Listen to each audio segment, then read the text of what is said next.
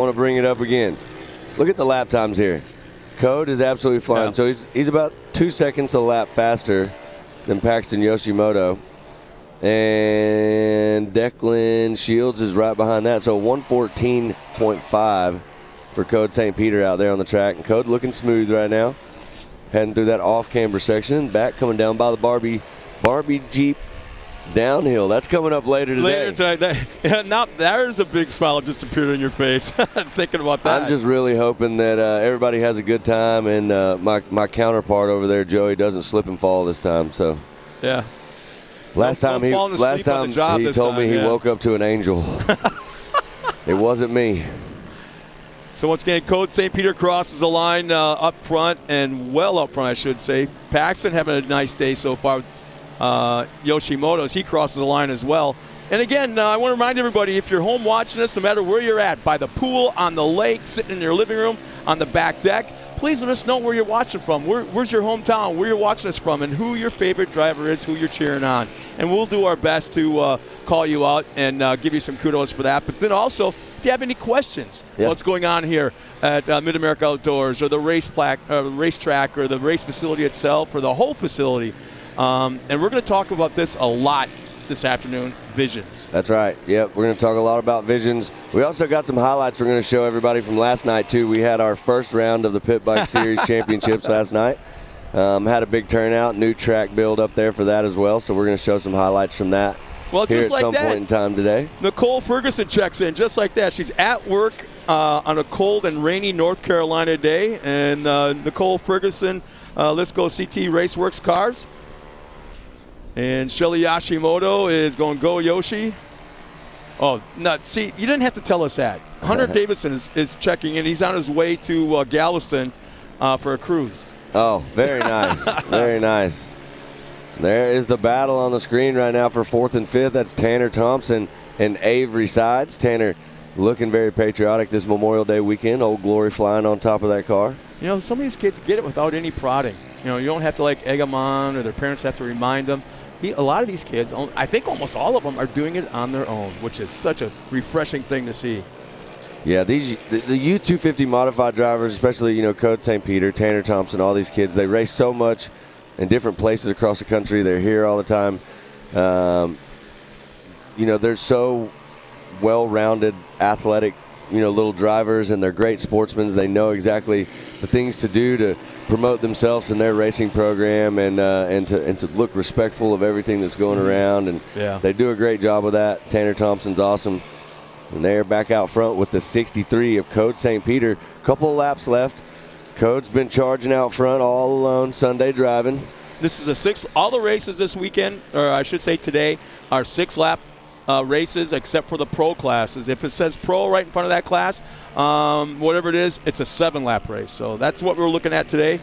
Shannon Estes checks in from Arizona. Go Declan Shields. We got Marky Hutchison watching from Sanger, Texas. Kind of close Texas, to you. Not too far from me. Yeah. And then also Kimberly Smith checking in from Oklahoma City. Go Avery. We're still on board watching the 21 of Tanner Thompson right there. Holding on, trying to hang into that 4th position. Tanner putting in a good race. Declan's still in that 3rd position, so great drive for Declan. And I just don't think Avery Sides is going to have enough time. The white flag came out that time around for Code St. Peter, so not too much time left for him, and he'll take the checkered here. So we'll see what moves can be made. Not a lot. This has been a crazy fast race. Code St. Peter still running up front. Paxton in that 2nd spot. Declan 3rd, 4th is Tanner Thompson. Avery Sides is right there, along with Kennedy. Watching for my grandson from the beach. Really? Now the people are just rubbing it in, a little bit. From Destin, Florida. Go Slade. All right. Coming around right now, I do believe this is going to be checkered flag. There it is for my man Code St. Peter. Taking the win in Youth 250 modified race number 2. That was a great drive, and this will show you right here just how fast Code was turning those laps. I mean, look at the gap right now between him to Paxton Yoshimoto. Code is on another planet right now. That dude's got it all figured out, and he is flying. There off to the side. There's Yoshimoto. There comes Declan Shields. There's our race winner, Code St. Peter. In fact, looking at his lap time, his fastest lap was on the last lap with a 1:13.8. Very cool to see. Very, very cool to see. It looks like the track is coming to these kids, and they're getting it on.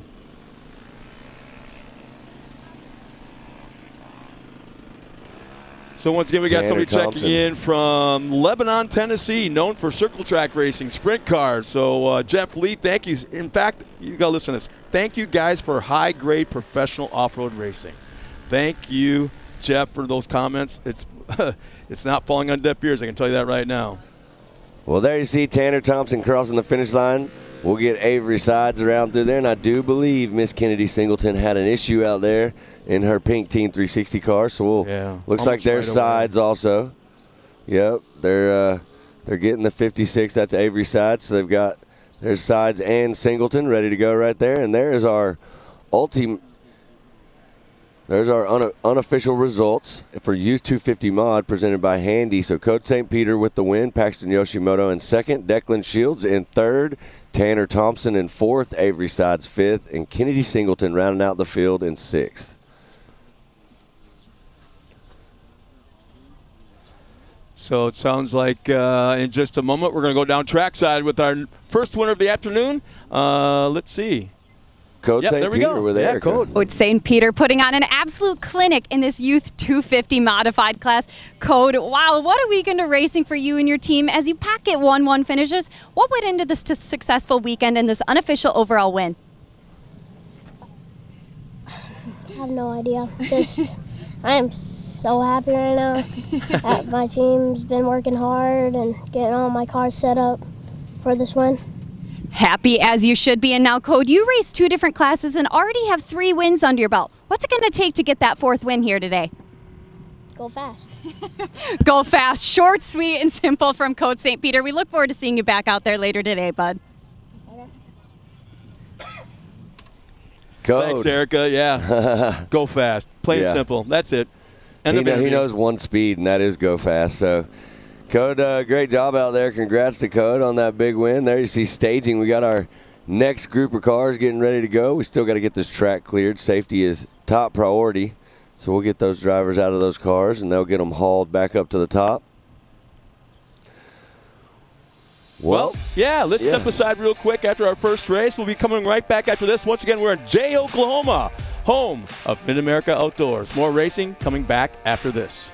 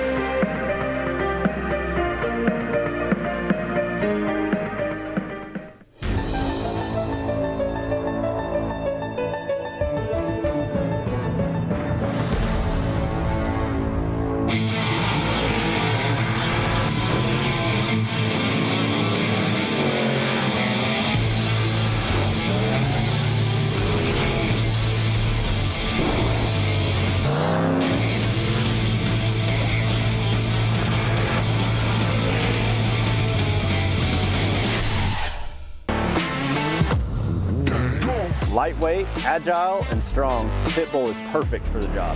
The Pitbull is the first and only lift that can be used in the pits and in your garage. Elevate your racing with a Handy.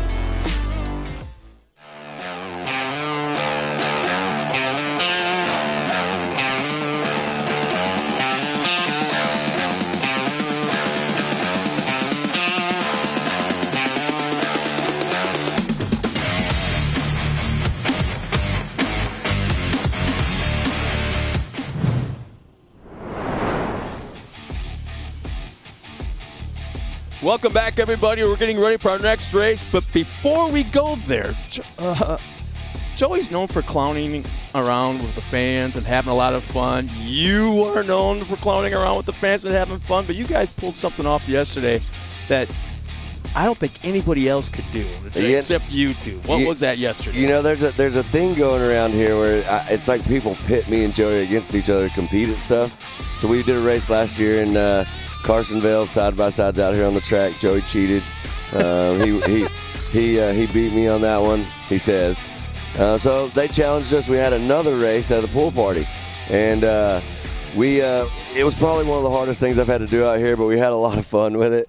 And I've been excited. I think we're getting ready to show this thing to everybody at home. But, yeah, so enjoy this at home if you've never been to the pool here. This is exactly what we do. I've been waiting for this. Yeah. I've been waiting.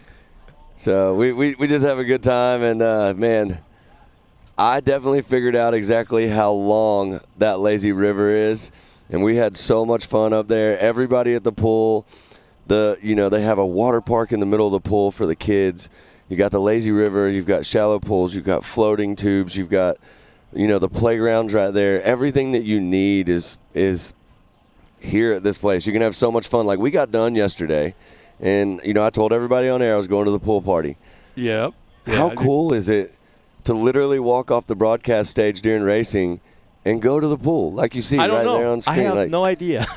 Well, I'm telling you, that is the place to be. And what's super cool is if you see all those covered areas right there around the pool, you can actually sit right there, enjoy your nice seat at a table, catch a breeze up on top of the hill, and watch all the racing down in the valley right there behind you. There you see 2 coconuts right there. You can hang out by the pool and have some beverages. And I believe we're ready to show the race from Joey and I yesterday. Yeah, my man let's Trip check Pullen. that out. I've been waiting for this. Check it out. So y'all enjoy this. We're here at MidAmerica at Coconuts. Got these 2 racer guys with me here. We got some stuff to settle. These guys got out last year and had a guy let them borrow 2 of his race cars. I'm talking about how cool to do was that? Say, hey, I got 2 identical race cars. I want y'all 2 guys to get in there and do some stuff. He ain't that cool. And his cars broke. They weren't that good. Well, look, let's just take this out of the equation. I got something right here at Coconuts. We can settle this right here. We don't have to have no cars. We can settle it right here. Y'all ain't, what do you? I'm ready. Bruh, he can't beat me in nothing. Look, so what I come up with, look, I got a lazy river. I enjoy the lazy river. I'm going to sit here. So, look, I can be the judge here. I don't really care who wins. But I think we need to have a race around the lazy river right here while I drink my drink. Hey, man, anything with him and Lazy is perfect. So.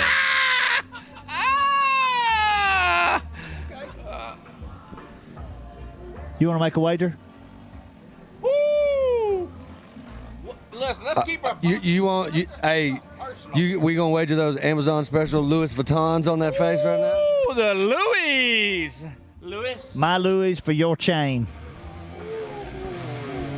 It's gonna get good here at the lazy river.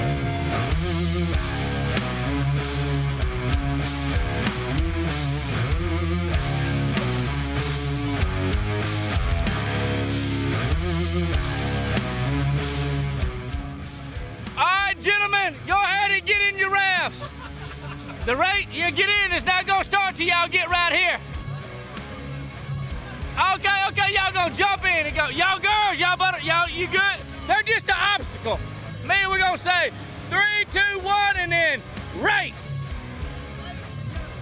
Not until we say race. All right, this is where it all goes down, the lazy river race. Joey and Matt, 3, 2, 1, race. Oh, Joey's got a good start. Oh, look at the start Joey's got. What's Matt gonna do? Oh, look here. Oh, Matt, what are you doing? You gotta get a teammate. Look at Joey. Joey's surfing. Joey's doing the surfing. Look at Joey's surfing. Look at that. Matt, I need help. Matt, what are you gonna do? Hey, knock him down. Knock him out. Singleton. Knock him down. Hey, lifeguard, blow your whistle at him. He's going too fast. He's going too fast. Get the lifeguard out. He's going too fast. Get the lifeguard. Oh, is it tied up? Oh, Matt's going to come around him. Where's the halfway point? Is it tied up? Oh, Matt's going to come around him. Where's the halfway point? Join herself. Oh, yeah. What's going to happen here? Oh, look at that. No way. Get in there on the ball. Oh, my gosh. Oh, Joey's the winner. Oh, my gosh. Joey pulled it out of the end. I love it when a plan comes together. You know what I'm saying? I went out there, I recruited a teammate.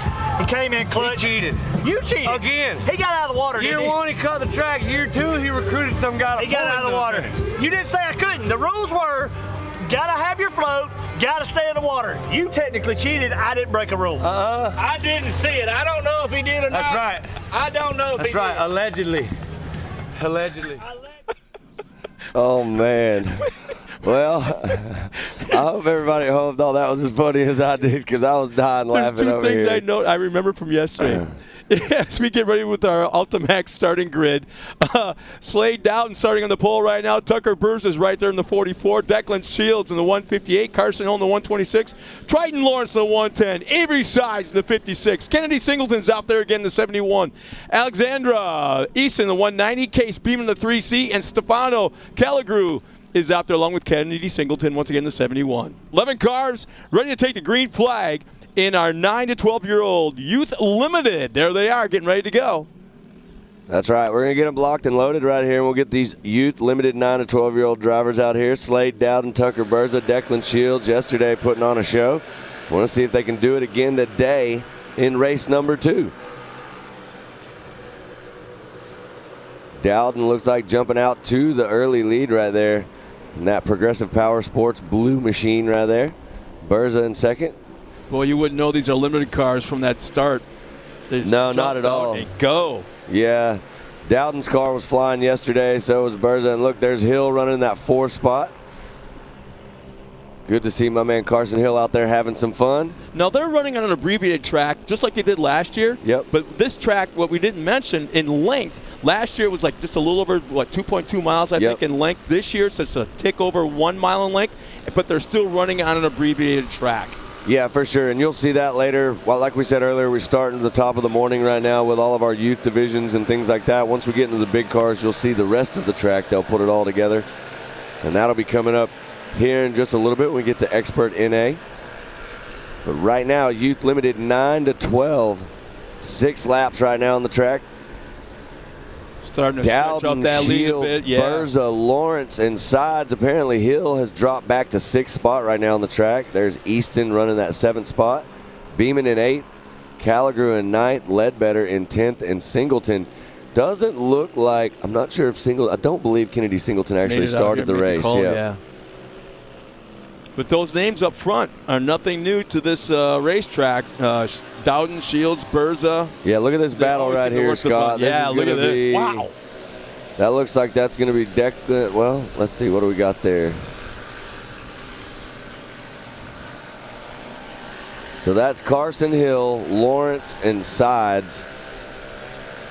So 5th, 6th, 4th, 5th, and 6th right now on the track. There's a battle right there. We'll see if anybody can make a move. When they come to this back section of the course right here, it's funny to watch these guys. They're going so fast in these little cars, and the bumps out there as it gets rougher throughout the day. That's why I think it's great that they're running first today after these big cars run. Yesterday we saw conditions on the far side of the track over there got a little rough. And in these cars, just not the same as running a big car. So suspension setups are a little bit different. So it's nice to have them out there first, getting this nice smooth track. Yeah, one of our better racers in the side-by-side divisions up in the pro classes. Owen Van Eperen is watching us from back in the pit. So, Owen, I got to ask you, bud, are you taking any mental notes and seeing where the track is, what the conditions are like? These probably, the Youth Limited guys could probably teach you a few things, huh?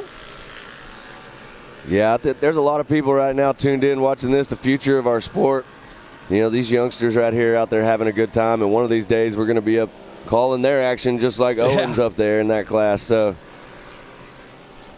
look at this battle right here. That looks like Lawrence and Hill. Hill's trying to find his way around Lawrence, goes outside. Now he's going to dive back inside. This may be the spot where he gets the move. Yeah, right now I'm looking at the lap time. Slade Dowden, his lap time is the only driver to duck into that 41-second bracket. Everybody else is 42 seconds on up. 42, 43, 45. So, yeah, Slade Dowden has found that setup, whether it be tire pressures, the right tire, the shock setup, or he's just a fast little kid. Yeah.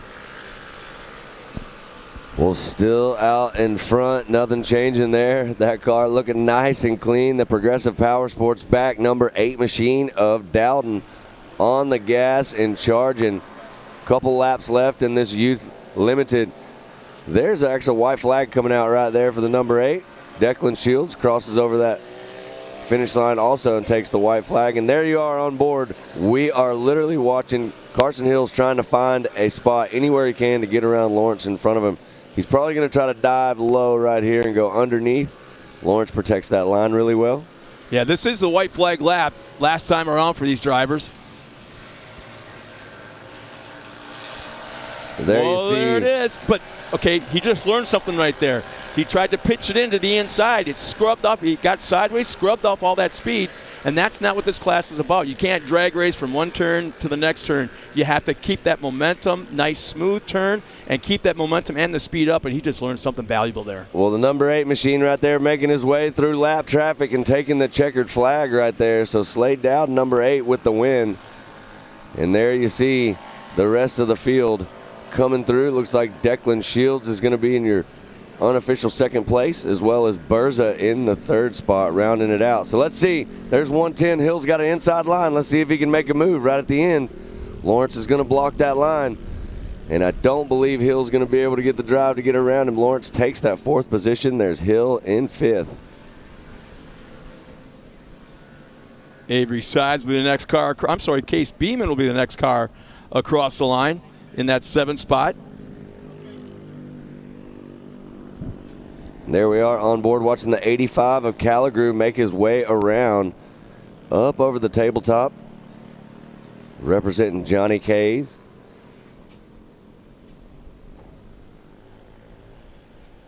Checkered flag. Calagrew taking that checkered flag right there.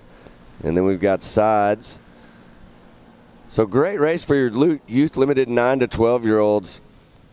We're going to get just clicking track off the race team. action Man, today, we're getting it done today, Scott. Man, these kids are getting on it. We have a plan. We have a schedule.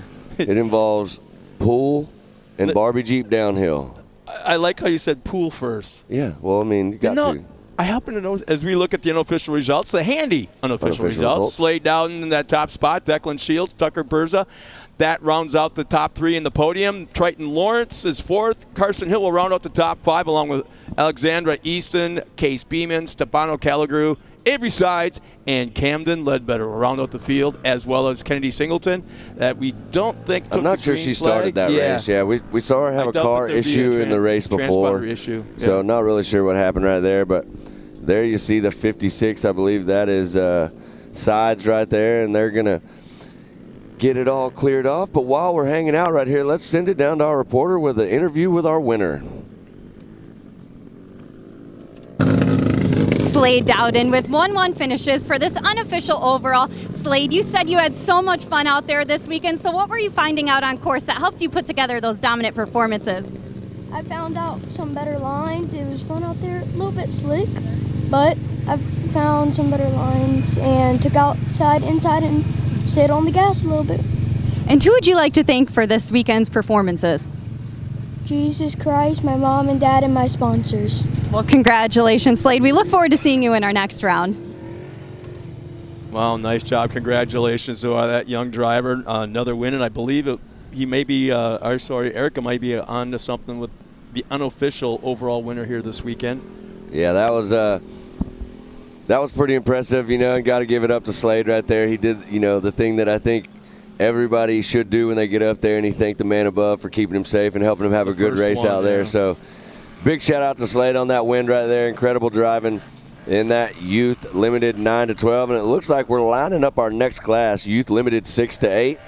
There is the Ultimax grid lineup.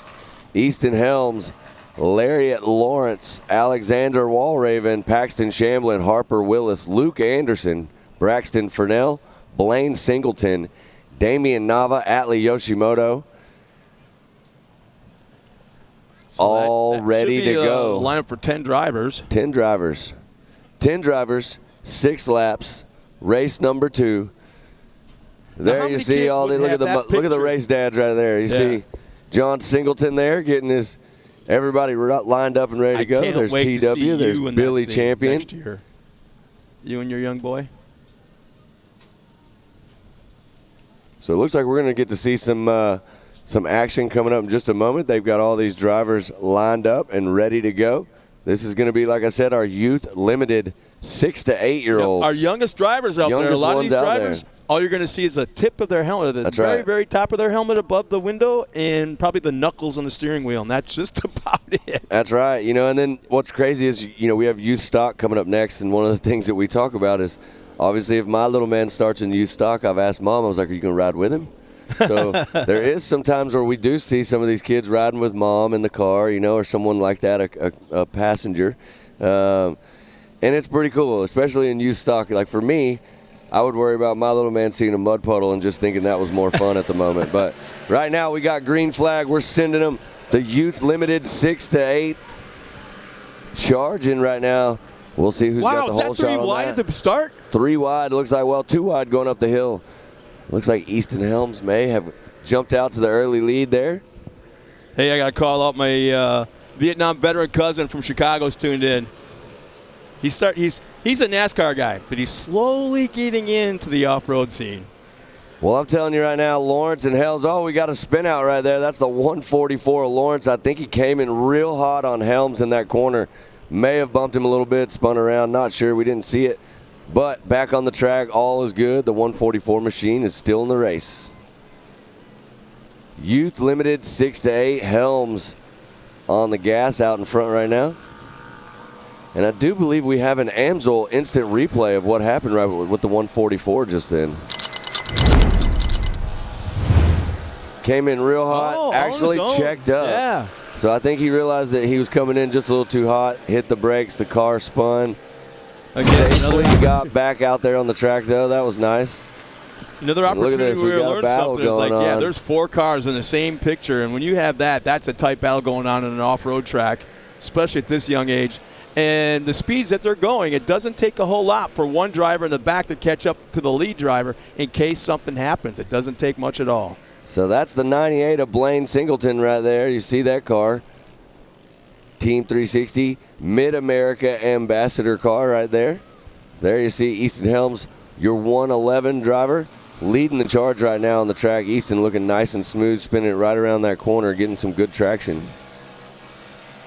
Yeah, it's sometimes on a dry track like this, it's a lot easier for these kids to handle. When you're talking about a skinny car with a tight wheelbase and it's a slick track, they're all over the place trying to handle this thing. They're not quite getting into it just yet, but right now with these track conditions, these kids got it nailed. Well, I'm looking at this running order on the left side, and I see Luke Anderson has moved into that second spot. Big shout out to Luke right there, and Willis running in the third spot. Luke Anderson's probably the happiest young kid out here. I say that every time, but I don't think y'all understand. If you've ever met him and you've hung out with him, he is one of the coolest little kids out here at the track. So no change out in front. Youth limited 6 to 8. Easton Helms, the 111, still on the gas. There you see on board we got a battle going down. 3 drivers. We'll get a little bit closer to see the numbers on those cars. Yeah, Easton Helms just crossed the line with a 53.33 as far as his lap time goes as they cross the line. Oh, look at this, look at this. So there's Singleton. Whoa. Singleton goes inside, able to hold on right there. So he's got Shamblin right behind him trying to get around Blaine Singleton, but wasn't able to do it right there. Another one of those races that's nice and tight. Look at that, 4 cars in the same picture. And there you see your leader, Easton Helms, working his way through lap traffic right there, going inside out to get around the 21 of Nava right there. Clean and clear, makes his way around to the finish line. Got a few more laps left to go. There you see the 98, the 144, and the 118. Well, there you get Lawrence. Yeah, making their way Alexander through the field Walraven right there. in that picture.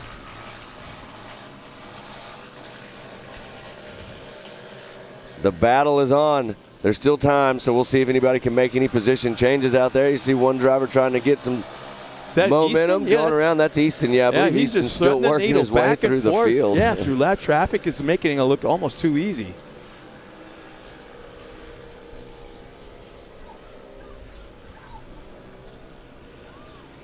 Youth limited 6 to 8. Scott, is this everything you thought it was going to be in these youth races? Now we got 5 cars in the picture, man. Look at that. The whole field's in the picture. They're tightening up, that's for sure. Should be this time by the flag. It'll be 1 lap to go this time by. So there's 111, your leader, taking that white flag.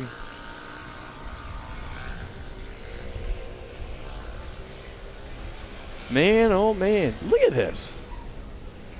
This is all you could ask for, man, when you're watching racing of any class, any age group, this tight of racing.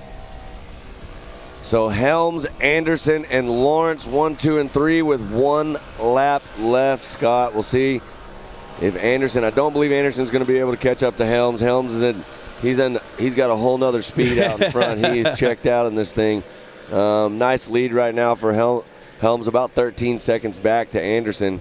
Yep, exactly.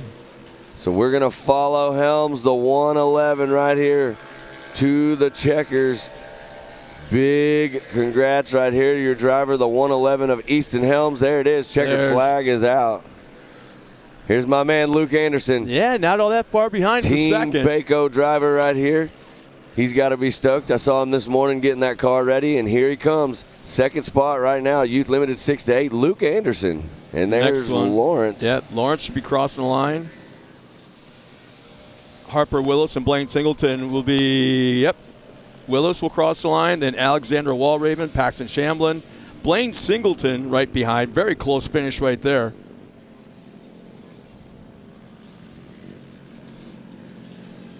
What a race. 6 to 8-year-olds, man. It's just incredible to see these young kids out here having so much fun and doing what they do. What did you and I do at 6 years old? I sure wasn't. Were you on a bike? Yeah, probably. I started racing moto when I was 4. So. Okay. All right. Yeah, not me. Well, there's the handy unofficial results. Easton Helms with the top spot. Luke Anderson in that second position. Lariat Lawrence in third. Harper Willis fourth. Alexander Walraven 5th. Paxton Shamblin in the 6th spot. Blaine Singleton in 7th. Braxton Furnell 8th. Atlee Yoshimoto in 9th. Damian Nava in the 10th position. And that is your handy unofficial results for Youth Limited 6 to 8. So that was an impressive race. Up next, we've got Youth Stock. We talked about this.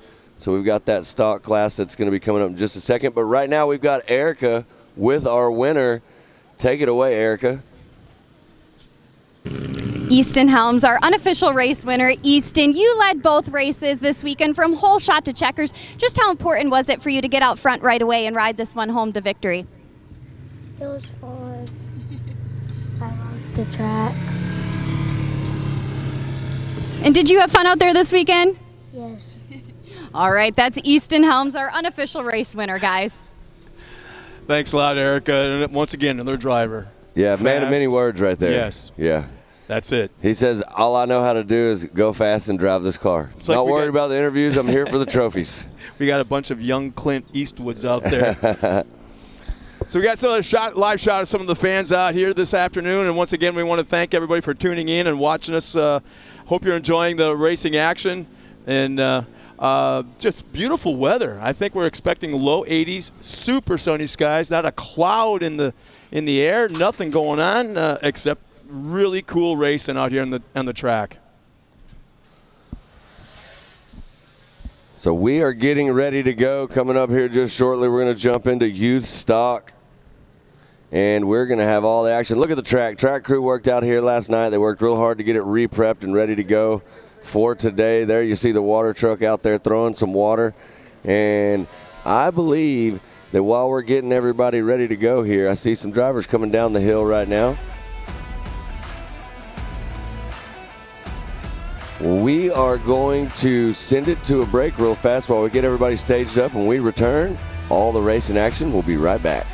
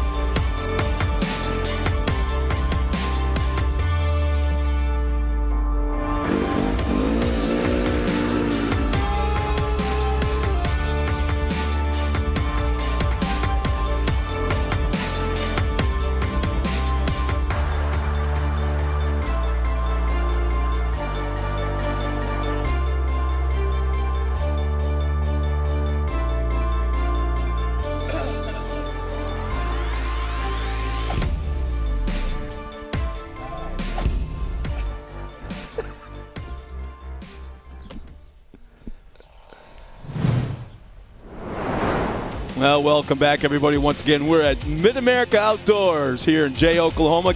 This is day number 2 of the 3rd round of our season here this weekend.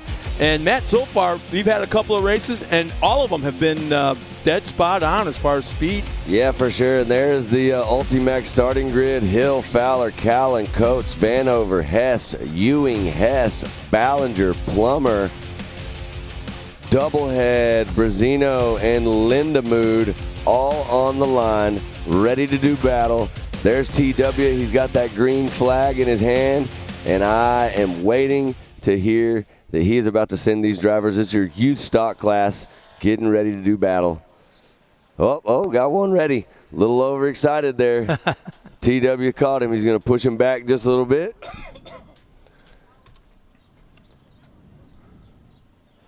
This is our largest class of the field, of all the racing so far this morning. 13 drivers. Yeah, this is going to be there. It is, green flag. There it is. Look at that jump right there. Wow, 3 wide. Oh. You know, Matt, we saw that one coming. We got there pinched together. Wide. Unfortunately, that's my man, the 126 of Carson Hill, too.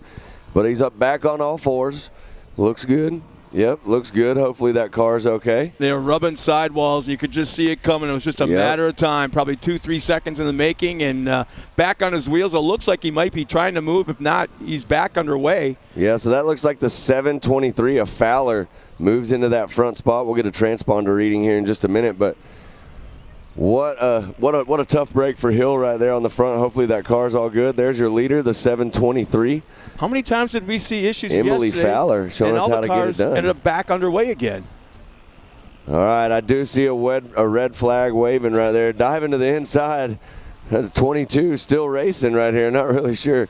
So we'll get Vanover. And 06, that's going to be Ewing. Will get everybody re-racked and ready since this is a red flag situation on the track. So they're going to stop him right there. Unfortunately, TW didn't get him stopped in time. He's going to have to push all those cars back to the top of the hill. Yeah, the kids did a really good job of seeing that yellow flag and then realizing through it looks like communication with our flaggers that it's actually a red flag condition. So they all came to a stop in pretty good order. Yeah, they're going to get him back. They're going to get everybody back up there and lined up and ready to go.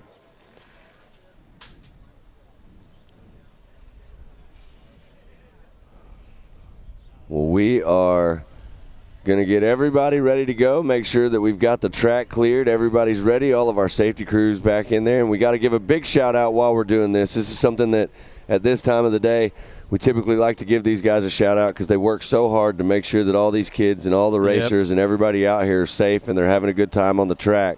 So big shout out to the track crew, the medical teams, the guys that are out here in water trucks, equipment, whatever it is, our flaggers, our finish line flagger, everybody. It takes a lot of us to make this happen, and big shout out to them and what they do out here. Sounds like we've got an Amsoil replay right here from the start right here with Carson Hill. So there you see him. Just pushed him all the way into the wall. He got pinched, and as soon as he hit that little wall right there, it kind of bounced him off and rolled him over. Luckily, he ended right back up on all four wheels, so hopefully everything's good. He might have left front damage. He might not be able to continue. We were wondering about that, if he was going to be able to take off again. Then not exactly sure. Well, I don't see him back in the line up there, so I'm not thinking that he's going to make it back out in this one. Hey, one of our buddies from the Crossbar Ranch is checking in, watching live from Crossbar. That's a pretty cool facility up there in Texas. No, wait, it's in here in Oklahoma, isn't it? Yeah. Well, there you see TW, the man with the master plan. He who holds the green flag gets everything started. So, and don't you forget it. You better not. Yeah, TW and Billy and their team. Yesterday we had to make sure and give a big shout out to Aunt Jenny. It was her birthday, and big shout out to everybody being here Memorial Day weekend, having a good time. You know, there was something happened last night that you were a major part of, and every time you mentioned it earlier in the day, you got a big old grin on your face. It's that pit bike race last night. Yeah, well, you know what? We're going to show some of that in a little bit, but right now, while we've got everybody out on the track, getting everybody locked and loaded, we're going to send it to a commercial. When we come back, we got some more action for you.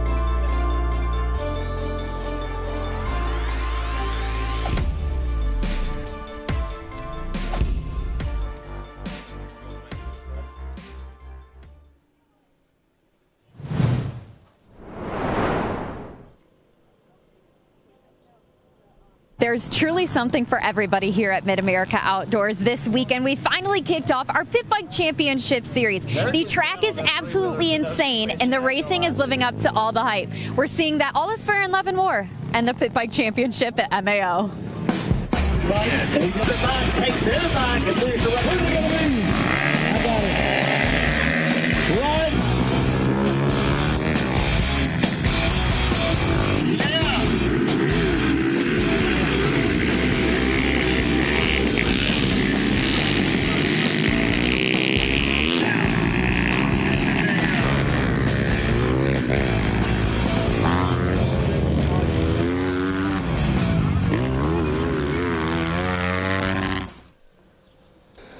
And we're back here live. Man, that was so much fun last night.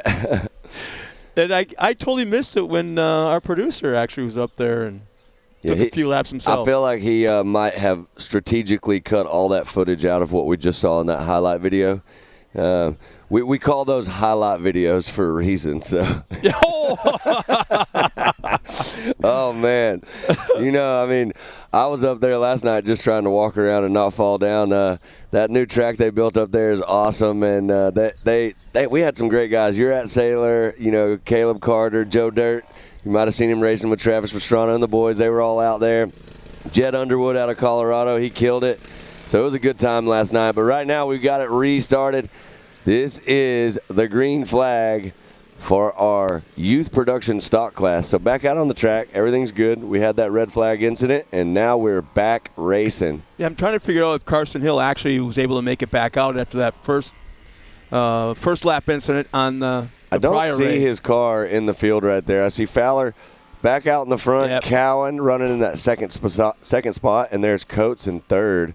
So right now everybody's still bunched together. One of the things, Scott, that you'll see with this class too is this is really it's really a test of the driver. This is a stock class, so all these cars are pretty much the same bone stock cars with little bits of tweaks, most of it in what you see visually. I think all you can do is like work on the shocks a little That's about bit it, yeah. and maybe the clutch springs and the clutch a little bit, and that might be about it. You can't do much. Oh, Fowler getting a little squirrely there, coming through the corner, spins out. That's going to allow Vanover to catch up. Vanover's moved into that second position, so it's Fowler, Vanover, and Cowan. And in that fourth spot, there's Claire Ewing. And Coach rounding out your top five right now. Right behind Coach, you got Hess, and then Ballinger, Plummer, Doublehead, Brazino, Lindemood, and I do believe Carson Hill is out after that wreck. Bummer for him. Carson's had a great weekend of racing. Got the coolest hairdo on property for sure.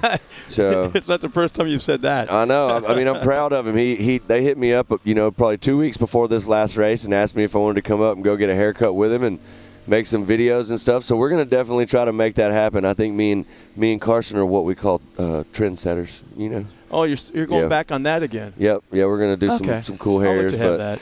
Emily Fowler right now showing us how to get it done. The yellow car of Vanover in the second position, the number 22, and there's the 121 of Cowan still running in third. Four laps left in this production Good afternoon stop. so far. Good morning, I should say. Caroline Ewing, like you said, is running in that 4 spot, fifth. Waylon Coates.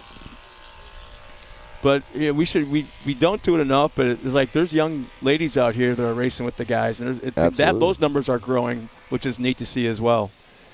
Yeah, it was pretty impressive the other day when we first got here, the day we were watching practice, when the women's practice went out. There was a lot of ladies out there driving, and there's a lot of ladies getting into racing. So if you're at home and you're thinking about it, come on out. Come racing with us. Jump in here.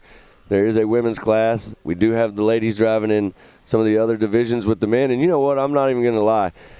We have Kendra Hoop is one of our one of our women drivers out here, and she's as fast as most of the guys out here. She runs in some of those classes, and we see her at the front all the time. She's a MidAmerica Outdoors ambassador and just incredible racer, driver, individual out here at the track. So Fowler still leading right now. Vanover still in second. Cowan in third. No changes right now to any positions in the field.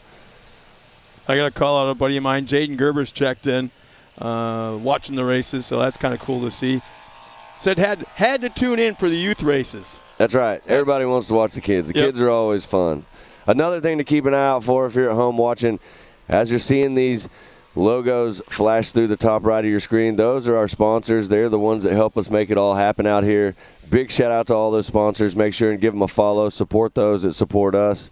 And also make sure you're following MidAmerica Outdoors on all of our social media platforms and anywhere you can, because you want to stay up to speed with all the information. We also have a handy little app you can download when you're here, and that'll help you with everything you need to know when you're here or what's coming up. But look at that. It looks like Vanover and Cowan are in a battle now. So that's actually podium race right there, second and third. Yeah, Cowan is all over the back tire of the 22 of Vanover, trying to make the move right here on the outside. Let's see. Not close enough right here. We'll see if Cowan can dive down low right here, dive underneath, but then right back to another right-hander. So sometimes it's hard to forget, or hard to remember, I'm sorry, where these drivers are just a little, I mean, they're youngest, they're as young as 6 years old. They're in there trying to muscle these cars around at that speed. So when you come into these corners and the car's bouncing around, that's not the easiest thing for those little hands, those little forearms to be kind of muscling that car around. Well, I'm going to tell you this right now. All I know is Vanover and Cowan better get ready, because I see Claire Ewing and Coates moving right in there. And Claire Ewing's got the inside line right now, may be able to make a move on the 22 here pretty quick. Yeah, this is the white flag lap, so check this. Oh, there it is. Oh, look at this is exactly what we talked about yesterday, Scott. If you're in Claire Ewing's position, you're following behind those two in a battle, and you are just waiting because the opportunity is going to present itself for you to make a move. And there you see it right there. It looks like Claire Ewing is going to get a two-spot pass right there potentially, right? Tucks in right behind Vanover, doesn't quite make the pass. We'll see if Claire Ewing can. Getting a nice run off that corner. That's what it's all about. Get a run down the hill right there. There's Fowler still out in front. Over the tabletop, one more turn. Going right for the checkers. And I do believe the 723 of Fowler this time around will be taking the checkers, yep. So Fowler looks like crosses the finish line, and here we go. Let's see. There is the 121 of Cowan in that second spot.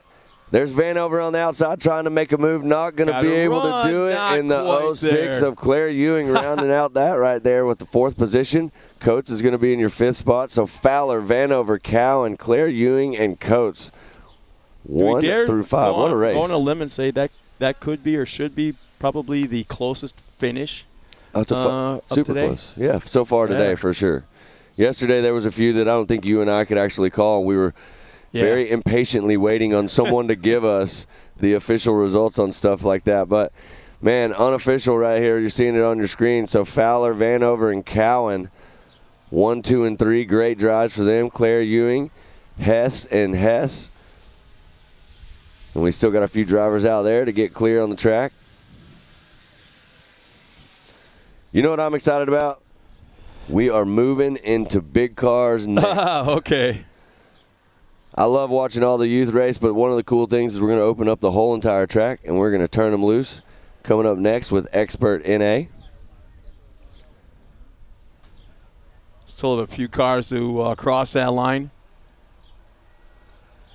But another great aerial shot. You can see the concrete right there. That is going to be an over and under. This track is far from done.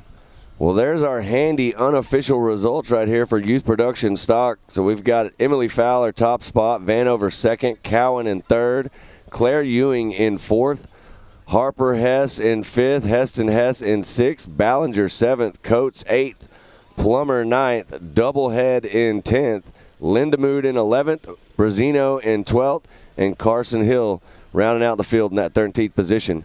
So your handy youth production stock unofficial results. Now we have, I believe we got Erica with our winner. Yeah, let's send it down to Erica. Today. Let's go down to our winner and Erica. Emily Fowler with our unofficial win. Emily, you were able to string together 2-1 finishes for this overall. Take me through that race and win from your perspective. Okay, so when I did my first lap, and I didn't know that there was a big crash, and so Carson Hill, he's a really good driver, and when he got taken out, I was kind of sad that I wouldn't be having to have a good run with him.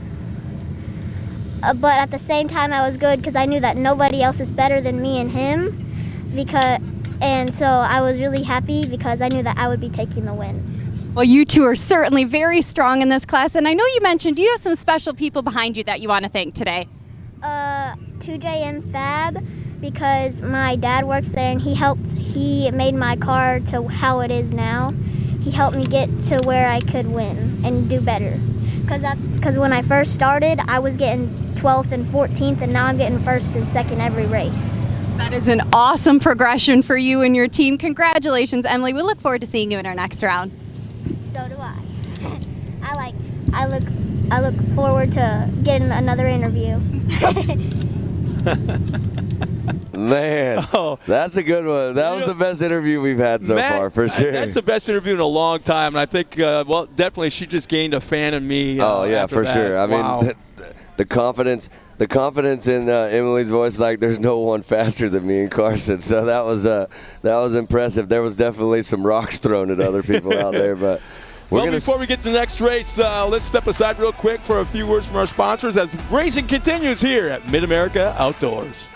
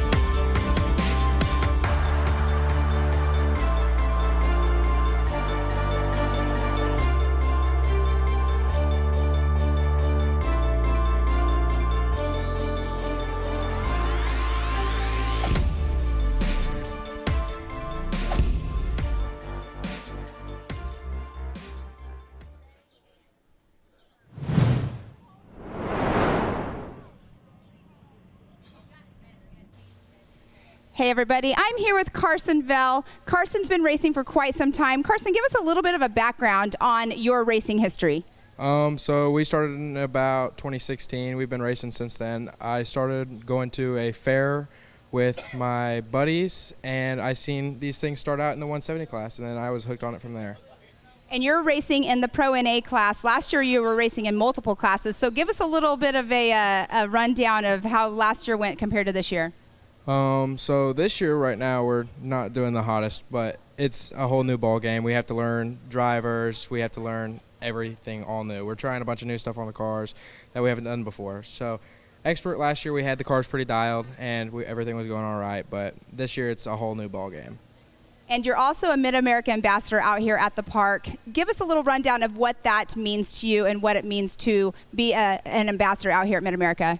Being an ambassador out here at MidAmerica is like helping other people when they need it. If they're lost, go help them. If they need help on a car, go out and help them. If you are not busy, go help them wrench on anything they can. And you saying that, let's go into this. Out at Winoka, I know that you had a lot of kids coming up to you. You are growing into being basically a role model for everybody. You're a young yourself, but you're becoming this role model. What do you think about that? I think it's super cool because I used to be one of those kids who looked up to all the other pro drivers, and now that I get to be in that position, it's super cool. It is pretty awesome, and to hear that, and I know you've helped me out personally also with a few things out here on the track, but becoming the role model that you are, being an ambassador out here at MidAmerica is pretty cool, seeing you out on the track with your beautiful cars. You have your, they're Pro RS1s, I'm sorry, Pro RS1s is what you're racing in. Yes, ma'am, and they're all custom hand painted. A bunch of extra stuff goes into them all. And you wrench on these cars, so not only just get out here and race them, you're actually wrenching on them. Yes, ma'am. We were in here wrenching until about 1 a.m. last night. We got all new brakes that we just put on all the cars. So, yeah. And that makes you a better driver, being able to wrench on the car and know what you need to change or whatnot. Are you excited to get onto the new track today? Yeah, we're going to go out there, practice. We've done some changes to each one of these cars, so they're both different in how they're set up. So we'll just see which one handles it better and see what happens. Awesome. Well, good luck out there, and we'll see you on the track. Thank you. The man, Carson Vale. Yeah, he's one of the cool cats out there. There's no doubt about that. Very, very, very sharp cars. As we get ready for our next race, Expert NA, our lineup is ready to go. They're end staging. Yeah, another one. This is going to be our largest race so far today, and that's 15 entries. Yeah, I'm excited to see this one. There's the Ultimax grid lineup on your screen. Safrit brothers, Luke and Landon, Helms, Shamblin, Green, Clifton, Seek, Schroeder, Philbin, Isabella, all out here ready to do battle. Linda Mood, Harris, Keegan Cummings, Rankmeyer, and Justin Moore. Expert in a full track, big car action right now. If you're at home watching, this is going to be a lot of fun. This is one step down from pro. There's TW. He's got that green flag waving. Expert NA on the track and headed out. Man, lots of contact going on up that hill. They'll go straight down the backside. Well, it looks like the Safer brothers have got out front, but I believe they're actually separated right now by one car. We'll see as they come around. They threw some water down out there on the track, so you see those drivers sliding through those corners right now. Nope. So you've got both Safer brothers out in front. Well, that looks like first and third. We got one driver that's gone off the track right here. I think that was Darren Green, I believe. Yeah, it looks like. I thought I saw a 42 in that. So Luke is leading Landon right now on the track. And we'll see if he can hold on right now. Yesterday, the Safer brothers put on a show. They ran away with this race together out front. Yeah, we talked about that quite a bit yesterday during the race. See if they can pull it off again today. Right now, everybody's still packed in tight, headed over the tabletop right in front of the spectator area. There you see the hill, one of the most popular places to hang out here. No, that camera's from the backside, from the other side of the racetrack, opposite where we're at, so it's kind of cool to get that perspective. There's Bree Seek, the 431 right there.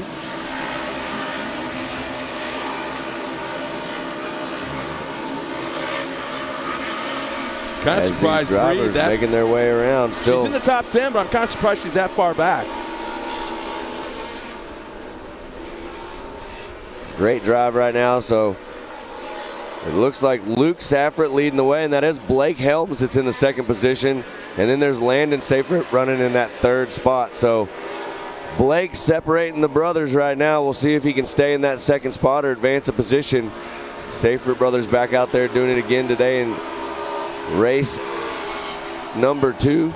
The second day of racing here, Memorial Day weekend. Oh, the 431, that looks like Seek spun around coming down the hill. Oh, two cars got around. I missed what the second car was. That's the 19 of Cummings. And there you see the 777 yesterday. Whoa, car over. Oh, there we go. That is the 37. That's Shamblin. Yeah, Shamblin's got up on the wall. We'll get the track crew over there. The local caution is out. That might not be too easy to get back on its wheels as that left, right rear is actually up over the K-rail. One of the things I just noticed, I want to bring this up. If you're looking at our leaders out here right now, Luke Safrit with a 113, Blake Helms with a 113, Landon Seyfried with a 113.1. So Landon's actually fastest on last lap around right now. So we'll see if Landon can make some moves and get back up there and catch his brother Luke and get around Blake Helms right now. So it's Seyfried, Helms, Seyfried, Green, and Isabella are your top 5. There's Schroeder in that 6th position, Lindemood in 7th. And I do believe we have an Amsoil instant replay of. And the yellow just come up, and here we go. Yeah, our production crew is just on it. We're about to see what happens right here. You come down that hill, throws it into the corner there, and it looks like clips that corner right there and sends that car into a little bit of a roll. We hope they can get that car going, get everybody good. Looks like the driver's coming out right now. Everything looks good to go there. Big shout out to our track team and everybody there. The driver's standing on his own 2 feet, talking to staff. Everything looks good. We'll get the car cleaned up and continue racing. There's something that with the safety side of things we failed to mention so far this morning is the fact that we got the corner flaggers scattered all around the racetrack in very important places where they need to be. But also we've got 4 light systems out there on the racetrack. Yep. You got the green. It's just like a giant stoplight. Yep. So that's what the drivers see as well. So not only are they hearing in their headset from USAC, the yellow flag out guys slow down. It's a listen-only radio. Then not only do you have the flag guys helping them out, keeping them slow and safe, but also those lights now. The drivers can see those lights, whether it be a yellow or a green or even a red at times. Well, look at this. We've been talking about it there. Seyfried, he's trying to make a move and get into that 2nd position.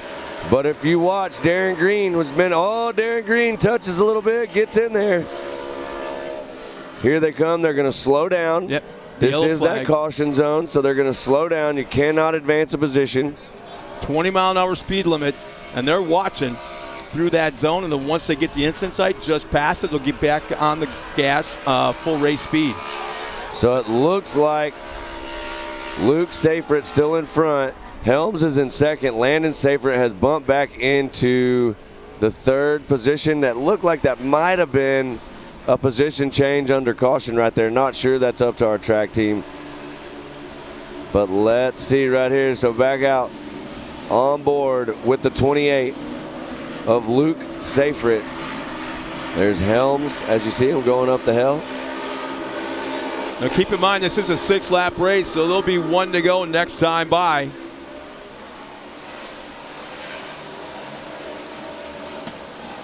Expert in A action, 2 laps left. Seyfried, Helms, Green, and Seyfried right now on the track. Caden Isabella will round out the top 5 with Rick Schroeder back in 6th. Jaden Lindemood, Randy Clifton, look at this. Keegan Cummings, and making Sean moves Philbin, our up top here. 10. Here they come back into that zone. Another yellow, yeah. Another yellow right here. Well, this is the same yellow we've been looking at. They still haven't got that car clear, but it looks like no change right here. Still got Seyfried, Helms, Green, and Seyfried. They're going to restack them in right here. There you see. They clipped that tire. They put a bunch of tire markers out there on the course on the inside of these turns because yesterday we had a few they drivers were cutting through the corners. Turns. Yep. So the track crew went out there and strategically placed tire markers inside some of these corners that they were cutting, and it looked like one of the cars, as a white flag comes out, actually clipped one of the tires and ended up on its side. White flag is out for Luke Seyfried, leading the way right now. Helms still in 2nd, Green in 3rd. And it looks like Landon may have had another problem. He dropped back a few spots, so he was running that 4th position. Now you've got Isabella in 4th, Lindemood in 5th, Schroeder in 6th, and then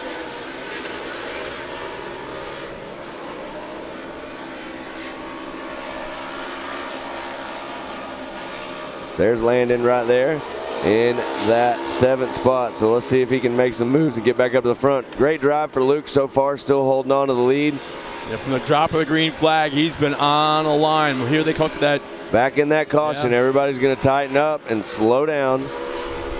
See, this is a tough break for Luke. It actually looks like they actually gained ground on him. They should keep that gap between 1st and 2nd and 3rd on back, and they're not. They're letting him group right back up. Well, as you see right there, the 242 of Green has actually gotten around Helms. Is it challenging now Luke Seyfried for the lead. So this is the last lap. Not a lot of time left. We'll see as they come over the tabletop right here in front of the fan zone. Seyfried still out front. There's Green running in second. And I do believe that is Checkers. So yeah, we're going to give it to Luke Seyfried. Darren Green in the second position. Blake Helms, Caden Isabella, and Linda Mood in your top 5. These are the unofficial results right here, so we'll see what happens out there. There is some question on the track. We might have possibly seen some position changes during the caution. We'll let our track staff, race director all work through that, but great race for your Expert NA race number 2. And Rick Schroeder crosses the line in that 6th spot with Landon Safford in that 7th. Clifton will be 8th.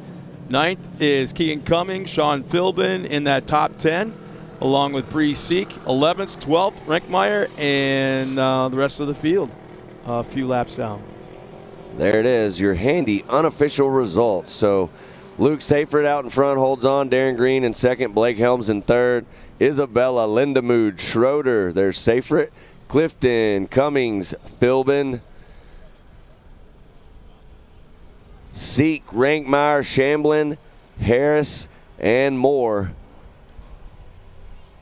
unofficially in those positions. So we got our track team out there right now moving everybody.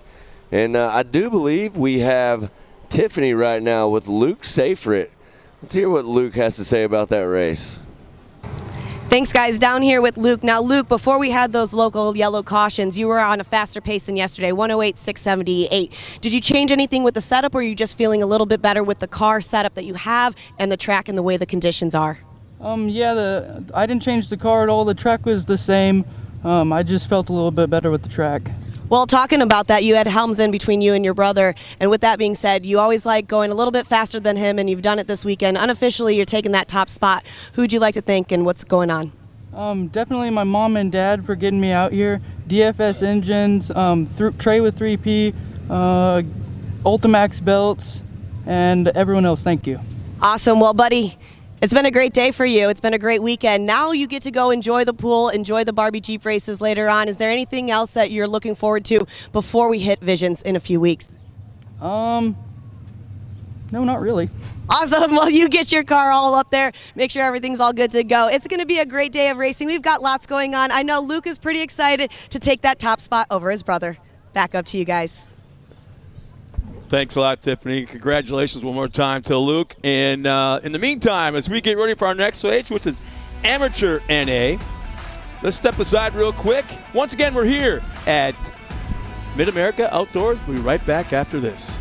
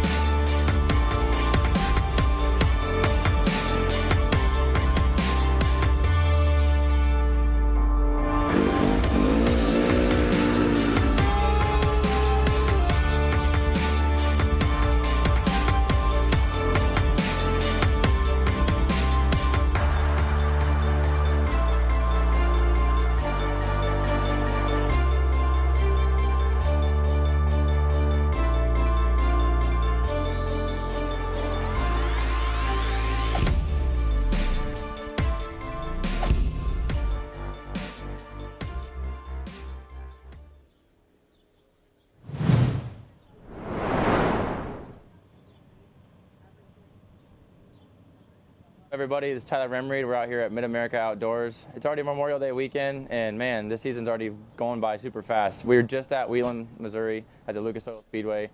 We've got beautiful weather here this weekend. You know, everybody's having fun, jumping in the pool, you know, staying cool for sure. Welcome back, everybody. A little technical difficulties we're working on, no doubt, as we get ready for the next race. And that is Amateur NA. Here we go with our starting grid. We've got TJ Sewers out there in the 101 on the pole. Ryder Van Beekem. You hear that Van Beekem name a lot in a single day of racing between Ryder and his dad, Robert. Dakota Medlin's out there in the 432. Colin Greenfield in the 513. Nick Slinkard in the 927. Doug Summers in the 211. Rowdy Speaks in the 42. Ashley Rowden is out there in the 15, along with Crichton Jordan, the 417. Mike McClure in the 53, and Josie Watkins will round out the 11-car field as we get ready to go. Once again, that is a handy Amateur NA starting grid. Another great shot of the fans out here on a beautiful, beautiful day here, Memorial Day weekend. And again, just to emphasize the fact there's more going on here than racing. Our thoughts, our prayers, and our memories for our fallen soldiers, our first responders, and please keep that in the back of your mind throughout this weekend. There's green the flag green is out. flag. We're underway. Here we go. Amateur NA action on the track right now. Is that Van Beekem with the whole shot? Looks like Severs and Van Beekem already out front battling. It looks like you might have Van Beekem on the inside line right there. Yeah, Van Beekem with the whole shot. That the young kid is awfully big. He's kind of like the Shaq of off-road.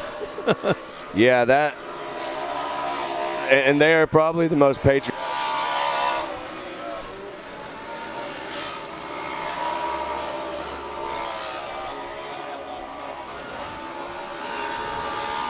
So the battle goes on for that top spot. Nice tight race in between Van Beekem and Sewers.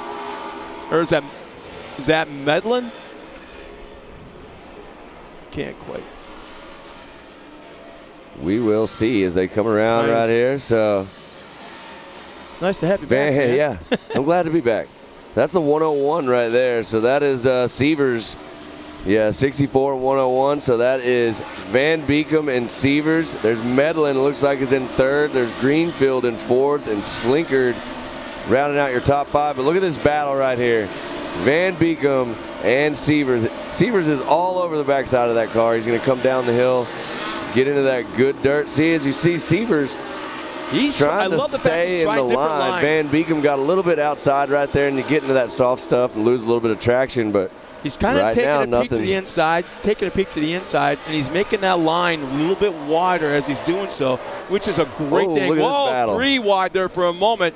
This is a little bit further back in the pack. Going through that off-camber section there.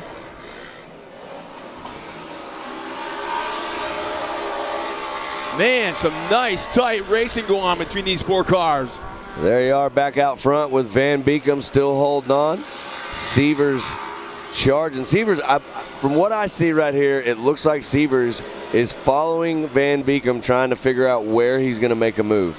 Severs looks to be faster on the track right now. Yeah, he kind of has that look because he's so easily going inside and outside and staying on the back bumper. That's right. And actually now we're looking at it, you can see that Van Beekem's been able to put a little bit of distance between himself and Severs. A little bit of breathing room. Yeah. A little bit of comfort there. Still a lot of race left here. 4 laps left in your Amateur NA, race number 2. So Van Beekem, Severs, Medlin, Watkins in the 4th position, and Slinkard right there, top 5. We've got Summers in 6th, Jordan in 7th, Speaks in 8th, Rowden in 9th. We've got Greenfield and McClure rounding out the field. There you see some still good battles right there. Yeah, these 4 cars have been going at it now since the start of the race. It's still battling it out.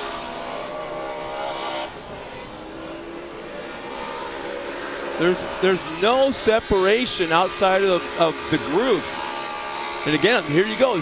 Back out front. He fell back a little bit, but now he's pulling it back in. So we're going to have a nice, 2-car gap from first to second. So that's a great battle going on for the top spot. Yeah, it definitely looks like there's certain parts of the track that Severs is able to make up some speed, and then there's other parts that Van Beekem's able to pull away a little bit, like right here in the straightaway.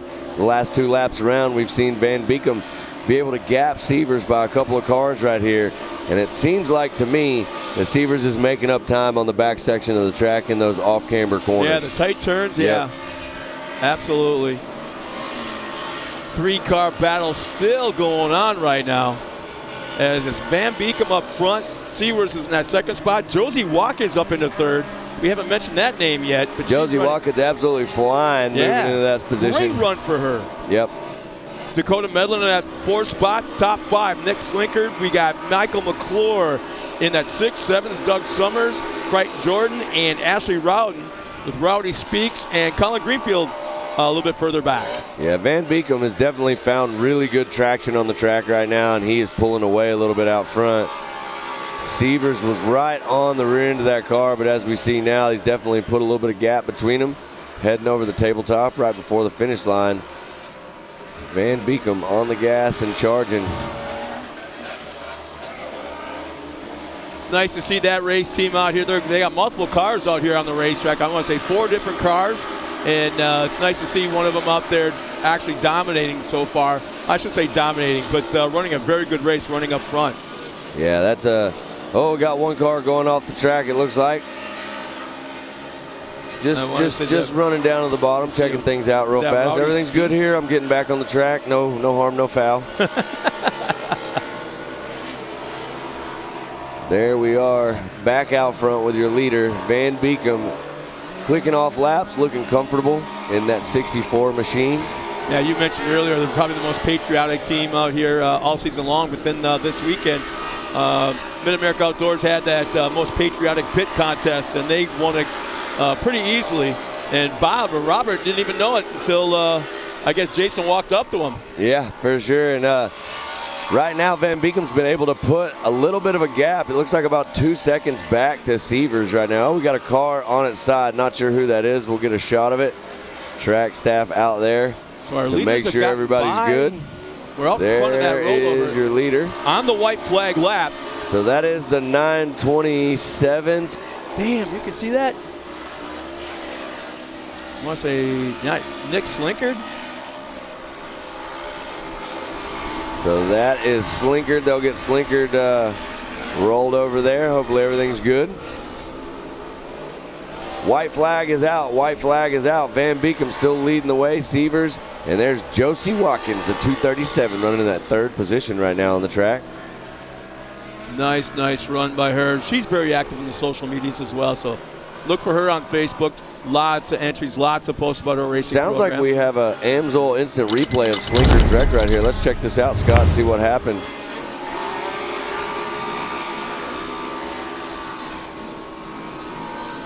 All right, coming down the hill. Not sure what happened. We lost it there, but we're back out front with Van Beekem. That Sievers made up a lot of ground. This is a white flag lap, but might be too little too late. Van Beekem flying it right here over the tabletop. Looks like he's giving a thumbs up right there. The checkered flag is out.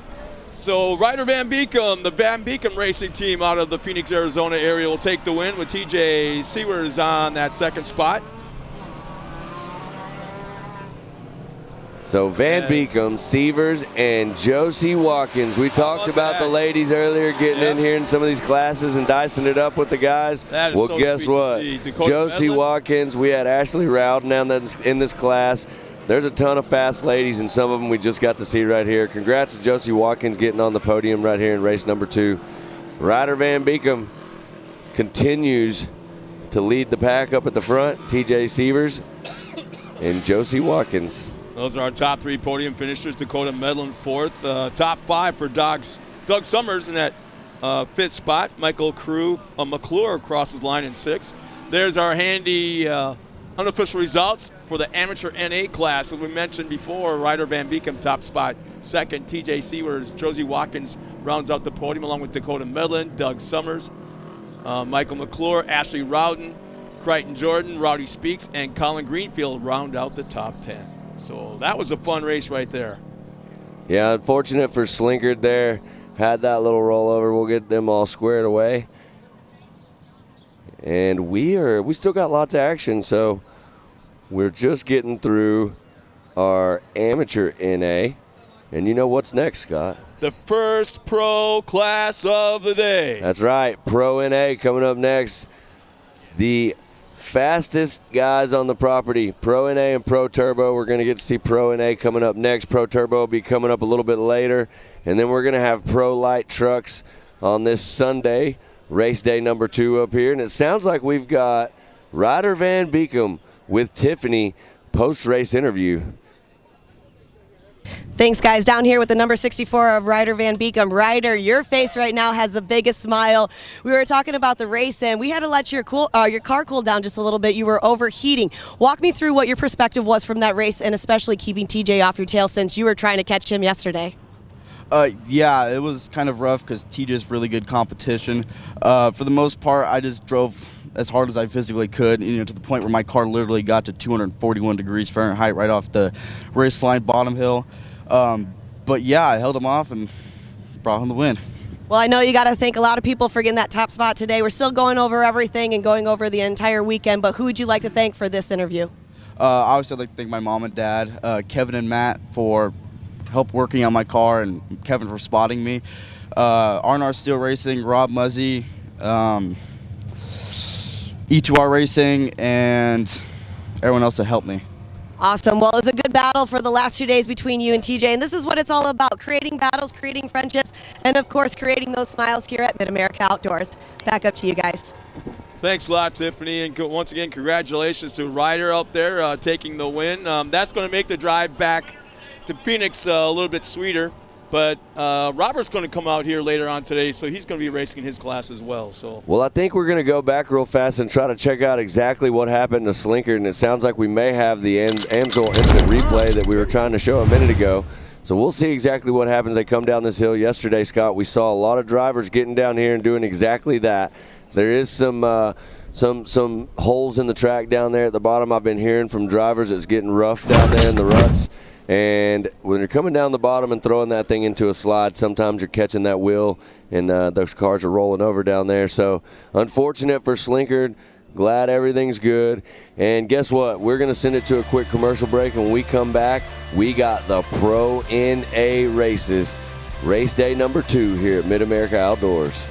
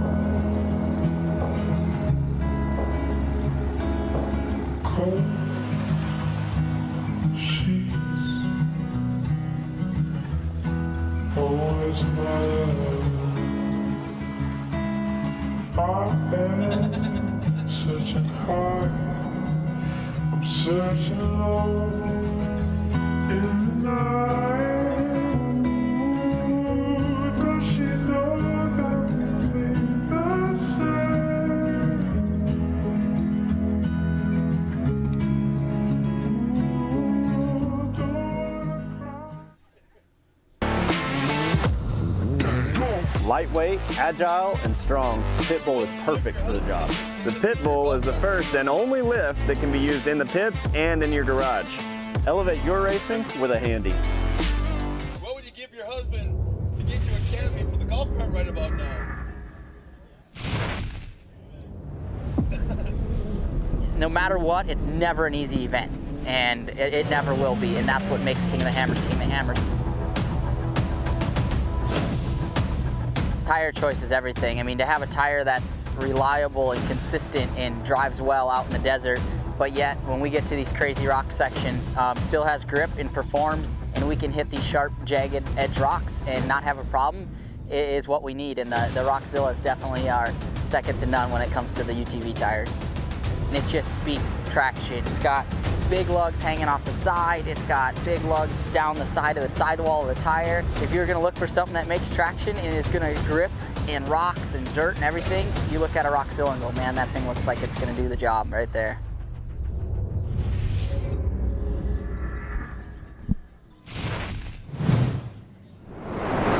Well, welcome back here once again to Jay, Oklahoma, and the beautiful weather here at MidAmerica Outdoors. Once again, my name is Scott Rain, joined here with Matt Edmondson and it's been unreal today. We've been whipping through these races so fast. Every one, there's been race action up front, the top 3, 4, 5, and then in the mid-pack, there's also race action going on. Yeah, I mean, from front to back, everybody's battling today. We've heard this several times in interviews where people have said that now they're feeling way more comfortable on the track, right? So we're seeing these groups pack up pack up tighter. They're going to race a lot harder. And there you see it. We're getting into this Pro NA. One of the things, if you're just joining us at home, that's going to be different than what you might have seen if you watched a few races before or something like that, is this is going to be a rolling start. So we're going to stack these drivers side by side. We're going to give them one lead lap with our pace car right there in front. That's our man TW. And no positions can be changed. We're going to bunch them up together, and they got to wait for that green. And when they drop that green, you know what that means, Scott? Oh, boy. It's go time. Loud pedal. Loud right. pedal. Loud. So there's our Ultimax Pro NA starting grid. On the pole will be Chase Carr in the 913. Alongside of him will be Cross Kirchmeier in the 75. Second row inside will be Colin Truitt in the 17. Outside of Colin will be Eddie Ensign in the 95. Third row inside, Sean Hess in the 22. Robert Van Beekum. There we go. Ryder won last race. Let's see what Dad can do now. That would be Robert in the 64. Fourth row inside, Kyler Holcomb in the 99. Lake Edwards in the 172. And we have row 5 inside. Alanya Baker moves into the pro classes this year along with Ray Barnes alongside of her. And then row 6, Curtis Kirchmeier, Chad Mayo make up row 6, Carson Vale. We had a chance to talk to him a little earlier in his segment, the triple nines, alongside of Aaron Cuevas in the 16. Row 8, Tyler Remereed is out there. We had a chance to talk to him as well as Brody Moses in the 43, and it sounds like Tyler's going to be running an inboard camera. That's right. For this race. Owen Van Eperen, one of the fastest drivers out in this class, all the way from Green Bay, is starting way back in the pack. Tough break for him in his starting spot in the 17th. Kanan Baker, another very fast driver, had mechanical issues yesterday. Will be in the back of the pack in the 21. And Reese Harris rounds out the field of 19 easily. 19 cars, easily the largest race we've got so far today. This is going to be good. Thank God for the rolling start, because I don't think we'd survive a land rush. Well, I'm excited to see this one. We see all those drivers getting ready to go. There you see TW. He's bunching them all together. He's telling them, get tight, get tight. I'm telling you right now, keep your eye on Kanan Baker. Starting in the second to the back row, that kid is fast. Keep your eye on him and how he works his way through the field. I'll bet you he tries different lines that are just outrageous. Well, we're about to get to see this. I see TW getting out of the way. There's the 17 up front. That's Truitt. And then you see Chase Carr on the inside right there. Let's see what's going to happen as they come around to the starting line, and they're getting ready to take the green flag in Pro NA race number 2, MidAmerica Outdoors. There it is. Nice clean start on the front row as they controlled ultimately. And Van Beekum side by side. Right in the middle in row 2. 5 cars heading up that hill right together. Everybody's clean heading up the hill. I see Kanan Baker in the middle of the group dashing from side to side trying to find a line and get around, but looks like everything right now is smooth sailing out front for the 17.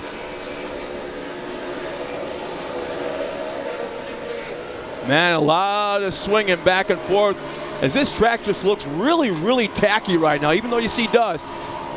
I can't help but think the way those cars were just leaning over look at these drivers. Side. That looked like it might have been someone got a little bit out there on the track. So that was a 17 and Chase Carr able to save it, but someone trying to dice in these corners. We saw that yesterday. Some of these drivers were trying to cut these corners real tight. The track crew came out today. They threw tires in there. We've seen some unfortunate incidents today where some people have tried to do the same thing, caught a tire and landed on their roof. That is not what we want to see, but we also want them to go around the corner. The 17 right now, Truitt showing us how to get it done. He's got a battle on his hands with Chase Carr right there in the 913. And that was Kirchmeier, the 75, running in third position. Wow. Ensign in fourth. Robert Van Beekum's falling back to that fifth spot. He's dropped down. He was running third there earlier in the lap. Moving back in the field a little bit, I see Baker, Aliana Baker and Kanan Baker right there together, brother and sister. So we will see if they can advance up in the field. Both are extremely fast drivers. In the 7th position right now, we've got Kyler Holcomb, the Kenny Bobby Racing team, the 99. Wow. He had a great season. so far, wanting to keep that going. But look out front right here at this battle. Chase Carr trying to show Colin Truitt a wheel. Not able to do it, but you got to be careful because right there in the third position, you've got Kirchmeyer waiting to capitalize on any mistake that these 1 and 2 make right here. There you see 17's got the inside line. That's and this Colin is a 7-lap race. Keep that in mind. 7-lap pro race. Look at this.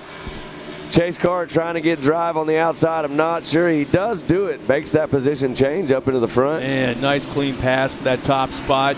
Kirchmeyer right there trying to find a spot. Where can he get through? He's waiting for something to happen with our top 2. So Carr, Truitt, and Kirchmeyer 1, 2, and 3. Ensign and Lake Edwards rounding out your top 5. Holcomb in 6th, Hess in 7th. There's our man Carson Bell in that 8th position. Then you've got Aliana Baker in 9th, Kanan Baker in 10th. Kanan has moved up 9 spots. Kanan's on the gas right here. Looks like we got an incident on the track. Can't see the number on that car. We'll figure out who it is. That is Van Beekum. Yep, that's Van Beekum right there having an issue. Looks like car might have turned off, got it going again. He's back out there.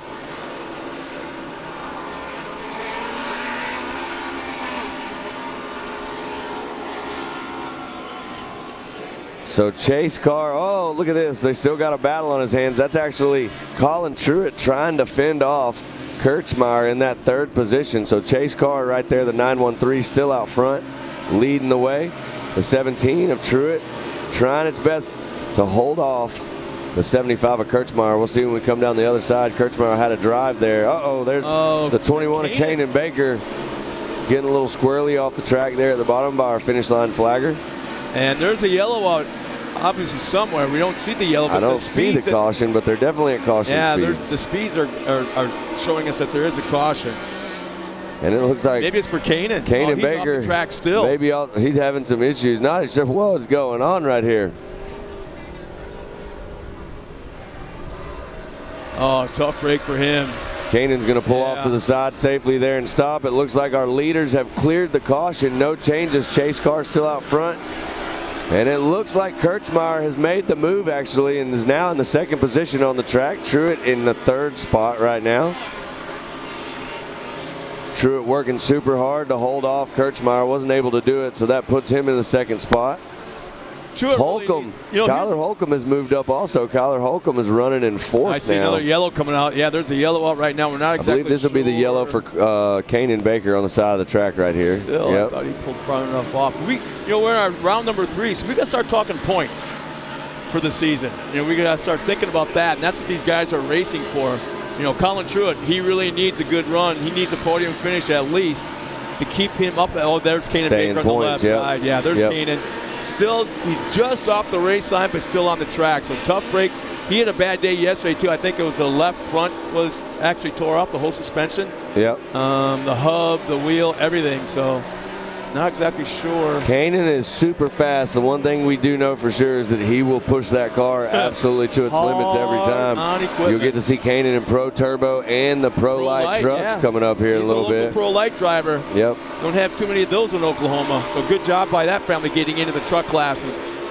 And there is the onboard camera right there. We've been waiting to see this. That is Rimmer Reed flying around the track right there.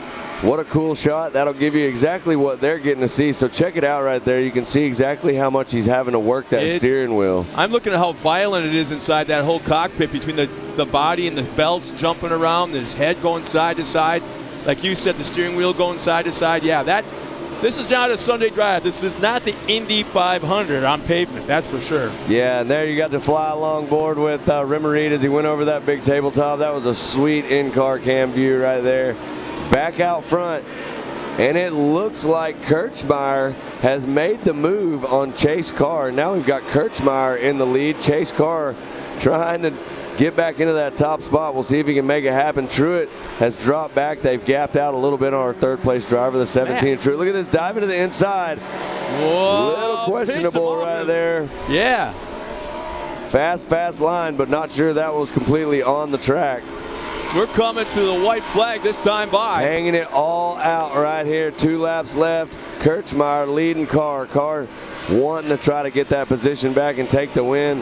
Man, trying to show I'm let me Kurtzmeyer a throw will. something at you right now. What? Could this be the first Honda to win a race? That might be the first one, but I'm telling you right now, Chase Carr's got the inside line, and if he can make it happen, not close enough. Kurtzmeyer got a ton of drive right there. Kurtzmeyer with the win yesterday in qualifying, so Kurtzmeyer, Carr, Truett, Holcomb in the 4th spot. My man Carson Vale's moved up into the top 5. Great drive for Carson Vale. Super awesome to see him. You know, it seems like it wasn't very long ago. Carson was in a totally different car. We were announcing for a different class. Now he's up here in the front of the pack. Dyson with these guys in Pro NA. Great race right now for Carson Vale. This is a white flag lap. This is the last time around for our drivers. Yeah, if you're going to make any changes right now, is the time to do it. And it doesn't look like Carr is going to be able to run down Kurtzmeyer. Kurtzmeyer putting in a great drive coming from the 3rd position all the way to the front of the pack to take the checkered flag right here. So Kurtzmeyer with the win. Carr in the 2nd position. There's Truett in the 3rd spot, the 17. And we'll get the rest of our drivers coming around. It looks like Kyler Holcomb is going to be in our 4th position. Carson Vale, top 5. Carson Vale, top 5 Pro NA. What a race right there. There you see the 401. That's Chad Mayo flying over the tabletop, making that corner and hitting the finish line right there. So absolutely incredible race for your Pro NA drivers. Boy, some fast drivers are back in the pack. Owen Van Eperen, Chad Mayo, Sean Hess. Yeah, usually they're top 3, 4 almost every single race, but had issues obviously today. But Lake Edwards will come across the line in that 7th spot. Owen Van Eperen, 8th, 9th. Curtis Kurtzmeyer, Chad Mayo, top 10 finish. Ray Barnes, Aaron Cuevas, Tyler Remereed in the 13th spot. Brody Moses, Robert Van Beekum back in 15th. As it looks like we're getting ready for the unofficial finishing order. That's Aliana Baker trying to get the track cleared. Let's see. Yeah, she wasn't been able to cross the finish line, so she's going to finish, it looks like, possibly 1 lap down in that 16th spot. So tough break for her. Actually, Baco Racing didn't have a very good race today.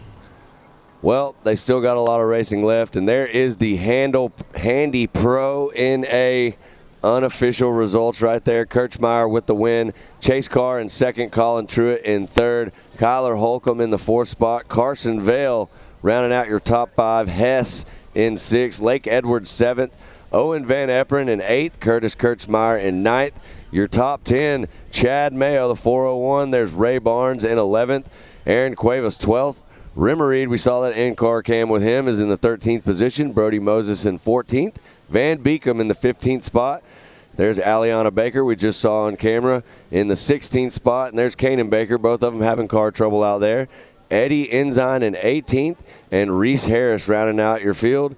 And I do believe that we have Tiffany with our winner for an interview right now. Take it away, Tiffany.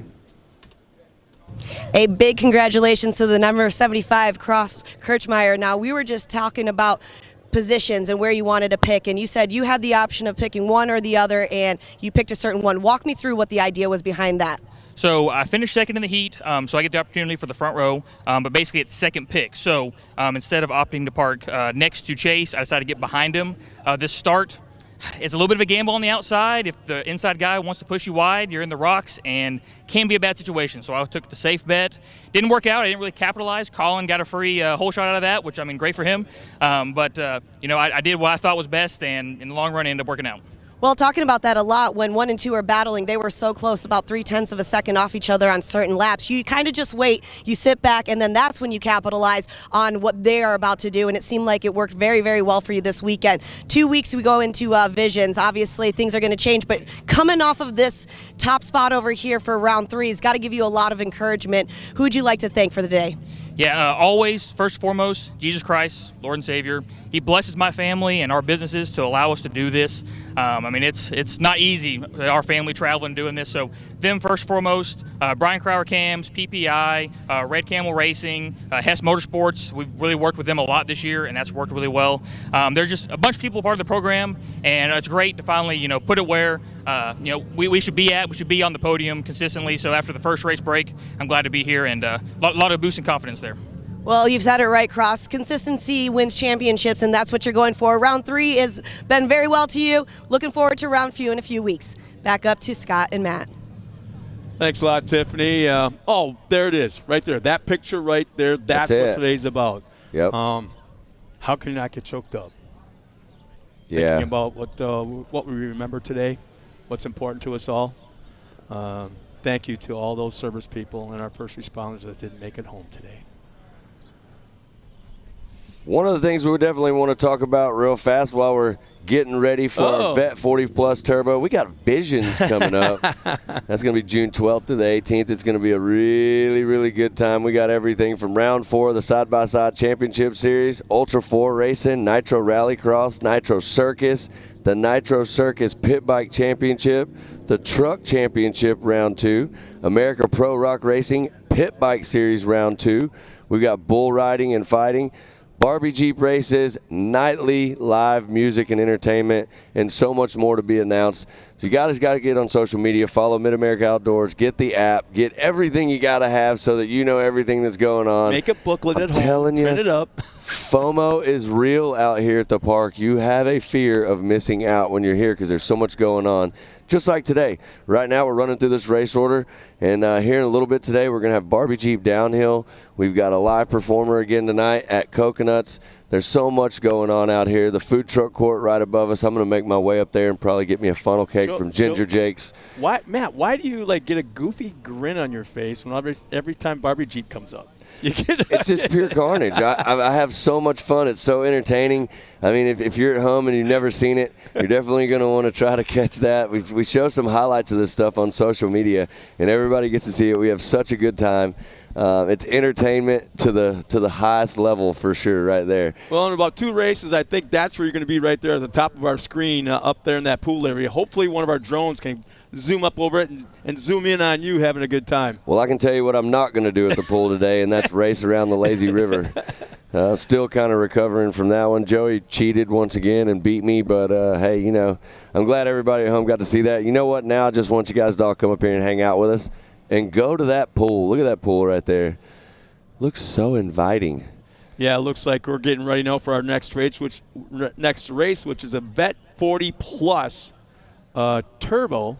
Ooh. One of the things I want to talk about looking at this shot is look how full the park is, and you can't even see it. So you go up there, you go through the main pits, you hang another left, and you head back up to the shop, and there's a whole nother row of campers and rigs and stuff everywhere. And this is a shot of down in the fan area, the spectator area. That's where everybody hangs out to watch the races. It looks like Joey Beck and Trip Pullen right there sitting down there hanging out. And I think we're about to head to the starting line right now. Here's our lineup real quick with the Vet 40 Plus Turbo. Race number 2 on that pole will be Harley Holland in the 14H, Pablo Jimenez, Dan Hill, Jeff Johnson, Sean Murphy as the green flag is out, Mike Buccafusco, Rusty Pipes is out there. Actually, Rusty isn't. Lee Knowles will be. And Kevin Hall's out there along with Michael Pritchard and Derek Steven, Vet 40 Plus Turbo. Well, there's a battle at the front right now. That looks like Harley Holland and Jimenez. I can't tell for sure.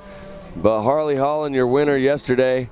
Yeah. We're going to see if he can get back up front up there and do some work. I heard Harley got to celebrate his win yesterday on the lake.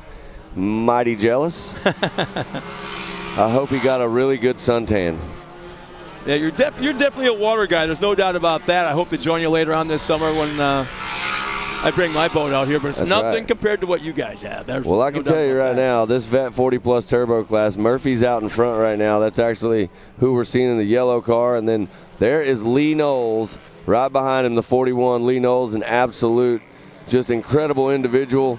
Yesterday had a great race and always about helping the others around him. A great MidAmerica Outdoors ambassador. And Right now, Lee Knowles is charging in second. So looks like we got Murphy, Knowles, and Jimenez. Holland's in the 4th spot. And there is Hall running in 5th. Yeah, Lee Knowles started back in that 8th position. So great first lap for him, now running, like you said, in that 2nd spot. So this is your Vet 40 Plus Turbo. 40 plus years of age. There you go. You have to be over 40 to race this class. Murphy, Knowles, Jimenez, 1, 2, and 3. Holland still in 4th. Hall in 5th. Johnson in the 6th spot. There's Hill in 7th. Pritchard in 8th. Buckafusco in 9th.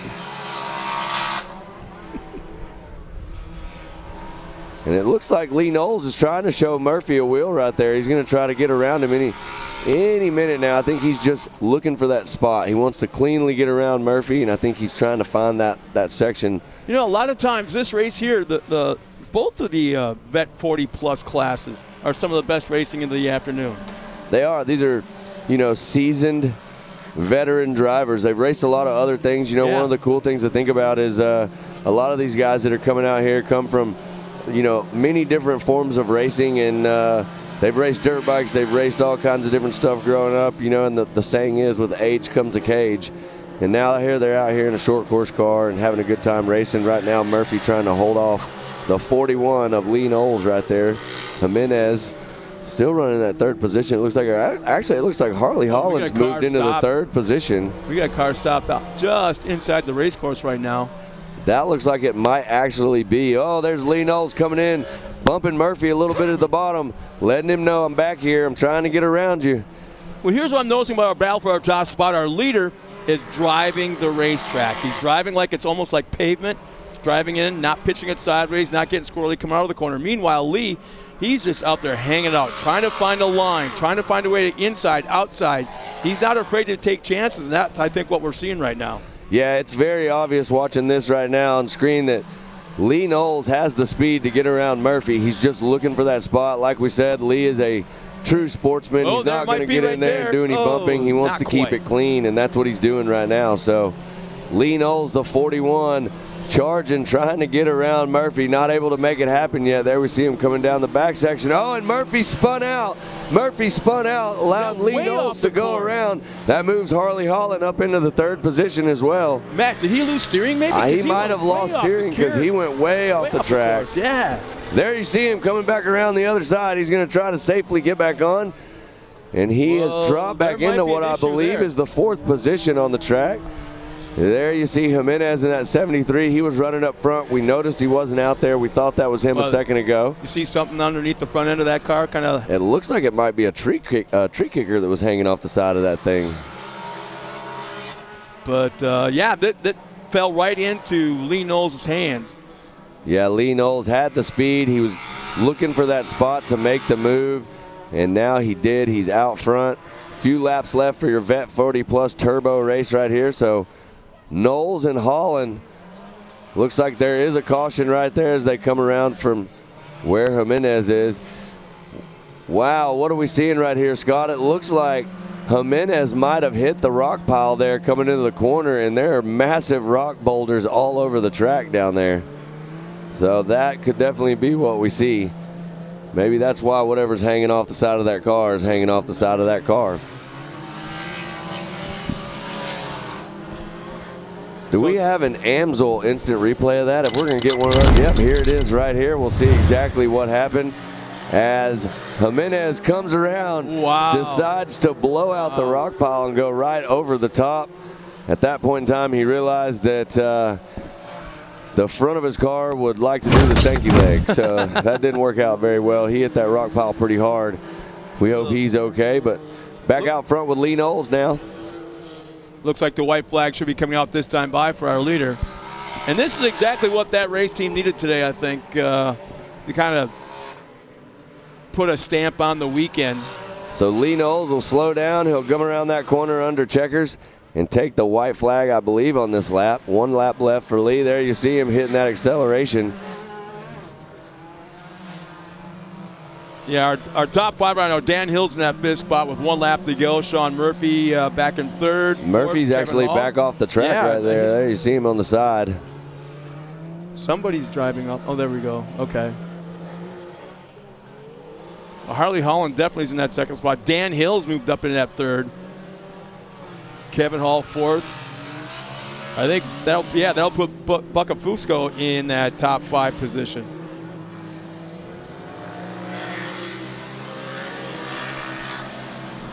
So we're on the white flag lap. One more time, Ralph, for our leader, our top 3 actually, Knowles, Holland, and Hill. Yeah, big shout out to Holland yesterday, sliding in there, getting that win in the second spot today. It's a great drive for him. Knowles yesterday in race number 1 did not get the finish he wanted. Today he's out front leading the way, hitting this caution. It looks like for the last time. And then it'll be the checkered flag for Lee Knowles, MidAmerica Outdoors ambassador, the Super ATV car right there. The 4-1. Our favorite dad jokes guy, Lee Knowles, takes the checkered right there. There's Harley Holland in that second position.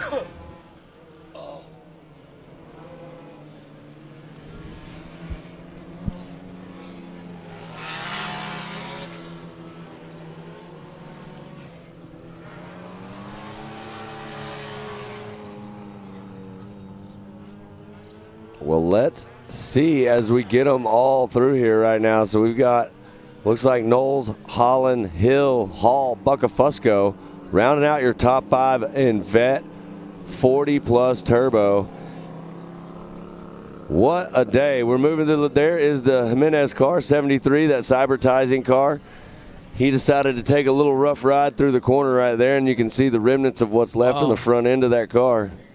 But if you remember, he was coming up on a car in front of him, and he dodged it, either smacked the car in front or dodged it by going up over that rock pile. And I think he did it was a costly move, but yet very sportsmanlike. Yeah, true. Very sportsmanlike. It's definitely going to take some work to get that car. Luckily, this all went down on day number 2. Not exactly sure what he's got left in his schedule for the rest of the day, but here it is. The handy unofficial results for Vet 40+ Turbo. Lee Knowles with the top spot. Harley Holland in second, Dan Hill in third, and Kevin Hall. We're hearing actually that the 888 of Dan Hill will actually be docked a position, so that would probably put Kevin Hall into that third position and him in the fourth. Mike Bucka Fusco, the 901 in the 5th spot. Jeff Johnson in 6th. Michael Pritchard in 7th. Sean Murphy in 8th. Pablo Jimenez, we saw him coming off the track in 9th right there. Rusty Pipes, I don't believe Rusty Pipes made the field. And Derek Stevens, I'm not sure he made the field either. So that is your handy unofficial results. And it sounds like we have an awesome interview with Erica right now and our man Lee Knowles. Joining me is Lee Knowles, our unofficial Race 2 winner. Lee, wow, what a drive. This track is getting treacherous. You had to handle lappers and battles with ease. So just take me through that race from your perspective, and how was your car handling? The car was handling unbelievable. The track is super fast. You stay in the blue groove. It handles, and you can take the corners, hug them tight, or you can take them wide, whatever you need to do to get around your lap traffic. Beautiful car setup. Thank you, Super ATV, MidAmerica Outdoors, Raceline wheels, and rugged radios. And how does this performance help you kind of going in divisions? Because this one must feel good. It does, and I have another race today with the Expert Turbo class, so it gives me a little confidence booster right now, which I really need. Well, we look forward to seeing you in Expert Turbo later on. Congratulations on this Race 2 win. Thank y'all. Well, man, let me tell you something. That guy right there is probably one of the most awesome individuals out here, and I was excited to get to call that as my last race of the day. Scott, I've had fun with you. Pam Hall's going to step in. Y'all going to continue the action. I'm going to move on to other things, including barbecue downhill in the pool. Thank you, guys. I'll see you at the next round. Matt, it's been an awesome. I have had a great time here Memorial Day weekend with you and your family.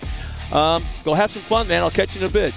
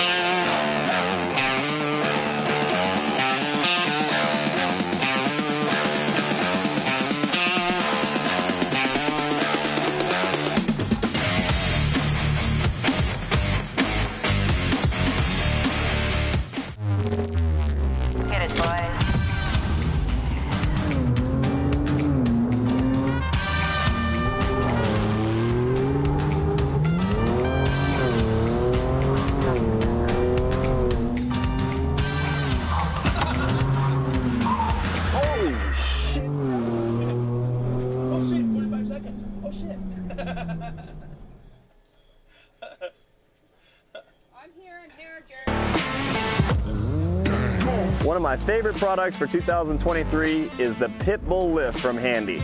Lightweight, agile, and strong, the Pitbull is perfect for the job. The Pitbull is the first and only lift that can be used in the pits and in your garage. Handy is once again changing the game. Pitbull helps us put in the work here, so we can do the work out there. Handy creates badass American-made products.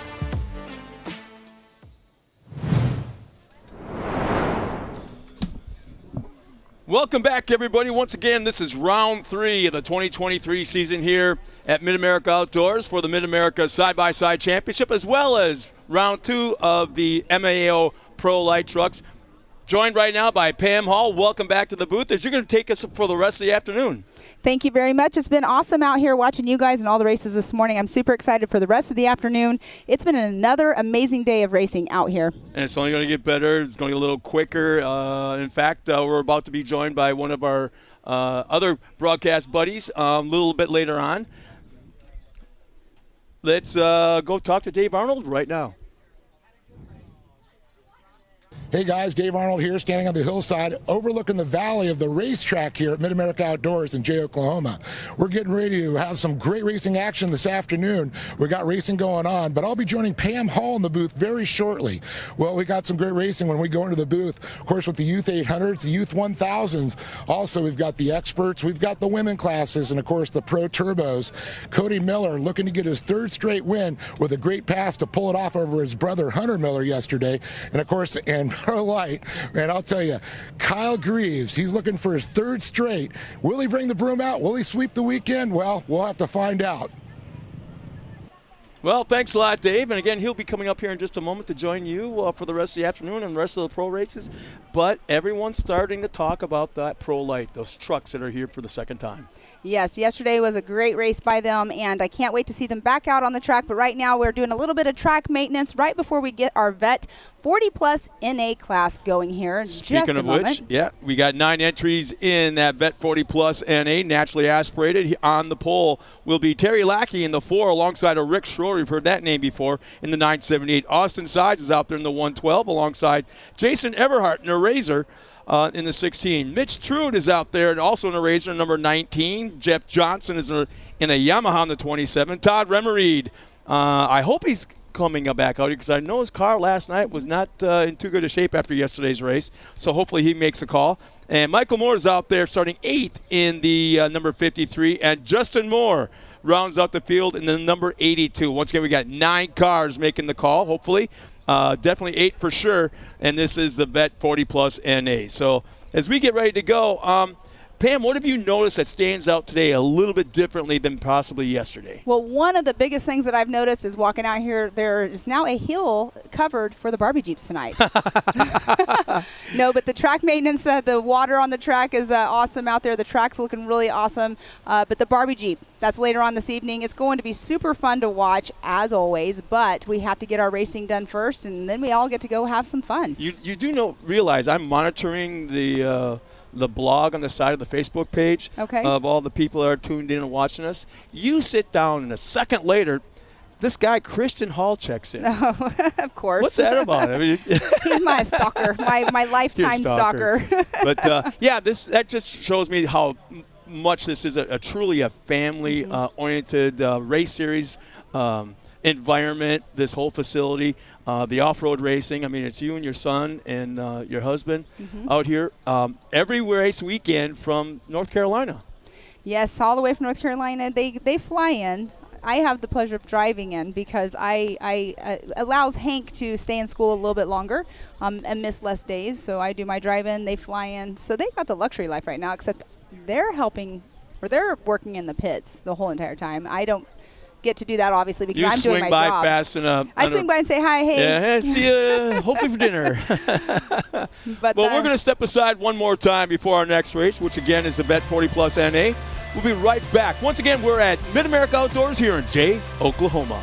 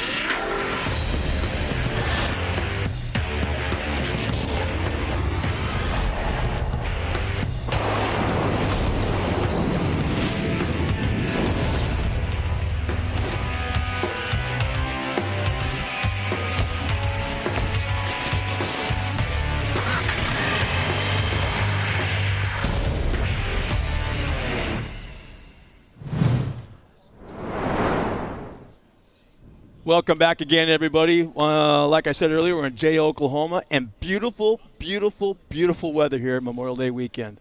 Yes, it is. It's not too hot. It's not too cool in the evenings, but it's absolutely beautiful. The pool has been packed all weekend. The park is packed. There's so many people here. You could drive down, and there are no open camping spots. It's just completely packed, and I love seeing all the people out here having fun. Last night we had the pit bike races. Tonight we have the Barbie Jeep. We also have Wild Aces playing tonight. That is probably my favorite band that comes out here and plays, and I can't wait to see them play again. Aren't they from Texas, I think? No, Memphis area. Memphis? Okay, I knew it was a long drive wherever they were from, but yeah. They're here, I think, almost every race weekend, at least for one night. But yeah, they're very, very good. They're very good. They were at Wheatland, Missouri, so they were our band that we had. But we do have the Barbie Jeeps. Last night we celebrated a little bit of Aunt Jenny's birthday, and super fun. But let's talk about this. We have so many people that are a part of MidAmerica Outdoors and the whole AOE family. We have a lot of sponsors that have been coming on. We have Good Boy Vodka that has came on this year, and actually just recently they came in, and they have an amazing what they do for the veterans and everything. The Good Boy Vodka, they're dedicated to helping both humans and animals in need of both local communities and across the nation. So it's really super awesome. They are a 100% nonprofit and non-salary organization, and they came on board just recently. They also sponsor one of our women's in the women turbo class and in the amateur, Miss Brittany Crisco. So it's really cool to have all these companies coming on board. But Raceline Wheels, amazing. Yeah, very cool. You see some of the branding around this racetrack, and you'll also see them, I think, right before you come down the hill past the pool. Huge supporters of this facility and this series. Exactly. And then Amsoil. Amsoil is a huge part of not only the side-by-side series, but they're also sponsoring the whole park and our Ultra 4 USA as well. Which we should also mention, before you head home, wherever you're driving home to, make sure and stop by. If you think you're going through very, very hot area, if you're driving through Southern California, through Arizona, through Southern Texas, pick up a quart or two, because guaranteed in that heat, man, it's going to be nice to have something on backup. Yes. But as we get ready once again for the Vet 40 Plus NA, here's our Ultimax grid lineup. On that pole will be the number 4 of Terry Lackey alongside of Rick Schroeder in the 978. Austin Sides, who's got fans online right now checking in, cheering him on, who's starting 3rd in the 112. Jason Everhart in the 16 will start 4th. 5th is Mitch Truitt. Out there in the 19, Jeff Johnson will start 6th in the 27. Todd Remereed will start, 7th in the 95. Michael McClure will start the 8th in the 53. And Justin Moore will start 9th in the 82. They're at the line. You can see them right there on camera getting ready to go. Our flagman's in place. See Mr. TW giving them the thumbs up. And we're underway. Green flag is out. Here we go. And today we also have the Whole Shot Award that actually happens during all of our main events. You can see right there, that was the Rimreed getting off a little bit to the left there, Mr. Todd Rimreed. It's nice to see him on the track. And right there, they just now went down that raceline bridge. So sorry, we lost your audio for a minute, so I was told to pick up, but here we are right now. That is the Project X Turn 1. Wow, 3 wide, and they make contact. Somebody goes around and on its side. They actually ended up spinning out in the rock section right there, getting back on course, but just getting a little spun out in that section. I think they pulled a gravedigger move up there. They got up on its side, turned the left front, turned into it, stayed on the throttle, and brought back up on all 4. And that is a perfect example right there. Yesterday we were talking about when they do go and they're trying to save it. Turning into it is the best thing to do to try to save that bicycle. One of those gravedigger moves. But as we go back to the racing action, it looks like Terry Lackey has pulled the whole shot. Schroeder still running in that 2nd spot. Actually, Todd Rimreed actually bumped up Jason Everhart in 3rd. Oh, that's awesome. And we have Rick Schroeder in that 4th position, so a little bit of a change-up already out on race course. So our top 5 right now is Jeff Johnson, Rick Schroeder, Jason Everhart in that 3rd spot. Remereed jumped up in the 2nd, and Terry Lackey, who's had the point from the drop of the green flag. And Terry Lackey taking the win yesterday in race 1, and now out here in race 2 leading the pack. He is definitely the one that they are chasing down. And they're starting to separate quite a bit. And this is a 6-lap race. But, Pam, what is it about I don't know what you'd want to call it, but it's like the green flag drops. All of a sudden, they're run together for maybe half a lap or a lap. Then they start to separate. There's that big gap between almost every single car. Then with like 2 laps to go, somehow, for whatever reason, algorithms or whatever, they come back together, and we got tight racing right up to the checkered flag. Yes, and you can see there are 2 different groups. We have a group of 4, and then we have a group of 3 out there. And it's very interesting that you do say that, because it's all about driving skill out here as well. And the Vet 40 Plus class is an awesome class to be running in, and they have to be an amateur and expert level drivers only. So if you are a pro driver, you can't bump down and race with our 40 Plus class. So let's check out, we've got the AMSOIL instant replay of what took place earlier in the race right here. See if we can see exactly what happens. Got pinched off the inside, up on 2 wheels, was able to save it and drive right out. I didn't catch who that was though. That was a great save right there. Not sure exactly who that was, but we do have Terry Lackey still out front, and it looks like he's checking out just a little bit with Todd Rimreed in that number 2 spot.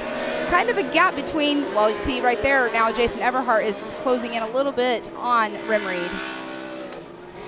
And Jason Everhart, he does build his own cars out here, so one of those things, it's like, if you work on your own car, you know what to expect. Building your own car, you know what you need to change. That's what's neat about this class is like you can design and fabricate your own chassis, get your own thought in your head. You know who Kurt Leduc is, yes, obviously. I do. Yes. He built his last Pro 4 with never, ever, all it took was a piece of paper toweling and a pencil, and he started drawing on this paper toweling. And that's how he started. That's pretty cool. I didn't know that about his last vehicle he built, but that is pretty cool. We do have now 4 laps remaining in the race out here for our Vet 40 NA class out here for race 2 of Memorial Day weekend. Nice close shot of Terry Lackey, our leader, going by. Nice looking Polaris right there. And he's basically, I want to say, probably 6 seconds lead right now over Todd Rimreed. It's a 2.5 second lead is when he went through timing, but it's pretty cool to see Terry Lackey, Todd Rimreed, Jason Everhart out there 1, 2, and 3 battling out, but they're all closing back in. If you look, that the 4th and 5th is catching up of the 1 through 3 class, and that is Rick Schroeder in that 4th position who's closing the gap. We got to really throw the kudos out to the Rimreed race team, as that car was messed up after yesterday's race, and I really didn't think they're going to make it out here for today. But as we go back a little further back in the pack for 4th, 5th, and 6th, that's Schroeder, Truitt, and Johnson, it looks like. And if we look, we do not see Truitt actually right up there. I think he's having a little bit of issues going on behind us physically on the race course, but there's Rimreed leading the pack through. There's a run, there might be a pass, and just to the inside. I think he may have caught Todd napping a little bit. Oh, and is that Todd that pulled off?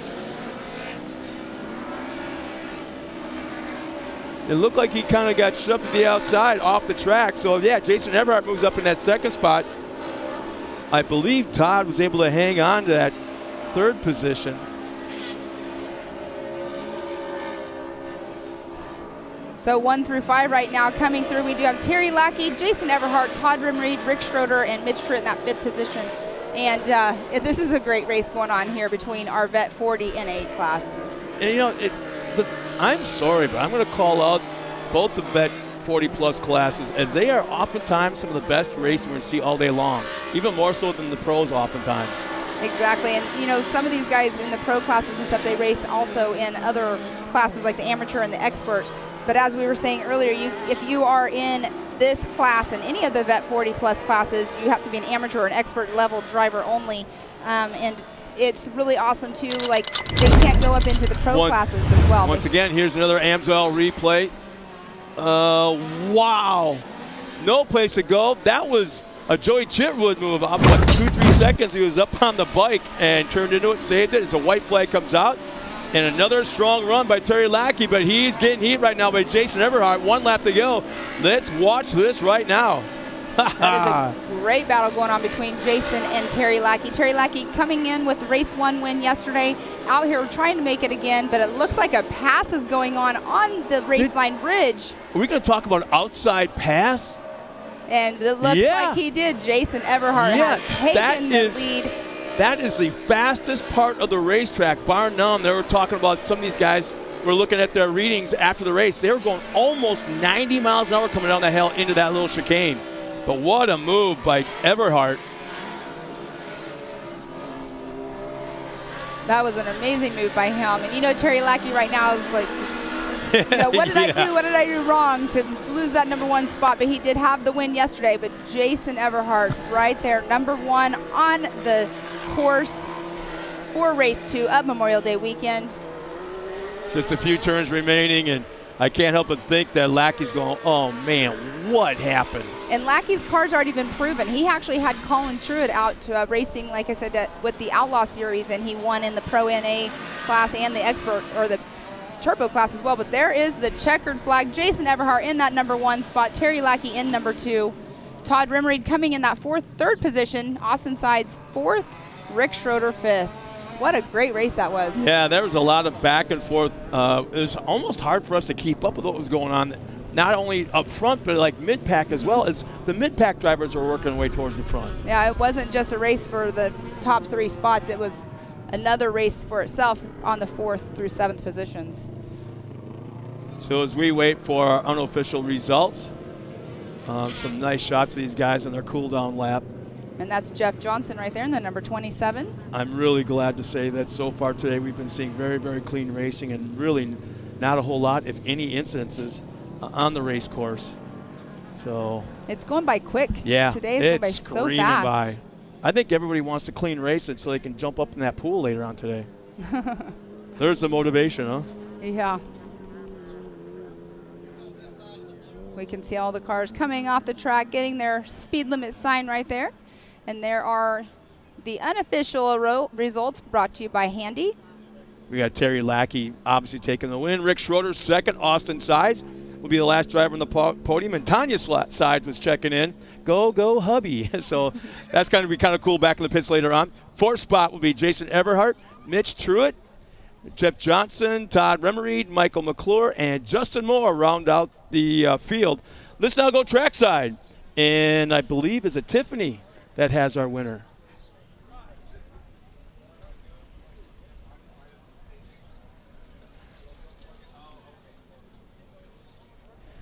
So as we wait them to get ready, I mean, we got to get the drivers up there in spot, get them looking good in the right position.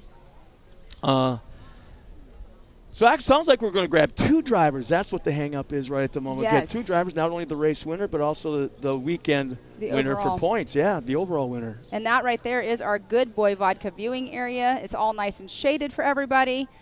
And it's a nice little cool area, especially with the heat today. It's a little warm out there when you're standing in the sun. Yeah, it looks like we're all ready for the next race as well. They're back there in staging, getting ready to go.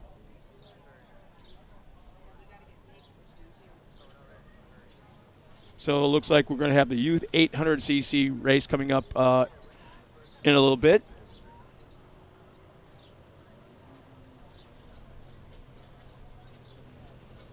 So it sounds like the race 2 winner and overall winner, Erica, has them both down trackside. Erica, it's all yours.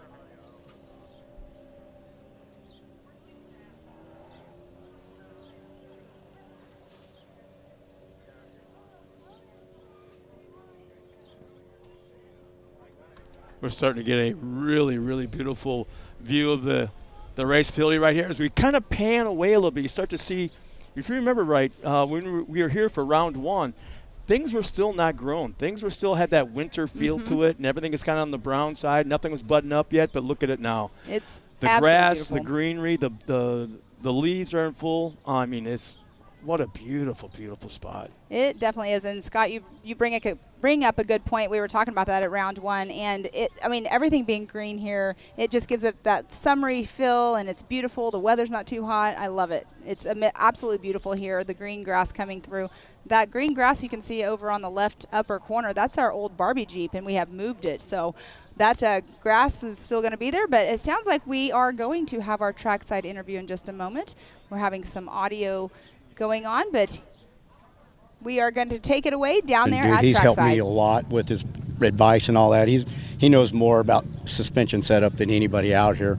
But Jody Hickman with DFS, that motor in this thing is just absolutely gave me 2 hole shots, 2 back-to-back days, and it was just, the track was slick because it was wet, and I was not going too fast around the downhill corner, and that's where Jason got me, and I was like, you know what? I don't have to pass him. I don't have to have that spot for the overall. So, I just let him kind of backed off and, just followed him to see if I could learn anything because he knows a lot more than me.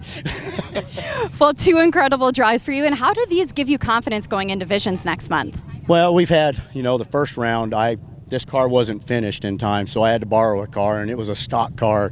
And luckily, I ended up with a second place. And then Wheatland, I couldn't drive. I do not know why. I just did not drive very well. So this is just something to come back in. I think I should leave here with the points lead, so I'm stoked about that. I would say a good redemption ride indeed. We look forward to seeing you out there next month. Congratulations on this unofficial overall. Thank y'all, man. Thank you. Thanks a lot, Erica. And again, another visual shot of the race facility. And what's crazy about this, all the changes that have been taking place here since the last round of racing and even last year, they're still not done. The track crew is far from done before we come back here for Visions. You can see all the concrete work right there. That's going to be an over and under. Yeah. So it sounds like, you know what, we're getting ready to go trackside. Actually, no, we're going to step aside real quick for some more words from our sponsors. Once again, beautiful weather here at MidAmerica Outdoors as we get ready for our next round of racing.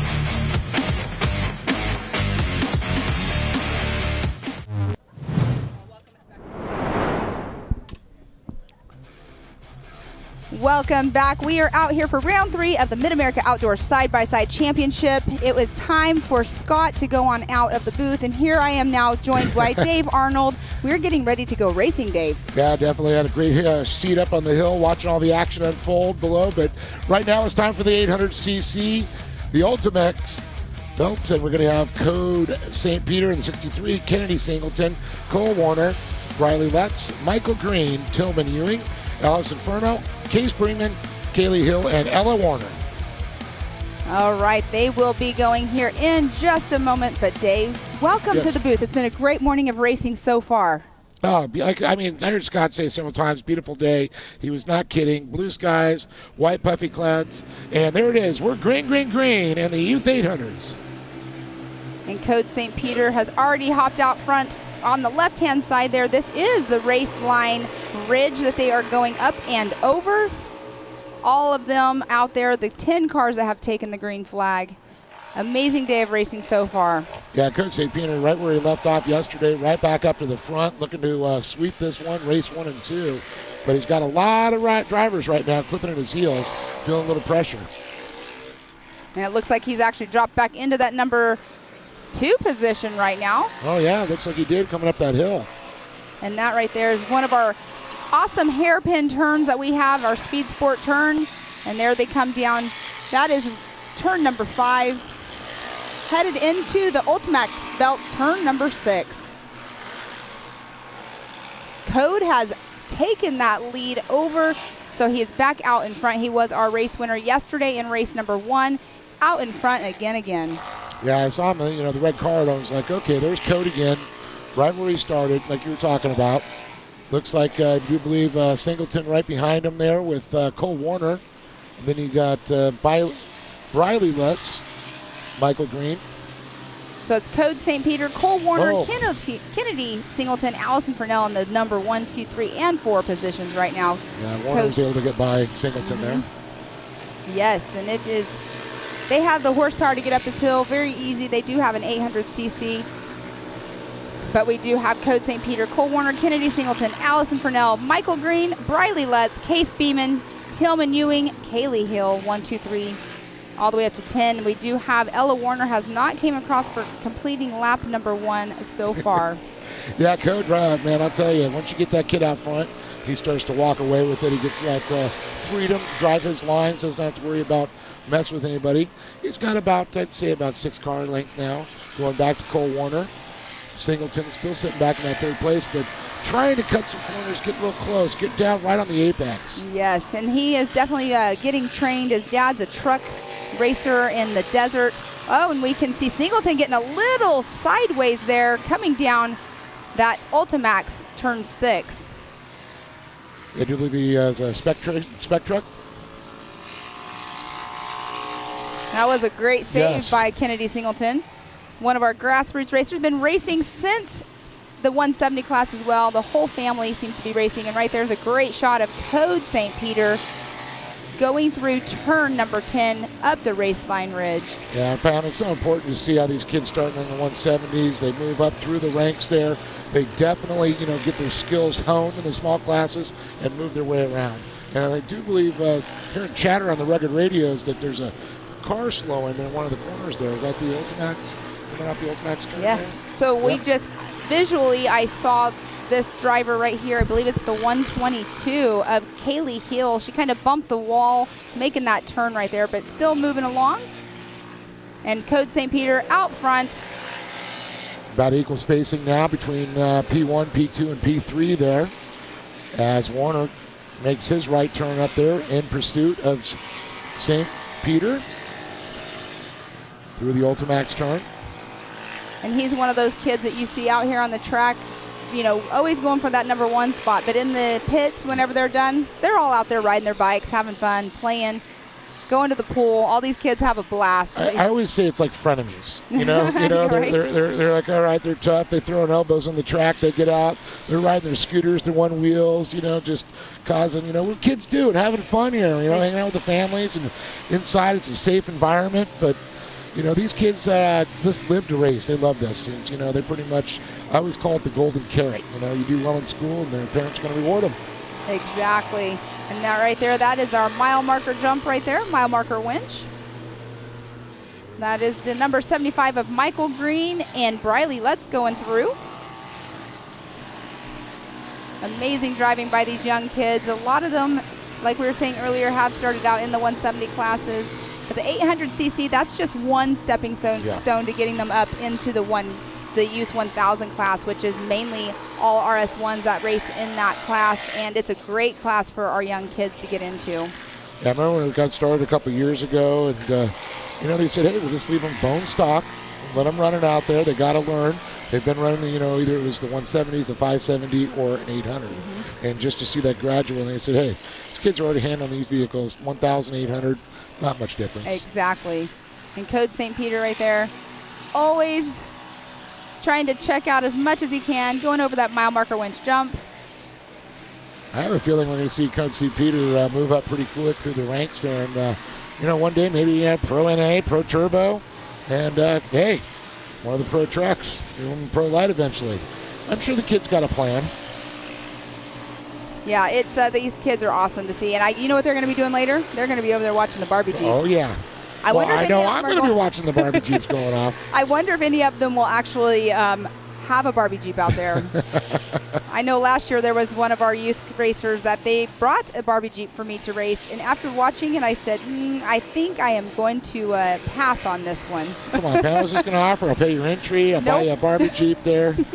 All right. Christian, your husband and I will be sitting there, drink some, adult beverages. All right, that was a great battle that we just saw going between Michael Green, Briley Lutz, and Case Beeman. And there again, we do have Code St. Peter out front. Look at the great drone shot right there. Just incredible. Our drone team is just, one of the best out there by far.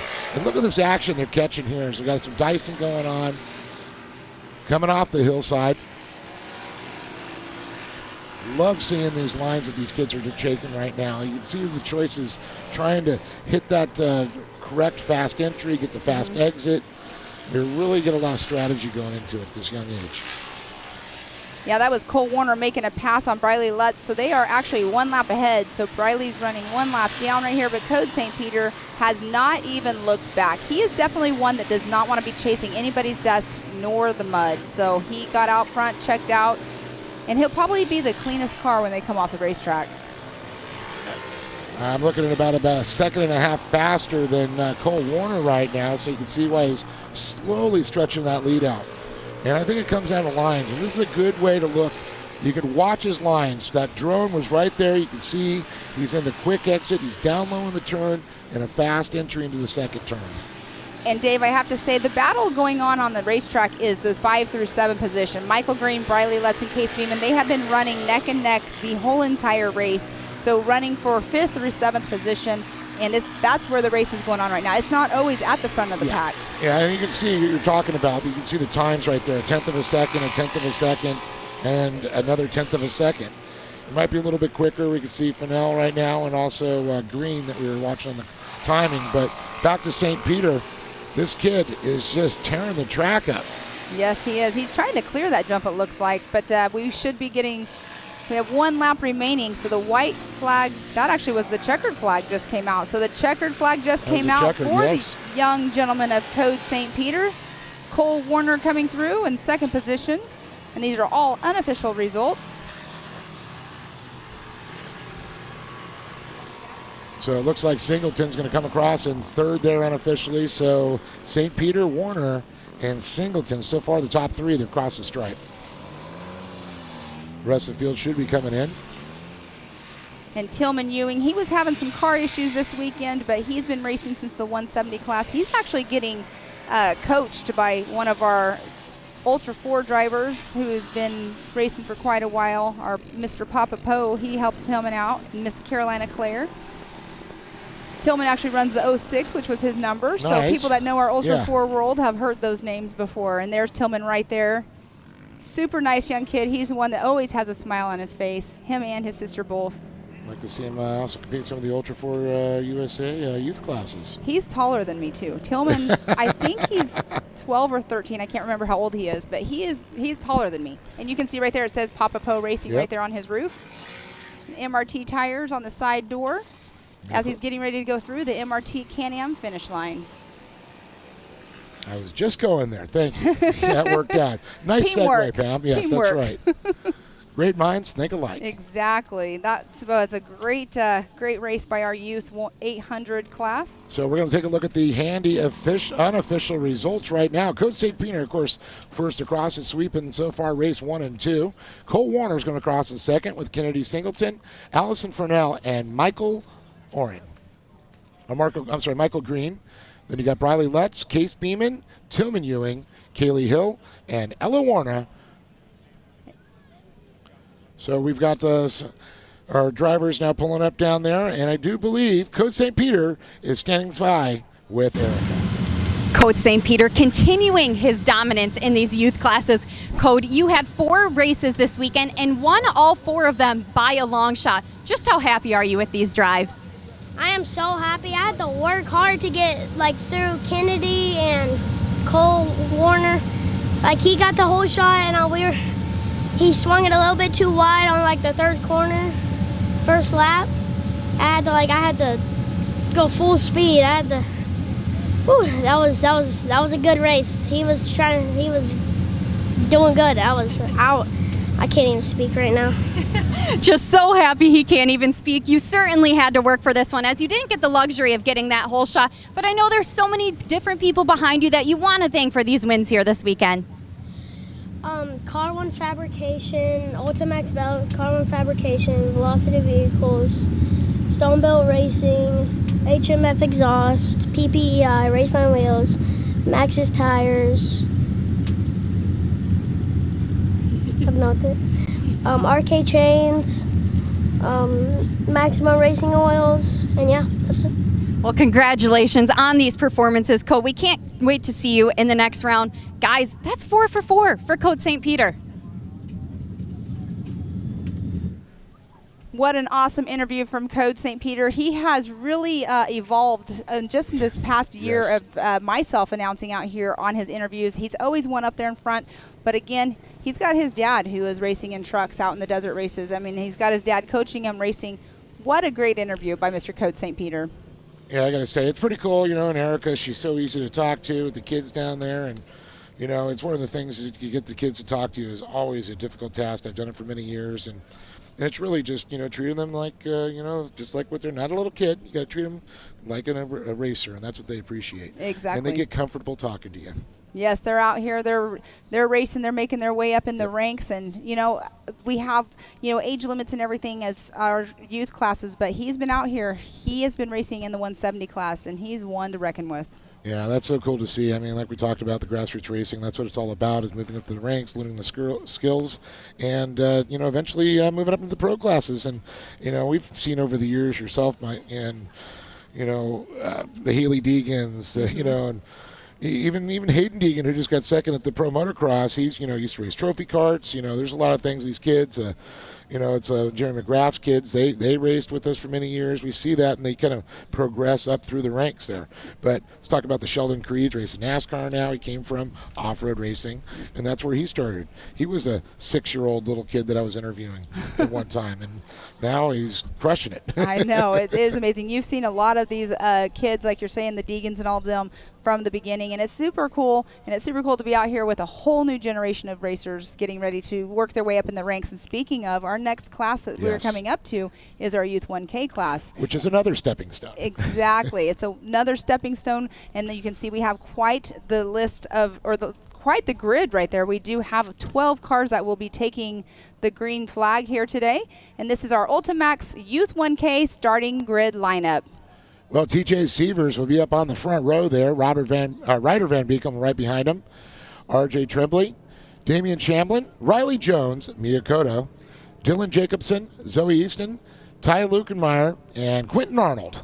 And then we have the 111 of Chance Bowden and the 16 of Caden Everhart, which his dad was just out on the track and won in the Vet 40 plus NA class. So now we have Caden coming out, getting ready to take the green flag. Here in just a moment, we have TW over there. He gives them all a thumbs up like you see there, puts the green flag up in the air, and then he'll drop it when he is ready to go.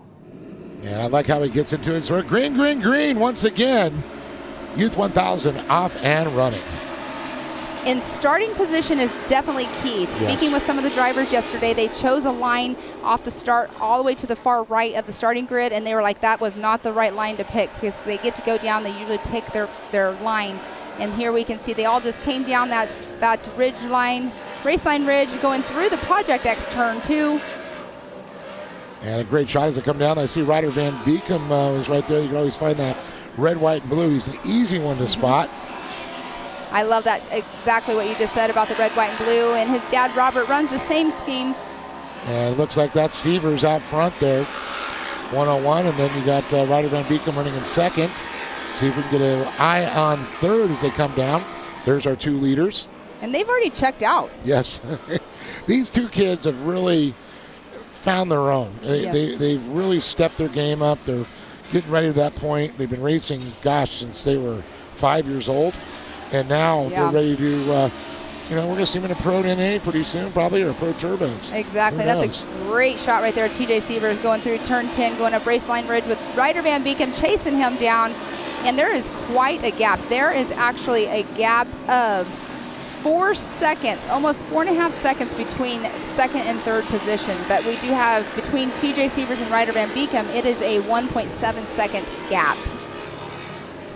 And TJ Sievers is actually pulling away from Ryder Van Beekem, and you can see towards the back of the race, that's where it's really going on. That's where the rest of the cars, oh, we have 106 off the line. That is Quentin Arnold off to the side. I believe Quentin had some problems before too, and looking down there, it looks like RJ Tremblay and Riley Jones running third and fourth. And look at this little group back here. I think we're going to see a good little battle going between these drivers here. It's got the train going. Yeah, that train, that's definitely the battle right there between everybody. Like we were saying earlier, Dave, it's not always at the front of the pack. Sometimes that's where your race is on, but it's sometimes mid-pack or towards the end. And right here, as you can see, they're all pretty well spaced apart, but we know by the time they get towards the end of the race, they're all going to be bunched up together because they're all trying to fight for position right now. Well, I'm waiting for one of them to break out of the train there and start looking for a little daylight, looking to the inside, looking for little slide jobs. And that's what I always get excited when I see the click with these kids and we're able to put that nose of the car down. Looks like we had a local caution there. And that caution, I believe, was for the for Quentin Arnold? 106 of Quentin Arnold, yes. But let's talk about this. TJ Sievers came through, and there is now a 4.6 second lap difference between Ryder Van Beekem and TJ Sievers. Yeah, TJ's really stepped his game up for sure. And Ryder's trying to catch back up. And you got to now, once you get into that position, you don't want to overdrive the car. And that's what you'll tend to do. You're trying to chase up to it. You got to actually slow down, kind of breathe, and collect yourself and be smooth. And not try to I'm just going to mash that throttle. You still got to keep that feather-like throttle, keep playing with it. Yes, and that was a great battle that we were seeing going on between Riley Jones and Damian Shamblin, and they are running in the fourth and fifth position, so they're battling it out right there. You see them again, battling it out for that number 4 spot. Yeah, it looks like they broke away a little bit from the train there, too. They're all got their own little battle going on there. Back up front, we see Sievers go a little back deep in the field there. Seeing Jones and I believe Shamblin. And there they are going over that mile marker winch jump. That is a great jump right there. Last year it was a little bit of a shorter jump. They've widened that jump out for a smoother landing. But you can see them going through the MRT Can-Am finish line right now, going through turn number 10. Up that very steep hill. The drone kind of catches it right there, but that is a super steep hill right there that they go up over the Raceline Ridge. And there we do have the number 16. That is Caden Everhart. So great battle going on between all of the cars towards the back of the pack of Ty Lukemeyer, Miyakato, Caden Everhart as well. And it looks like Sievers through the Speed Sport left-hander there with Van Beekem in tow. And they have right there that jump. So this is turn number 6. This is our Ultimax turn 6. They actually, you can either stay high and you can basically drift that turn or take the inside line, and you can see what Sievers did is he did take the inside line. It's a little bit of a hop. So, but if you do take it wide, you can get up into like what we call the marbles, and that can make you spin out. There's a lot of traction. I'm waiting for the track slowly as it comes in, develops over the season, and I know we're going to change a little bit, but I really do like this section. 2 laps to go at this point for Sievers as he comes by, but getting back to that thought is, I could see guys going up high and using kind of like a little slingshot down the hill to get a little extra speed. Now, the only problem is getting back on the binders to make that right-hander. Exactly. So it's kind of that give and take. Exactly. You're 100% correct on that. And that was the Miyakato and Caden Everhart going through the MRT Can-Am start finish line. There's another battle going on right here. That is the 91 of Miyakato and the 16 of Caden Everhart. Pam, an interesting fact, we just saw that 4 seconds slower this time for Sievers than Van Beekem. Van Beekem in second. He was starting to gap him. Now he's starting to reel him in. He's got lap traffic. That could be an issue, too. We'll have to see how he negotiates through that. Definitely lap traffic is always, or can always be an issue, like you were just saying. And what it is, too, is he's got such a commanding lead. They're on the last lap. You can push it so hard to where you might make a mistake, but you do not want to make a mistake on the last lap, as we do see some drivers do because they're still pushing it super hard to the end. But here we have TJ Sievers coming through for the white flag. And Van Beekem only about a second behind now from that 4 seconds, so he's starting to do it. Now 2.9 seconds. knocked a tenth of a second off. So it sounds like TJ Sievers has gone back to his normal race time, as we're seeing on our Optima leaderboard here on our screen. You can see that he's now 2.9 seconds behind. But Ryder Van Beekem is not going to give up. No, he's going to run that all the way to the checkered. He's going to try and hunt him down. You can actually see that gap has decreased, not only on the clock, but visually. And that's what we want to see. That makes for some good racing. Sievers, though, kind of like he's all right, got to calm back down. I know his dad's probably spotting for him and tell him to collect himself. And then likewise for Van Beekem. I'm sure Robert's up there giving him a few thoughts. But look at this battle, Pam.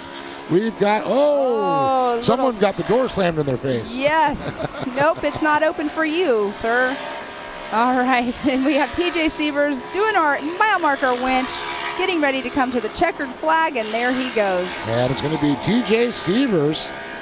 His fastest lap of the day was a 1:05.076. That is an amazing time, because if we look at all of our other races, super close. But Van Beekem has just crossed as well with a 1:06. And looks the battle for third and fourth. Let's see who's going to get it here. And crosses there. It's going to be Tremblay. Then Easton. Good to see Zoe Easton up there. Good spot for her. And Dylan Jacobson, Ty Lukenmeyer, and Damian Shamblin, as well as Miyakota, all across the stripe. What an amazing race by these young drivers out there. I love seeing the talent that's out there. TJ Sievers, he's no stranger. He was on the podium at Wheatland as well. He's no stranger to that #1 spot.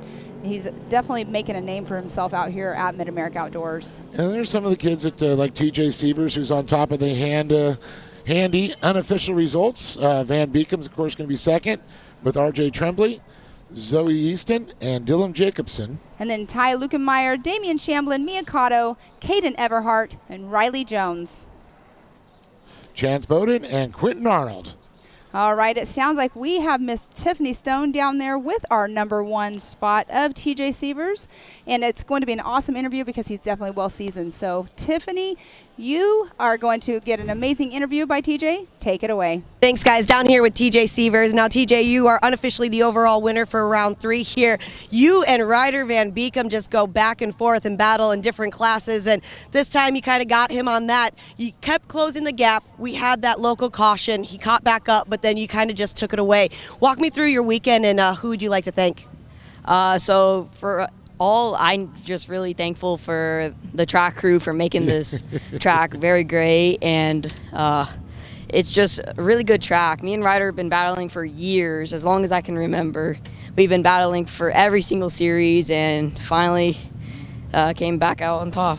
Well, we always talk about it, you know, if you want to be the best, sometimes you got to beat the best. And Ryder Van Beekem, of course, is one of the best drivers out here in this class and the other classes that you guys get to race.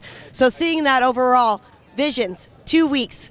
Are we prepping the car a little bit different? Because we know we're going to be on a not this type of track. It's going to be a little bit expanded. This is a shortened version of it. So what are your thoughts for that? So what my thoughts are is just trying to get the car ready and running as great as we can, and we're just going to try our best. Awesome. Well, best of luck to you. Congratulations on that unofficial overall. We're going to make sure everything's all good.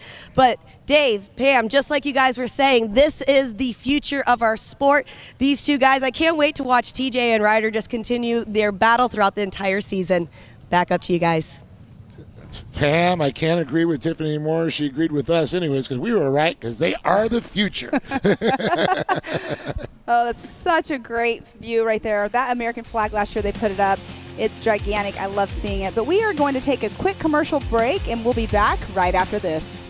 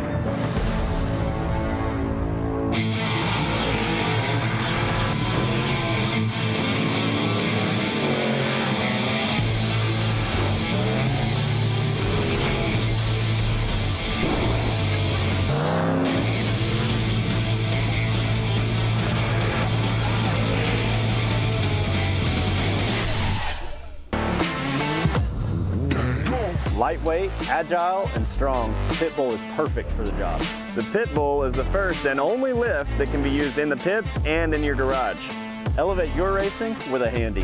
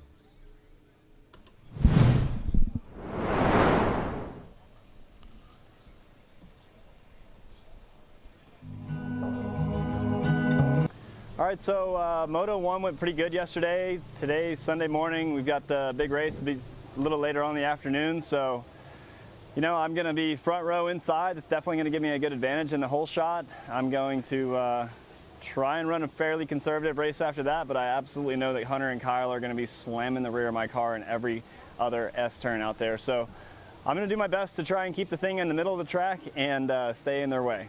Hopefully come out with a win and hopefully maybe gain a points lead.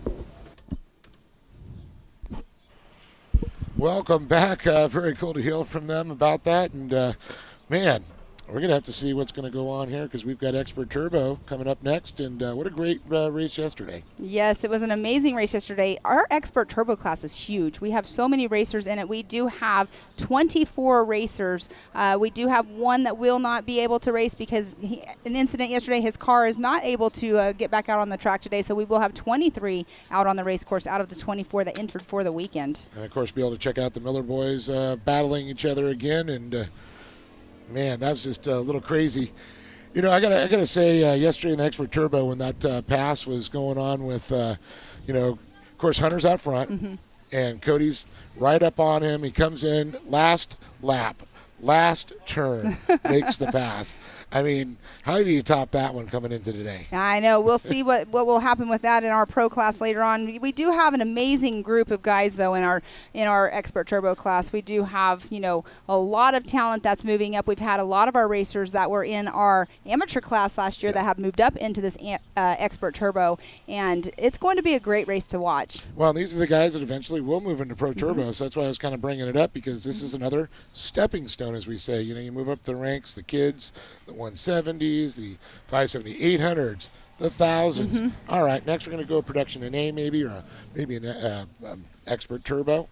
Well, here it is. Here it is, exactly. That's another stepping stone. And the expert turbo class, they do a rolling start, which like we were saying yesterday, personally is my favorite. I love the rolling starts. The land rush, you have that rush inside because you want to, make sure you get out front, the rush start. But the rolling starts is just a completely different ball game. Yeah, I'm always in a toss-up. I mean, there's certain tracks that really works well, and other places that, a rolling start in front of the crowds, and when they get on it, it just makes it just so much more incredible. But, folks, don't go anywhere. We've got Expert Turbo coming up.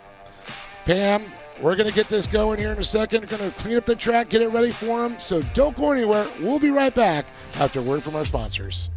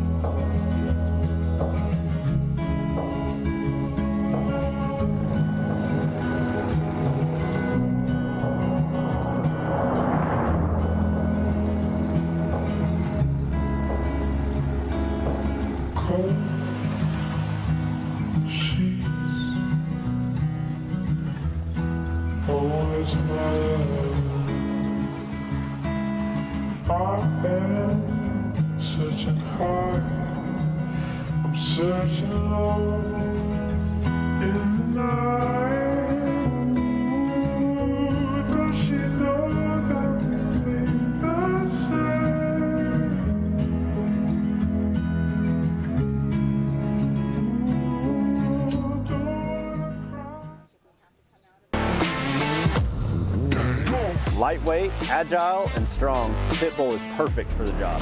The Pitbull is the first and only lift that can be used in the pits and in your garage.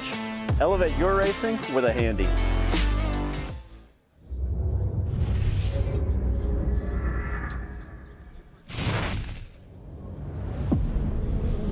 No matter what, it's never an easy event, and it never will be, and that's what makes King of the Hammers King of the Hammers. Tire choice is everything. I mean, to have a tire that's reliable and consistent and drives well out in the desert, but yet when we get to these crazy rock sections, still has grip and performs, and we can hit these sharp, jagged edge rocks and not have a problem, is what we need. And the Rockzilla is definitely our second to none when it comes to the UTV tires. And it just speaks traction. It's got big lugs hanging off the side. It's got big lugs down the side of the sidewall of the tire. If you're gonna look for something that makes traction and is gonna grip and rocks and dirt and everything, you look at a Rockzilla and go, man, that thing looks like it's gonna do the job right there.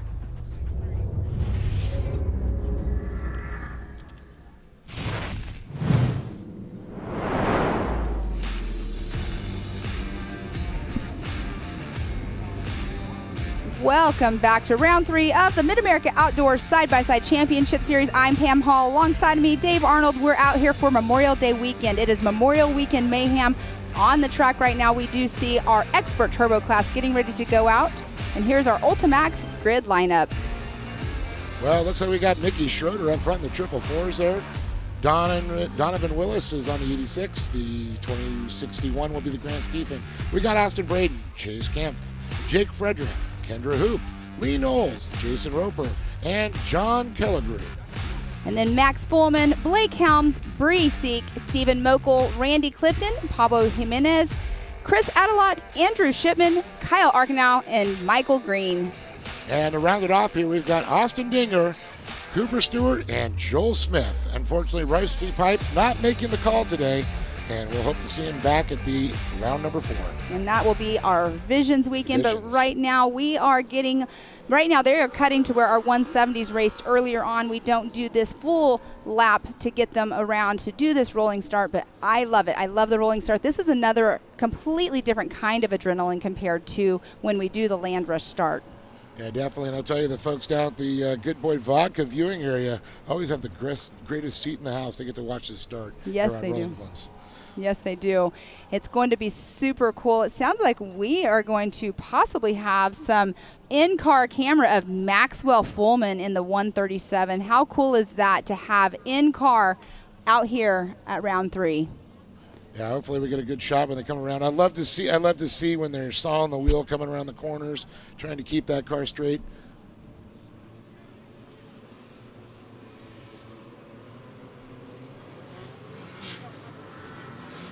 All right, looks like we're getting ready to go, waiting for that green flag.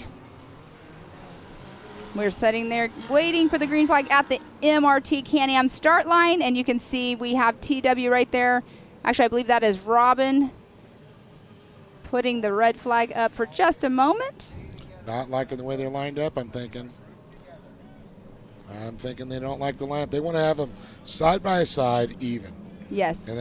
And what they're going to do is when they come up, the green flag, they're going to start on it. Anybody outside in the back starts for that green flag, it's a no-go.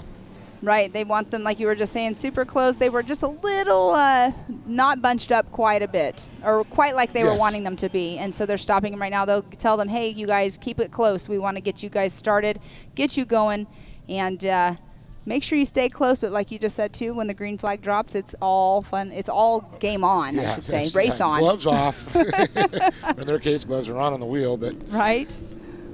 But and I'll tell you, sometimes with these drivers, we got to re-rack them, restack them, but it's like herding cats sometimes. Especially when it comes to the kids, when we used to do a lot of that with the rolling starts. Yes, so here we are going up. They did do some... Great on board there. That is the 137 that has our onboard camera of Maxwell Fullman. How awesome is that to have the in-car down in the corner while we're watching the starting line getting all lined up on their grid. Going down that race line ridge. Definitely a very steep race line ridge, I tell you, man. Hopefully you got the good race line wheels, so good MRT tires on there to make it happen. Yes, and what we will see once the race starts, they actually have a little bit of a jump at the top of it. So when they get a little bit of air, so hopefully they're, set up properly on that downhill slope. And that's something we don't see in, of course, the less horsepower classes. We're going to see some of the turbos that catch a little air, the pro turbos, and of course the pro lights. Yes, our pro light classes later on. I mean, yesterday we saw Kyle Greaves. He was actually launching and he was kind of clearing that whole jump and landing perfectly on the other side. Just stepping it up on top. Stepping it up on the step up. Yeah. But you can see right there, they're getting lined up. It's almost perfectly lined up for them to come around. They will go over a rolling start over here on the mile marker Winch Hill, and then they'll come around to their right-hand turn to take that green flag. And there we do see Donovan Willis right there and Austin Braden leading the pack through. We see Lee Knowles stepping out just a little bit, but what they're doing right here too is they've watered, and typically when you're racing in the dirt and they're watering, you don't want to get mud on your face right off the start. Well, and also it's getting the tires, sometimes you want to shake some the mud out of your grooves of your tires too. Exactly. But yeah, you don't want to get mud. You don't want to drive directly behind some of these tires. So they're creeping up here, coming up to the MRT Can-Am start. And we're green. And we see Donovan Willis has already stepped out. He is our second place starter.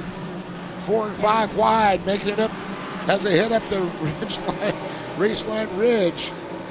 What an amazing view right there. What an amazing start. Wow, that was pretty darn cool right there to see them. Going up into turn number 2 right now, that is our Project X turn 2. One thing I did notice, a little splash of water when they made that right-hander there. So it's still a little wet, a little moist in certain sections there, and that can cause some irritation. You got to wonder how the guys in the back of the pack, how many tear-offs they're running there. Right. You can't stack them on there too thick, but you definitely want to make sure you have enough to get you through the race. But as we saw yesterday, the track will start coming in. It'll start drying up. It's warm out here. There is a breeze. So right now it might not be what they want, but by the end of this race, they're all going to have better lap times, but we have to do the watering of the track.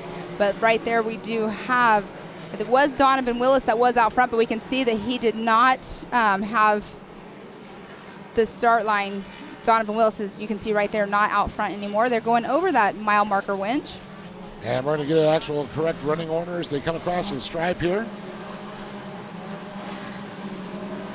It's going to be Austin Braden, Mickey Schroeder, Grant Stephen, and Donovan Willis. Oh my goodness. Look at this. We can see he is closing his eyes because the mud is so bad. He's already ran out of his tear-offs, and that's what we were just talking about, Dave. I was wondering how many are doing it. You know, some of the drivers use the manual tear-offs, and they also something, remember the mud munchers. Yeah, wow. you can see his visor is not all the way up. It's cracked enough so he can still see, but you can see him tip his head down every once in a while. And you can see the chunks of mud flying in the car. You can see the front of his instrument panel just caked in mud right now. You know, this is a perfect example. Back in the day, I remember when Brian Deegan would come off race course when he was racing in the trucks, he would have like a motorcycle visor perfectly placed on his helmet so he could put his head down and have his visor up. Yep. Yes, and because of that very reason right there, and that's something that, you know, you learn throughout the years of racing and everything. But yeah, putting like that motorcycle style. Well, you know who's not worrying about it? Austin Braden. Exactly. He's out front.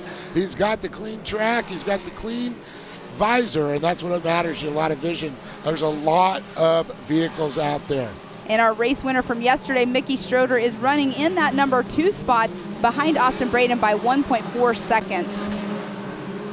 Now, I don't have my notes in front of me to Austin Braden. What was his placement yesterday? I don't have that note right here in front of me, but I do know. That's going to come down to the overalls. Exactly. As we combine the two.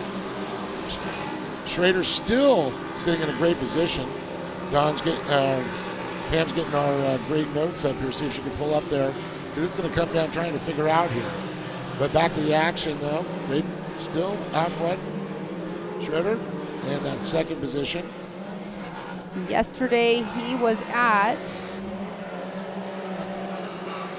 We'll find that out in just a minute, but look at that amazing view right there. And a little bit higher in the turn that time. Did you notice that? I did notice that. Yeah. That is the 894 of Austin Braden going through that Ultimax turn 6. He has his line down right now. He's staying out of the wet spots of the track so he can keep that traction. He is running wide open right now, and he's sending it on the jumps. Coming around for lap number 2 of our expert turbo class. There's 4 laps remaining of this race. And of course 6 laps, I do believe, as we stepped it up from in the amateur classes, and we're going to go to more laps when we get to the pros. I'm sorry, 6 for these and 7 for the rest of them. Yeah, so our pro classes will be doing 7 laps today. Our pro light trucks, they will be doing 10, and they also have the competition yellow. But right there, number 93, Hall in the Mill. Oh, and it looks like we have the 242 right there off the course, and that will be the 242 of Michael Green. Unfortunate right there. Green had a good position on the start there, but unfortunately ran into some problems as we go around the Ultimax sweeper turn here. I love that turn right there. Yeah. As long as they have it properly set up in that corner, they're doing amazing. But we do have Austin Braden in that number 1 spot, Mickey Schroeder number 2, Grant Stevens in number 3, and it looks like right there they are running 1, 2, and 3, super close. There is a yellow flag out. I was going to say, they look like they're off pace. There's got to be something going on because they're not at race pace right now. Yes, and that was the race car that was off to the side of the race course. And I do believe I'm hearing on the rugged radios right now that it's been cleared. So we're going to pull those yellows back in and get back to racing. And we have another car off pace right there. Not sure That's who a right rear flat. that is. Yeah, it's got a right rear flat tire is what it's saying right now. Oh, such a bummer. That's our onboard camera guy. That is the number 137 of Maxwell Fullman. Off pace there. Look at that amazing view right there. It's kind of like they're in sequence. It's like watching, Formula Drifting. Drift. Yes, I was just going to say that. Get out of my head, Pam. Oh, no, and another one off, 53. the number 53 of Randy Clifton. Oh, attrition. The most overused word in motorsports come into effect. And when you have this many cars on a rough course, it's going to happen, Pam. You know what I was getting ready to say, too, is it could be attrition setting in, or it could be because they had their visors up. They might have ran out of tear-offs as well. Such a bummer, but who knows? With an umbrella. You pull off. Right? And we have 3 laps remaining in our Expert Turbo class. They have 6 laps that they are racing today. Austin Braden still up front, leading the class with Mickey Schroeder in that second position, Grant Steffen and Donovan Willis, and it looks like Austin Dinger. Yeah, Austin Dinger, he was out front yesterday and ended up having an issue and pulling off course and didn't get to finish. That's right, he pulled off course. Yeah, that's correct. I didn't get a chance to go talk to him to find out what happened, but it's good to see him back out here on race course, and he is running in that 5th position. Great overhead shot there, showing the perspective of the gap between them. There's turn 3 down there. There's that speed sport turn coming around up into the Ultimax turn. Austin Braden, Mickey Schroeder, and Grant Stevens, 1, 2, and 3 running on race course right now. But the battle is going on between 2nd and 3rd. Mickey Schroeder and Grant Stevens, they're not too far apart. Austin Braden, he's kind of checked out just a tick, but he's running his own race up front. And what we were talking about too, Dave, is what happens when you're battling for a spot. You start slowing down. You start slowing down. Yeah. The first place guy or whoever's in front of you, they start checking out. Yeah, because he's able to drive his lines, not worry about having to hold somebody off, going with your head, even though you think you got to change your lines when you're battling somebody, but that's it. In the top 3, 8 thousandths of a second, the top 3 right now. I mean, that's just so close. So this is our Expert Turbo class. They have a maximum weight of 1,750 pounds that they have to run. Their class, they have to be a level driver of 18 years or older unless they are approved from Race Direction to be in this class. And that all comes down to our kids that are working their way up in our Expert Turbo class. They're 1,750 pounds is what they have to be minimum. And so it's pretty cool to see them out here racing. Almost catching that tire. I was going to say a little contact there. But that number 444, Mickey Schroeder, and the 261 of Grant Stevens still battling it out. 1 lap remaining. Oh, look at this, getting a little close there. Had to get back on the binders there as he rotates and straightens it out. Coming around the left-hander. Brings us down in front. Heading towards that Good Boy Vodka. That was the mile marker winch jump. You can always see the Good Boy Vodka viewing area. They always have the best seat in the house. And they're all under shade. It's awesome down there. There is our checkered flag out for Austin Braden in that number 1 spot. Mickey Schroeder and Grant Stevens unofficially 1, 2, and 3. Donovan Willis coming in 4th position. Austin Dinger in 5th. Chase Kemp 6th. And we'll see where Mr. Lee Knowles comes in here. He was running 7th position, which he still is in 7th. Blake Helms 8th. What a great race we just had. Oh, definitely. It was interesting. I love that onboard that we had, seeing how much mud was coming in there. He went through his tear-offs, had to flip up his visor, had to close his eyes, driving by the force, all kinds of crazy stuff. Yes, those are the, I mean, I shouldn't say it's the best, but those are the best photos that you get when you come in after racing like this, and all you can see is just the whites of their eyes. And they're just covered in mud. I absolutely love those photos. And it's amazing, they got with the full face helmets on, they got the dust, shield on, keeps mud out. Still, it gets up into there. And look at these cars, just caked. And I'm not sure who that just came in behind Kyle Arkenau, but there he had a right rear. It looked like they might have had a tie rod broken or something. And there, Miss Breesy coming in, getting that checkered flag as our last racer out on race course today. But what an amazing race we had out there. It looks like Pablo Jimenez, Cooper Stewart, Joel Smith, and Rusty Pipes. We know Rusty Pipes had issues with his car from yesterday, so he wasn't out on course. But Pablo, Cooper, and Joel not have 1 spot. And here's your handy unofficial result. Austin Braden in the 894 takes the top honors with Mickey Schroeder in the 444s in 2nd. 3rd is Grant Steffen in the 261, followed by Donovan Willis, Austin Dinger, Chase Kemp, Lee Knowles, Blake Helms, Jake Frederick, and John Kellegrew. And then in the 11th position, Kyle Arkinau, Kendra Hoop, Andrew Shipman, Jason Roper, Chris Adelot, Bree Seek, Randy Clifton, Maxwell Fullman, Stephen Mokel, Michael Green. And then we have in the 21st position, Pablo Jimenez, Cooper Stewart, and Joel Smith. What a great I'm saying, unfortunately, Cooper Stewart and Joel Smith not making it either. I'm seeing 0 laps on that. And there's a great view right there of our Good Boy Vodka viewing section. And they are under the shade having their cold waters. But it sounds like we are going to have Miss Tiffany Stone down there with Austin Braden. So, Tiffany, take it away. Austin Braden, so good to chat with you down here. You were started in the second row, but once the race kind of started, you were out there, you were checked out. You did have Schroeder and Steven right behind you. What was your spotter saying to you when we were trying to navigate these track conditions?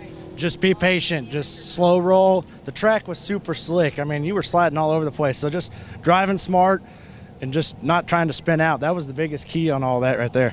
Well, we kept talking about track conditions being a little muddy. You did say it was muddy, but with that clean air, that kept you out there. There was quite a battle for second and third right behind you. How do you keep yourself calm in situations like this, knowing you have a good gap on them and you don't want to lose it, so they capitalize on that?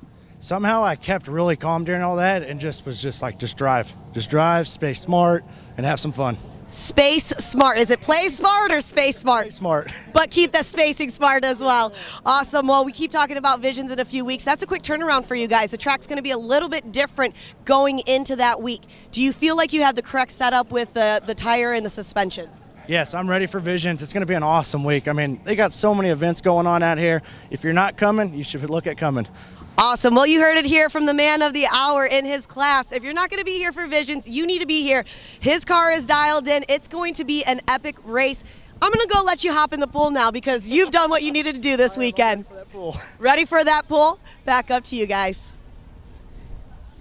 Thank you, Miss Tiffany Stone. Austin Braden, awesome race by him. Yes, definitely. And like she said, he's going to go hop in the pool and enjoy. Look how clean he was. He didn't know go jump in the pool. Everybody else, you should pay for everybody else to get into the pool and clean off because I'm clean. But make sure you go hop in. We do have outdoor showers out here. Go hop in those outdoor showers before you go hop in the pool. But we do have some viewers over in our Good Boy Vodka area viewing the race. And I see somebody familiar right there just hopped in on the motorcycle getting ready to spot. It's like, where's Waldo? Where's Christian? Pam's husband there. But you know what, Pam? I know he wants to sit here and be ready. Of course, you know, we got Hank coming up, but he's going to be getting the best seat in the house for the Pro Lights. And 4 more races, we're going to be seeing them at the track. Exactly. I cannot wait for that race. That's a very exciting race. But we are coming up here in just one moment. We have the Amateur Turbo class. They will be doing 6 laps today. And we have roughly, I'm not sure exactly how many we have in that class quite yet, but you can see them all lined up right there on our MRT Can-Am start line. Well, you see them all lined up, ready to go here, getting off stage there. Looks like they're making sure everybody's ready in the last minute getting into that position. This is not going to be a rolling start. This is going to be a regular land rush. Yes, and so our expert and our pro classes are the ones that we're doing the rolling starts this weekend, and also our pro lights as well. Pro lights yesterday actually did a land rush start. I've never seen that except at like Crandon, having a land rush start. So it's pretty cool to see them do that out here. I love seeing it, and of course how they run up the race line ridge there and keeping the speeds. You can see that the track is in pristine conditions for our amateur turbo class. It's going to be super cool to see. Yesterday they had a little bit of mud like we've seen because they went out right after the water truck came out. But that just happens, you know, it's just the luck of the draw. We have to keep the water down on the track, and it makes it really good. But there's an amazing shot right there of our starting line. That is the 811. I don't have my starting grid right up here quite yet, but amazing shot of our starting line right there. You can see him saying hi. I feel like number 26 right there going back and forth with the with the wheels. For some reason, always that's the thing the drivers do, you know, whether you're driving and scrubbing the tires, but you're just trying to feel the steering wheel. Seeing the play, you know, you want to feel that steering box is nice and tight and good. But, you know, we're still waiting for one more driver there, and I think it's a great time to go to a break. So, folks, oh, no. So we're not going to go to a break. We're going to go actually. Oh, my gosh, you said break. But right there we can see they are getting the drivers all set up. We do have some drivers that are crossover classes, so that could be what we're waiting for right now, but they're getting them all on the line. Make sure they're all lined up perfectly straight out there And on it looks like our- here he comes. I do believe that driver's going to come in and get into the staging position there. All right, and what they do when they come down that hill, they come down, but you get the person that is in the first in points coming down that hill, they get first pick of the gate. So that's how it happens. And as you're filtering down, you get to pick your gate. And I can see right now that the gate picks have been changed up just a little bit, but we do have some people right there that watching and waving. And there's Rusty Pipes right there giving us a thumbs up. He's got a Hi, great Rusty. seat in the house there. Great to see you out here. Bummer about your car, but we will see you next round. But that is our Good Boy Vodka viewing area. That is also our spotter section as well. So he's out spotting. I'm not sure who he's spotting for right now, but that's pretty cool. I love it out here seeing everybody spot for each other. He's actually probably spotting, I think it's Randy Boynter that's out there will be racing. That's another one of their buddies. Great overview of our starting grid. And you can see there's 2 rows there, so they both will start at the same time. Somebody might get a little Nerf action going on. Yeah, it happens. I mean, this is where the nerves are going for me every race. But you can see TW already gave him the thumbs up, getting ready to wave that green flag, and off we go. Amateur Turbo off and running. All right, so we have Justice Schmieder, that is in the number 26, Charlie Stewart, Hank Hall, Parker Frank, Rich Raby, Ariel Bayarski, Damon Langley, Mitch Frank, Jace Chilson, Jeff Gorshitz, Brittany Duncrisco, Randy Boynter, Sean Murphy, Kevin Hall, and Bruce Davidson out on the race course. And look, everybody made through the Project X turn 2 with no issues whatsoever. Thought there was going to be a little contact as they come around here. They're going to be serpentining their way up through the Speed Sport turn. And we'll get Coming some around. numbers here in a minute. This race course, we do not have a double loop like we have in the past. We are still in progress. The course will be changed up a little bit for visions as well. So right now we only have 1 timing loop out there, so we can only give it to you once they come around. They will be doing 6 laps today.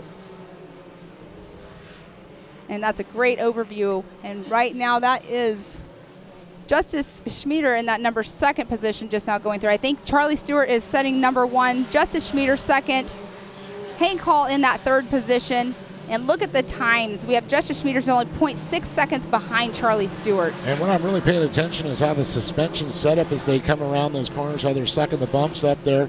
You know, dialing your suspension is so critical, especially on this track right now. It's a temporary track. They've done a great job just getting this track to be in race condition right now is a great job. Oh, and that's looks Brittany. like a door has flown open, but they do have window nets there, so I'm wondering if the opening there, they're going to make her pull over and get that latch closed. Yes, or maybe she can notice it and reach around and get it, but that was Brittany Duncrisco. But we do have already battles going on between 1, 2, and 3. That is Charlie Stewart and Justice Schmieder in the 1 and 2 position. Hank Hall running in that 3rd spot. Damon Langley in 4th.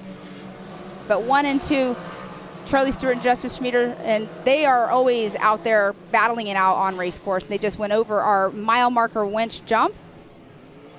Now looking at some of the lap times here. Charlie Stewart, though, with a 1:08 this time by the 4:55. Let's see, with a 1:08.313. So 2nd place, actually, Schmieder a little bit quicker.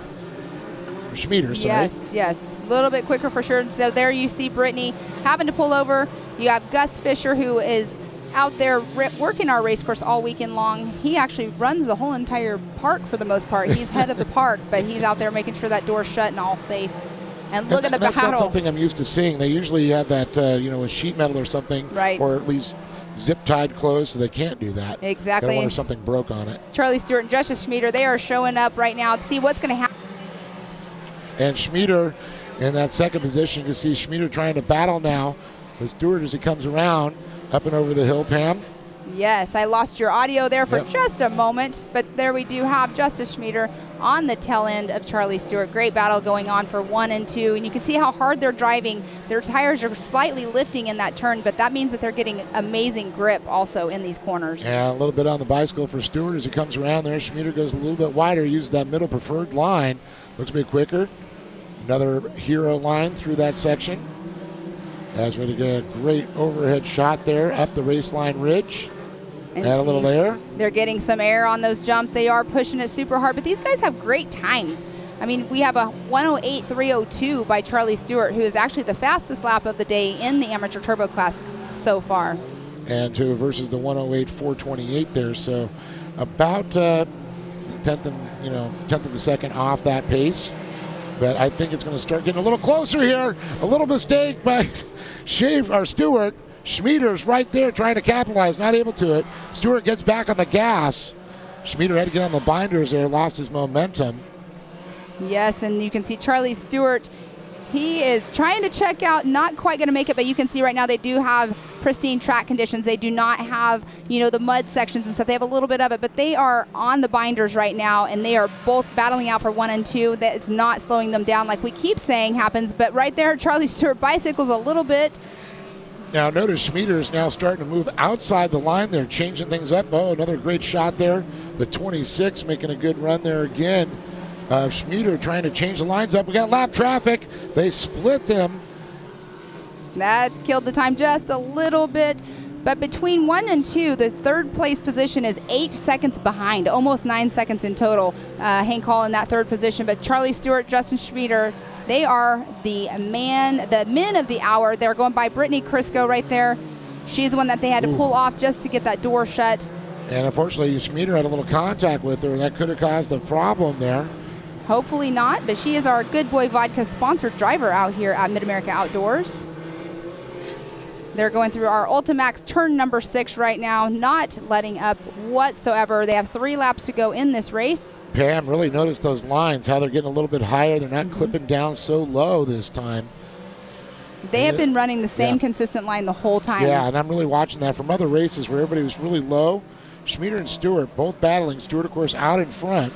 Now look at this. Schmieder's trying to move out, trying to get a little daylight. And the white flag was just out for Charlie Stewart and Justice Schmieder. Oh, contact was made. So you might get a little physical. Some elbows might be thrown. Sometimes it could benefit you, but it did not benefit Justice Schmieder on that one. Schmieder now going high, trying to get a nice run up.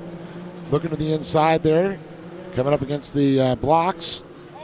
Contact again. Oh, look at that. That was Charlie Stewart just now with contact from Justice Schmieder, changing it up. So that gives Damon Langley, Parker Frank, Hank Hall, and Richard Raby a little bit. Oh, and he's broke. What a bummer. Oh. What a bummer. Wonder, I'm not going to make the call or say, but that was a little contact there during that situation. You can see right now we do have our race directors on it already, but we do have Charlie Stewart that we saw had an incident. Justice Schmieder is going to be coming through right now, getting that green or checkered flag over our mile marker winch jump. Well, when it comes into white flag racing, sometimes things like that happen, but here comes a checkered flag, and it's going to be Schmieder unofficially taking the win.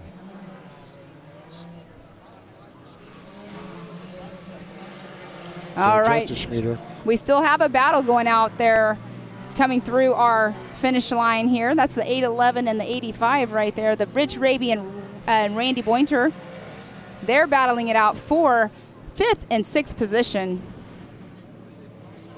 What a great race that we just had by our amateur turbo class, and look at them launching off. So Parker Frank coming in that 2nd position. So we will see what's going on here in just a moment. We got some cars still out on race course. So Parker Frank. It sounds like we are going to have a replay. Rich Raby, so and replay. It's kind of crazy right now. Justin Schmieder, the word is in from race control, has been disqualified to rough driving. And it's unfortunate, and it's a rough situation. So I gets in the binder to get into them, but you got to know to lift or get out of it. So it's a little unfortunate that happened there. It sounds like we're going to have an AMSOIL replay here in just a moment of the incident. So AMSOIL replay right here.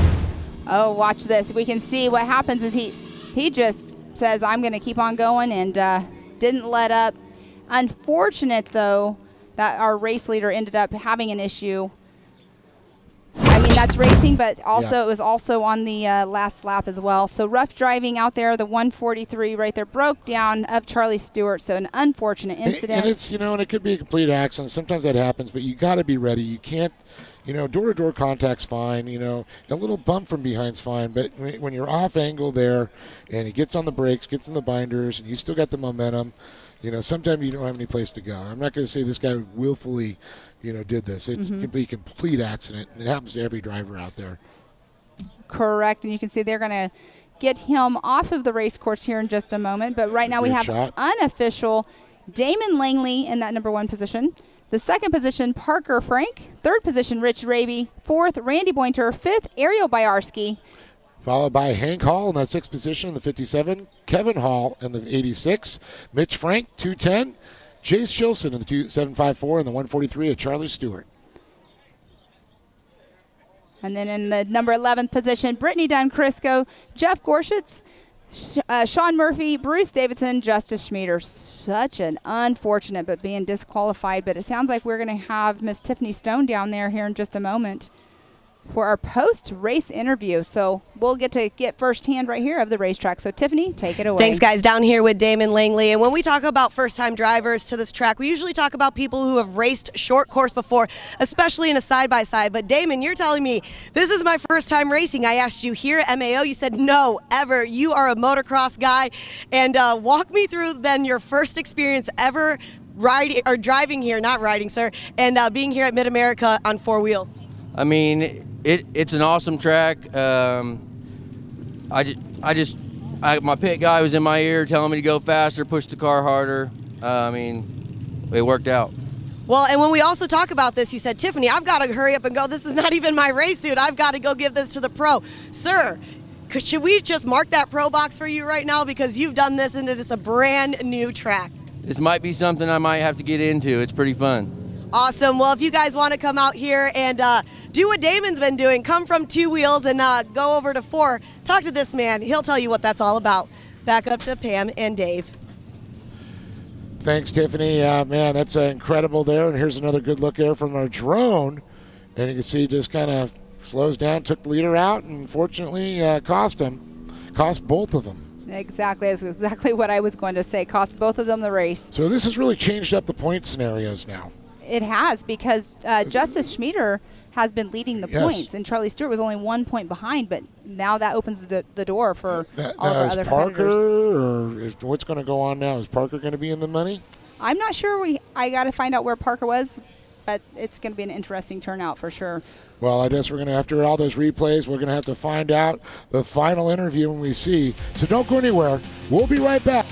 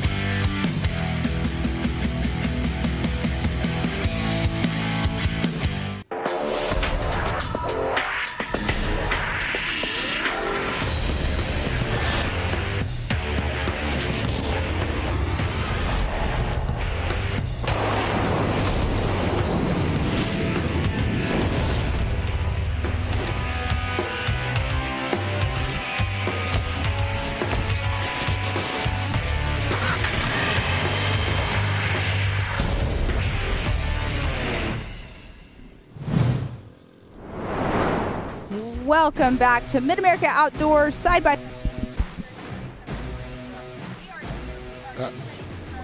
Well, welcome back, folks. I got to thank you guys for all keeping tuned in for the great racing. Again, we've got women's naturally aspirated up next. Great shot of the American flag here on Memorial Day weekend, and remembering all the great folks that sacrificed for our freedoms, and we so thank you for that. And love to see the red, white, and blue. So we're about ready to get racing here with the women's naturally aspirated. So we're going to take a look at here. All right, we have 7 cars taking that green flag. We have Camber Kirchmeyer, Leslie Yoshimoto, Josie Watkins, Annie Schroeder, Brooklyn Singleton, Crystal Rowden, and Jocelyn Ware. And up the race line ridge, here they go. There's turn 1. So we actually have had 6 out of our 7 cars take the green flag. Not sure which one is not out there right at this moment, but they are already bunched up. But we, like you were saying earlier, we'll be together and then they go apart and then they get back together. So the old accordion effect, as I like to call it. There we go. And they're going through that turn number 4 speed sport. There'll be no polka involved in this one. All right, that is Josie Watkins out front in her RS1, followed closely behind, just now getting passed by Leslie Yoshimoto, and that is Camber Kirchmeyer in that number 3 position. These 3 ladies, I predict that they are going to be neck and neck this whole entire race. Definitely, you can see the RS1 there in first and second, and then we're going to go back a little bit deeper there, and we've got, I do believe, a lot of Razors, and got a Honda Talon in the mix. Of course, that's going to be Leslie Yoshimoto on top right now, but Camber Kirchmeyer running 3rd. She's in that Talon. Yes, and she actually won this race number 1 yesterday, Yes. so we'll see what she ends up, because she comes back out again, I believe, in the women's turbo class. Turbo. Of course, running a naturally aspirated car in the turbo class. That's always awesome. But right now, Leslie Yoshimoto. Leslie Yoshimoto out there trying to make that pass on Josie Watkins. It's going to be, like I said, you know this. We watched this race yesterday. It's going to be neck and neck the whole entire time. But right now we do see Leslie Yoshimoto is kind of checked out just a little bit. But that's because Josie Watkins and Camber Kirchmeyer, they're battling it out right now. And that's what we keep saying. It slows you down as a driver when you know that you're trying to keep that position and not get passed. Yeah, I'm sure Leslie's not upset that at all about that. Says, hey, guys, just battle it out behind me, ladies. Yes. Now, in this class, the young women have to be, their starting age is 13 and up in this class. So it's really cool to see the women's out here. The women's NA class, they have a minimum weight of 1650 in this race, in this class as well. But starting with the age group of 13 and up is pretty cool, because I know that we have some young ladies right now in our youth class that'll be stepping up here very soon. And that's so cool with the women's program and bringing through it. And, of course, a lot of these ladies race in the men's class and do very, very well. You know, we'll see Kendra, battling with them later. But right now, it's all Leslie Yoshimoto out front with Watkins and Kirchmeyer battling for second. No, it's getting close. A little bit of contact there. Yes, a little bit of contact, trying to get through. This is where Camber Kirchmeyer, she's just trying to find that opening, trying to get where she can get past Josie Watkins. And it's tough whenever you're battling it out, trying to run the same lines, but trying to find that line that you're wanting to go around. Yesterday, she was also behind Josie Watkins, filling out the lines, watching her lines. So here we are again with them battling for second and third. That's one thing I talked to a lot of the drivers, and I said, in practice, we got someone over on their side there. I don't know if you can see the number on that, the teal machine. That might possibly be the number 17 of Brooklyn Singleton. Can't quite make that out. Getting back to my thought is during practice, you want to work on one line. Okay, pretend somebody's in that line and work on another line. So you have your fallouts. Yes. Break the track down to a couple ones, and then it looks like it is the... That is actually not the 17. That is the 13 of Annie Schroeder. Does that make it 31 when they go upside down? 13-31, 13-31? Well, her and Brooklyn, they kind of have the same color paint scheme, so I wasn't sure which one that was. But unfortunate for Annie, I called her Andy yesterday, for Annie having a little bit of issues and end up on her side. But you can see right now our ladies are all on a local yellow caution. abiding by the rules. It is a 25-mile-per-hour speed limit whenever they are going by our caution flags. And you cannot change your position. Correct. And there you can Or hear gain a them in the position. background. You can see them on the screen. They are definitely back up to speed. Camber, just like I said, trying to find that line. In this situation, Dave, what do you think is going through Camber Kirchmeyer's head right now? Well, I mean, one of the things is getting a little daylight there, is waiting for it. You can't, sometimes you got to go to the high side and try to make it force the situation. But look at that. Josie Watkins actually made a pass and Yes. got by Leslie Yoshimoto. Yeah, Watkins up in the front now. They're getting ready to go up this raceline ridge. So now we're going to have a battle between Leslie Yoshimoto and Camber Kirchmeyer. And Camber gets by Leslie. So I'm wondering if Leslie's having some issues. Yeah, because she was running a good pace early on, wasn't in danger of doing anything. Now it looks like she's picked it up a little bit as she starts to come on the back bumper of Yoshimoto. But Kirchmeyer kind of, made a nice position to be in right now as they got him that local caution once again. Yes, and right here they can't pass, but they can bunch back up is what they can do. So they're taking it slow through these turns. Now where's the point? All of a sudden, okay, when they get through the section, they get back on the gas. So right now they're going through Speed Sport turn 4, and right as they pass this yellow flag, they can get it back on the gas up in turn number 6 in our Ultimax turn 6. And they're back on the gas once again. Here we go. And you can see Camber, she was trying to see if she could maybe get on the gas a little early and get on the outside of Josie Watkins, and it didn't quite happen, but you can see she's on her bumper right now. They also know what just happened in the last race, too, so you know that that's in the back of their mind. Don't touch tires. Yeah. Yoshimoto went really wide, lost a little bit of ground there for a second there, and he went way up into the marbles. White flag is out, 1 lap to go. Josie Watkins currently our leader, as Camber Kirchmeyer in the second, and it looks like it's 0.2, so that's 2/10 of a second, dude. Man. That is going to be awesome to see how this finishes up. But, they are actually, the local caution has been cleared up, so they don't have to worry about it this time around. So they're going to run all the way to the checkered on this one at this point. Watkins, Kirchmeyer, Yoshimoto. We lost Singleton. Yoshimoto in the sorry to interrupt you, Dave, but where's Yoshimoto? She's been right there in the mix, and now she is not running in that third position up close. And there we see her back there quite a bit. Making it through this lap traffic, though, this is what's going to make it or break it for these ladies. And that is, might give a chance for Yoshimoto to get back up again. and that's the 88 of Crystal Rowden that they just now went past. As a true sportsman driver, she let them get past because she knows, as her spotters are probably telling her in the ears, that, hey, the leaders are on your the bumper. bicycle right now. Kirchmeyer gets a little out of control, swaps it, alligator tails. And that's where we're saying all the time, on this last lap, how hard do you push it? She was trying to push a little too hard and ended up not being able to get right back on Josie Watkins, taking that checkered flag. Super awesome at the MRT Can-Am start-finish line. So a good run once again. Congratulations to Josie Watkins, Camber Kirchmeyer, and Leslie Yoshimoto, able to make it in there. She lost a little ground there, but still able to hold on to a third place coming in here in race 2. So that definitely will change things up here for the overall. So we're going to have to find out the stories of what happens when we go to our trackside reporter here soon. Yes, and there we just had Brooklyn Singleton coming through, getting that checkered flag, and Annie Schroeder as well coming through. We did see Annie Schroeder having a little bit of an issue, so she was 2 laps down at the end. But what an amazing race by our ladies out there, driving their hearts out. I love the women's class. I mean, it was great. Yoshimoto up front there. Kirchmeyer was running good with, her. And then you got, of course, Watkins, who was in third, went to second, got up to first. And then, of course, the battle that we watched between Yoshimoto and Kirchmeyer was incredible to watching it unfold. And it sounds like we're going to go into our women's turbo class next. I have to say, Dave, it was pretty cool. Last year, Visions, I got to race in the women's turbo class. Really? I did. It was so much fun. Well, it was Hank's new car was delivered here out at the racetrack, and I was like, you know what? I went to my bosses. I said, can I race? And I entered. And well, I got to break his car, and you understand. I got to make sure we made a good investment.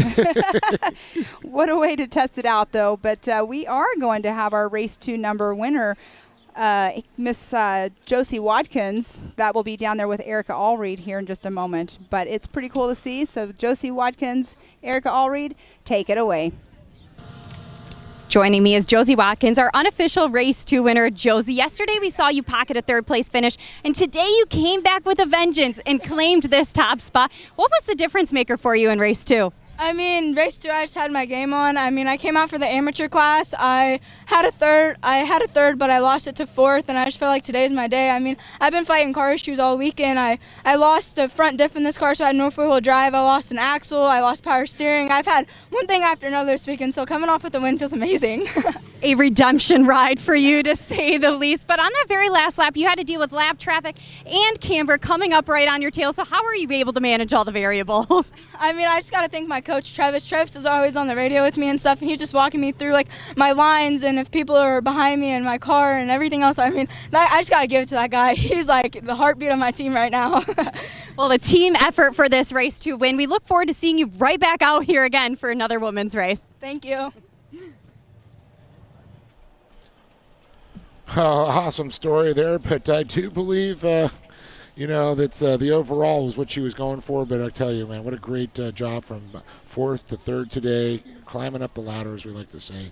That's what we like to see. Yeah, Josie Watkins, she's always out here with a smile on her face. I love having a chat with her. The energy that she was giving in that energy, I just really felt it, and she was so happy, truly happy. Yes, and she is actually one of our MidAmerica ambassadors as well, and that's exactly what we have. We can see track maintenance is going on right now, so we are going to take a short break here in just a minute. So let's hear from our sponsors, and we'll be back right after this.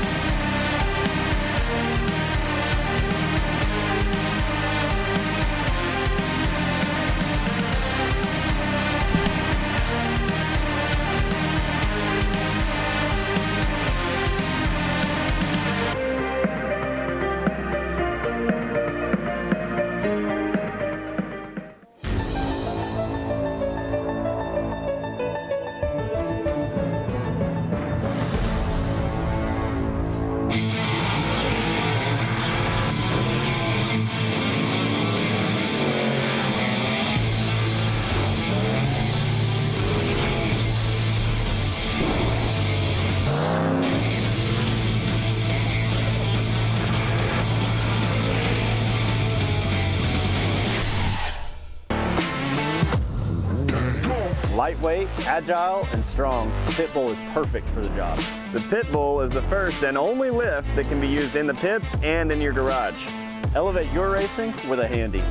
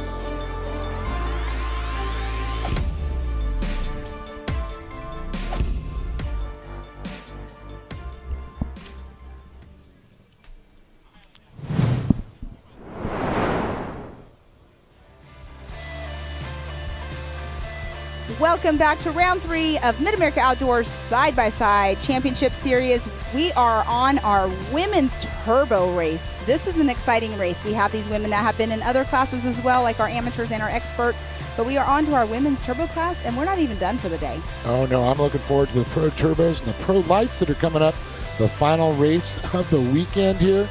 And I'll tell you, after what we saw, Kyle Cheney yesterday was running, he's been so dominant this year, but Cody Miller, he's been on a tear. But it was Hunter Miller, his brother, who led most of the race.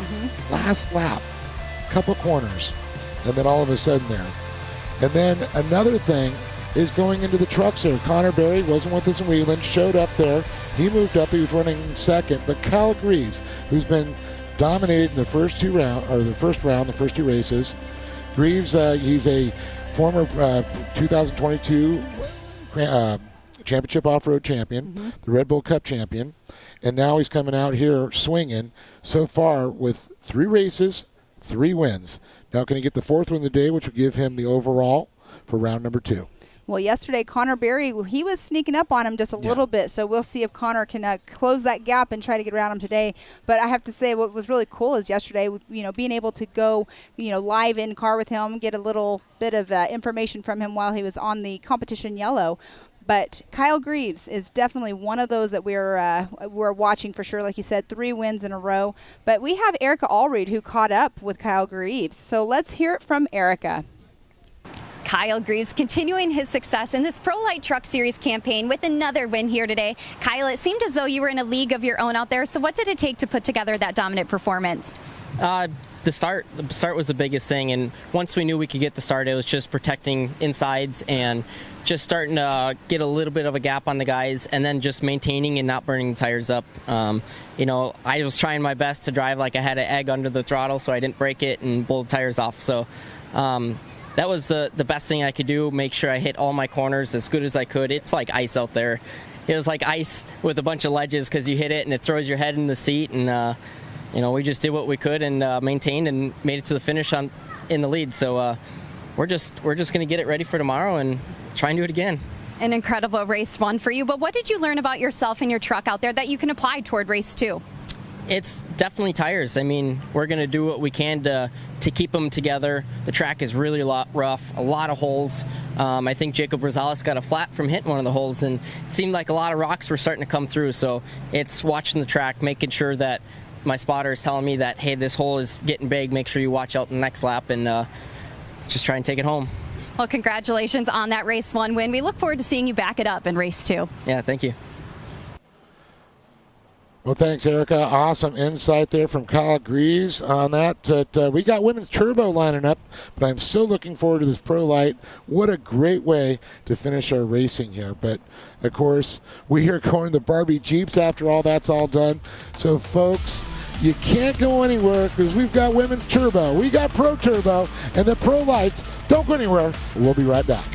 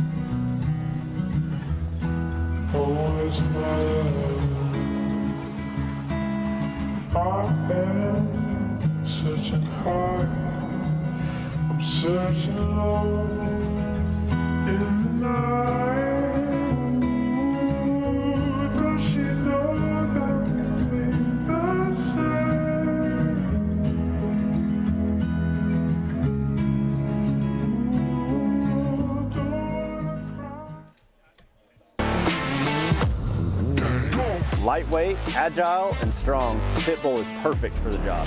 The Pitbull is the first and only lift that can be used in the pits and in your garage. Elevate your racing with a Handy.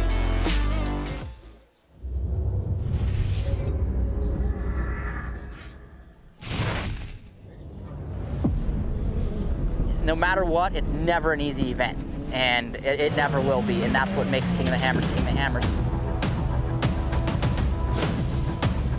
tire choice is everything. I mean, to have a tire that's reliable and consistent and drives well out in the desert, but yet when we get to these crazy rock sections, still has grip and performs, and we can hit these sharp, jagged edge rocks and not have a problem, is what we need. And the Rockzillas definitely are second to none when it comes to the UTV tires. And it just speaks traction. It's got big lugs hanging off the side. It's got big lugs down the side of the sidewall of the tire. If you're gonna look for something that makes traction and is gonna grip in rocks and dirt and everything, you look at a Rockzilla and go, man, that thing looks like it's gonna do the job right there.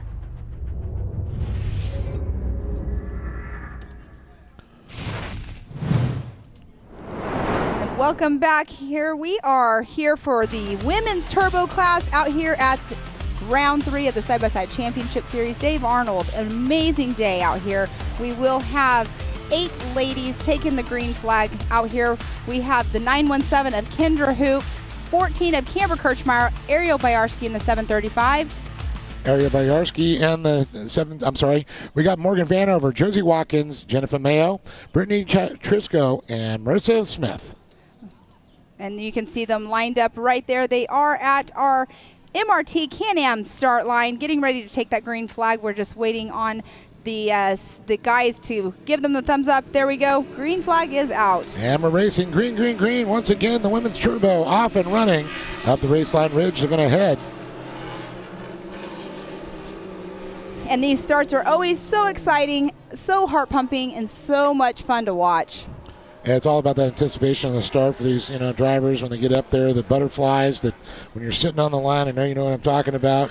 Anticipation for that green flag drop, and you smash the throttle down, get on the loud pedal, and here we go racing. Yes, and we do have some familiar cars out there on the race course. We do have Camber Kirchmeyer, who just came off, Josie Watkins as well. Brittany Dunn-Crisco, she was in the amateur turbo class earlier on, but we have the familiar cars literally that just came off the race course. And once again, the ladies taking a naturally aspirated car and racing in the turbo class, which is totally legal. You just can't exceed, and, well, I guess you could put 4 turbos in this game. But, one of the things you're just basically, going a little underpowered there. Yes, and Josie Watkins, you can see she is actually out front right now. I can't quite make out who is in that second position, but we will see here in just a moment. But that is the 719 in that second position.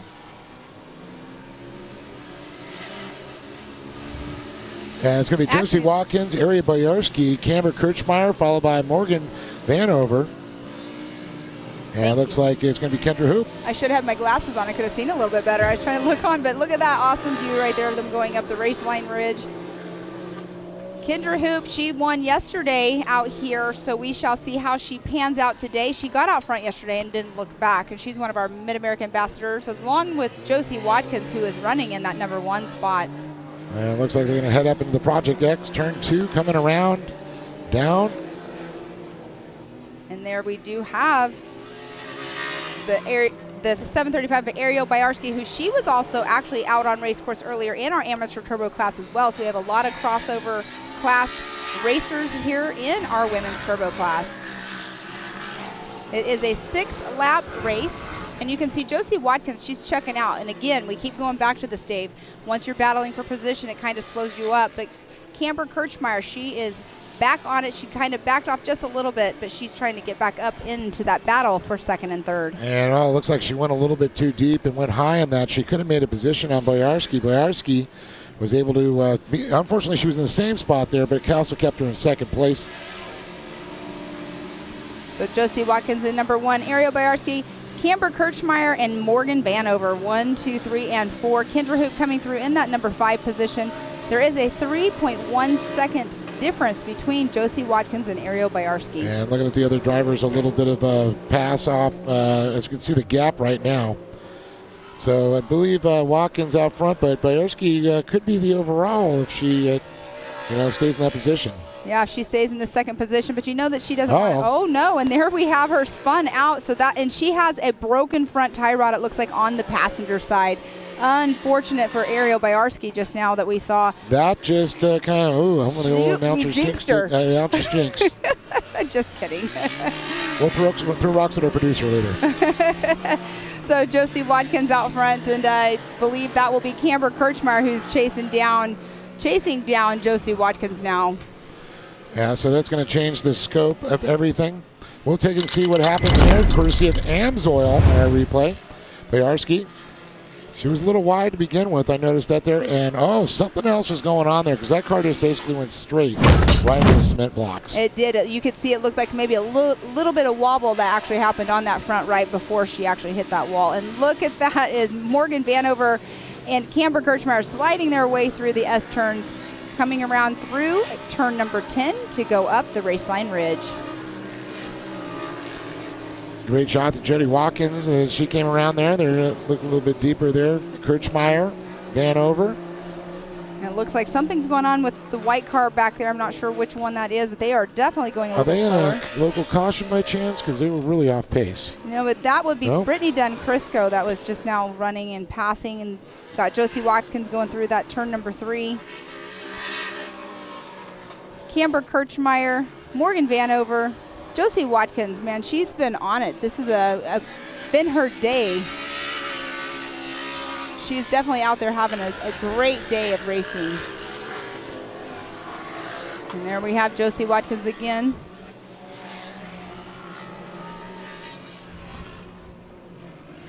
So Josie Watkins right there, but it sounds like we have on our Rugged Race Radio some information coming through. Yeah, Kirchmeier could take the overall now, but there's also other scenarios. If Kendra gets in another 2 cars, she can move up into the top position. And we still got some laps to go here. This is not over yet. And, oh, no. That is Morgan Vanover that we see stopped. She was running in that 3rd position, running a great race herself. 2 cars already out. Attrition once again hitting racing here. The women's turbo class feeling affected. So that bumped Kendra Hoop up 1 position, so she needs one more spot. Kendra Hoop, MidAmerica Ambassador. She needs Kirchmeier. Kirchmeier, basically the battle, that will be for the overall now. So they do have quite a bit of a distance. They have almost an 11-second difference in their time. So Kendra Hoop, right now, she's running in that 3rd position. If for some reason Camber Kirchmeier, starts slowing up just a little bit, that'll allow Kendra to catch up. But right now, Camber really can't make any mistakes, because if she does, that will allow Kendra Hoop to get past her. Yeah, there's a good little gap there. It's going to be close with 2 laps to go. But from whether we've seen crazy things happen, you never know. Fortunately, we just saw that earlier on. And a local yellow, so we're now bunching them up. This is going to change things here. She's going to allow, get a little bit closer. All right, now we do have back on the gas, we have Miss Kendra Hoop. And Kendra Hoop, she also raced in the Expert Turbo class, but there we have the white flag out. Josie Watkins running in that number 1 spot still. Kirchmeier goes by, as well as Hoop. Kendra Hoop, let's look at their times here. Kendra Hoop. 121.9 to a 121.1 with Kendra Hoop. Yeah, she actually picked up a little over a second, yeah. Still 9 seconds gap, though. That's a good gap. Yeah, Camber will have to have something happen to her to be able. Yeah, not a lot of time left in this race here for things to happen to make up a 9-second deficit at this point.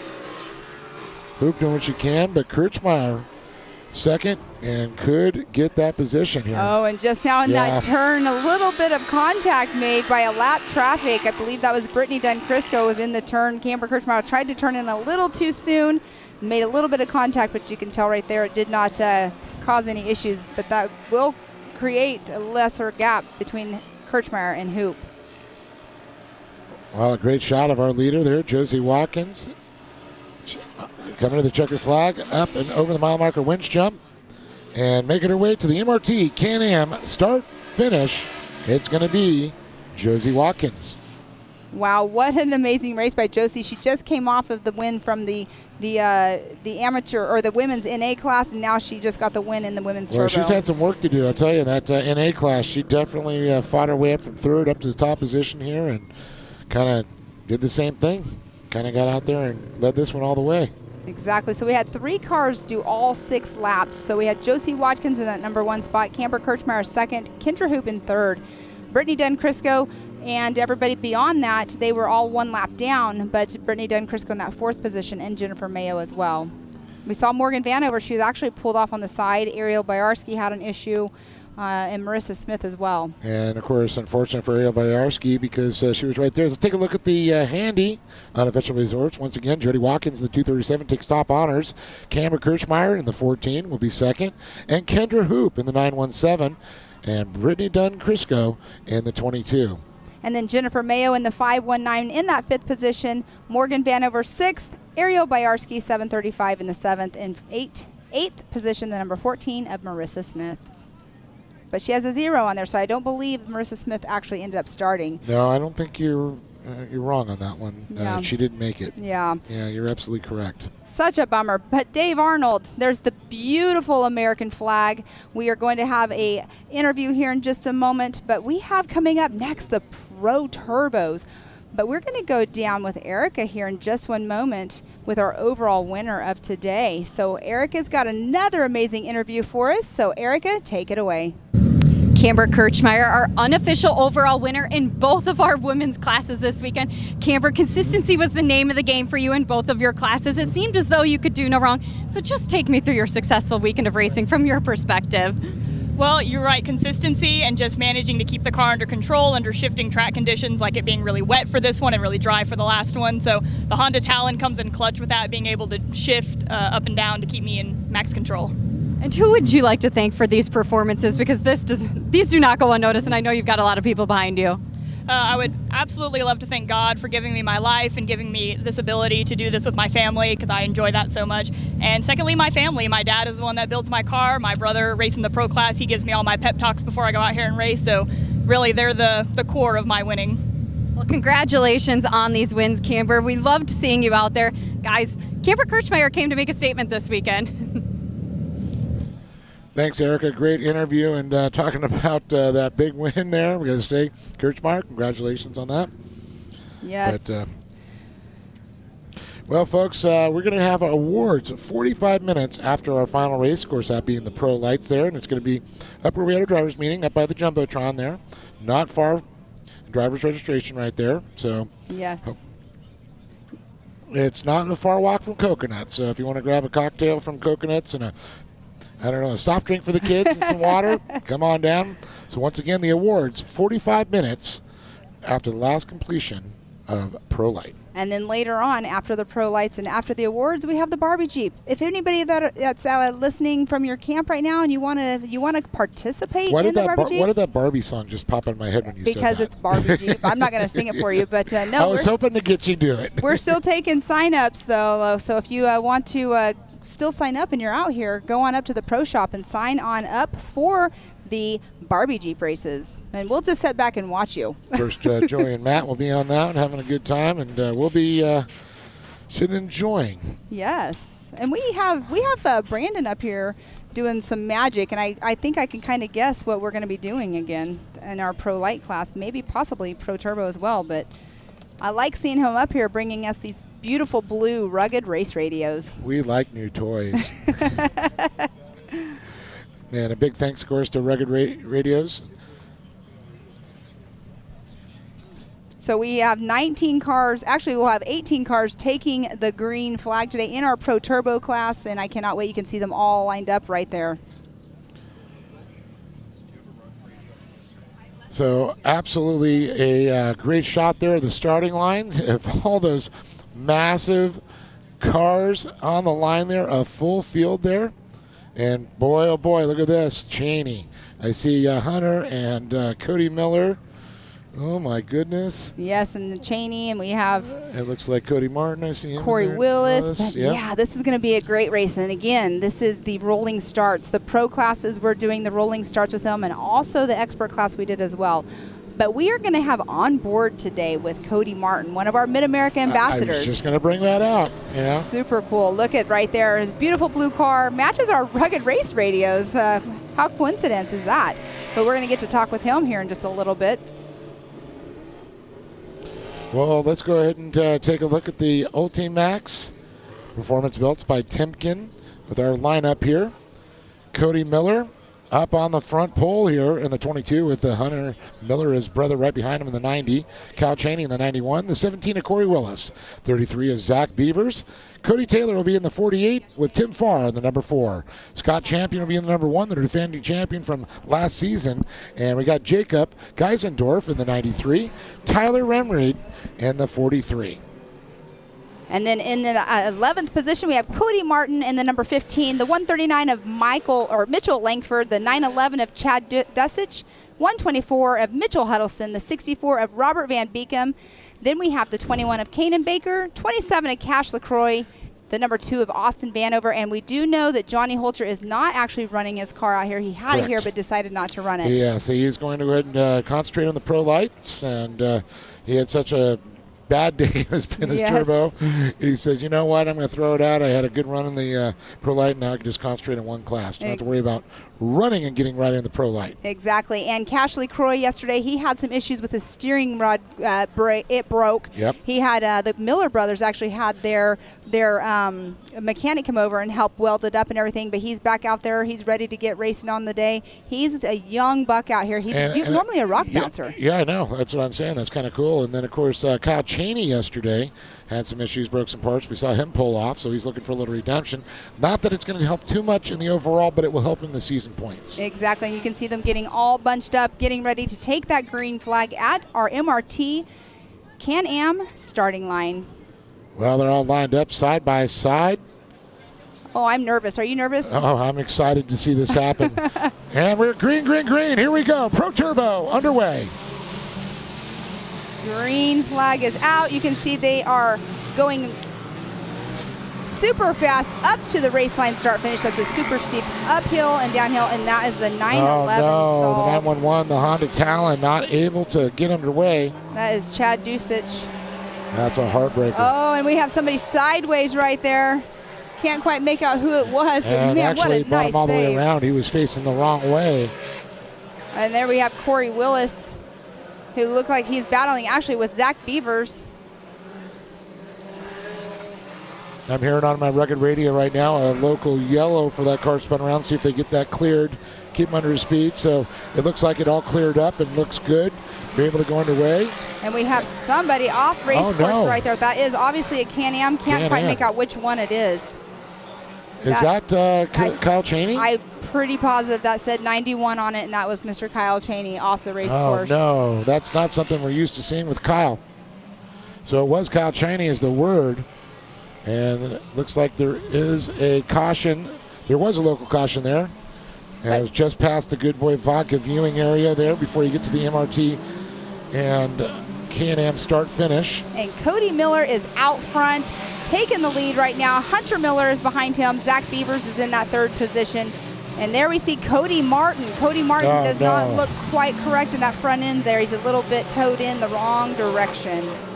So unfortunate for Cody Miller, who has our onboard camera. So I'm wondering if he ended up having an issue like hitting a wall or what happened here. Yeah, definitely the camber on that wheel is not sitting correctly whatsoever. Very unfortunate. There's Chad getting towed off right now. Unfortunately, that happens every once in a while. And that's what we call is racing. Hopefully his AAA's all paid up. And we do have a battle going on right here. Can't quite make out the numbers, but they are at it. And I think that actually it's Corey Willis. Corey Willis, yeah, and that's what I'm Zach saying. Beavers battling it out, going through. Battle for fourth. Yes, it is. A little bit of dust there. You can see as our drone goes right through it, able to pick up the footage. Watching this battle there. Willis, Beavers, and it looks like Cody Taylor trying to get in the mix also. Yes, so we have a battle going on right there between 3, 4, and 5. Tim Farr's not far behind. But Hunter Miller has a 2.2 second, or Cody Miller has a 2.2 second lead over Hunter. So quite a gap there. It doesn't seem like it's much, but it actually is. Great drone footage right there of our raceline bridge. And then we get the great overhead shot there showing the gap between the cars. You're watching accordion bunch up there and in the turn. And that is our 3, 4, and 5 right now of Corey Willis, Zach Beavers, and Cody Taylor. They are all bunched up, and they are battling it out for that third position. And you can see a nice little gap going back to Tim Farr there, as well as Jacob Geisendorf. great footage here. Our water trucks are sitting there ready. They're actually filling up our Barbie Jeep right there at the bottom.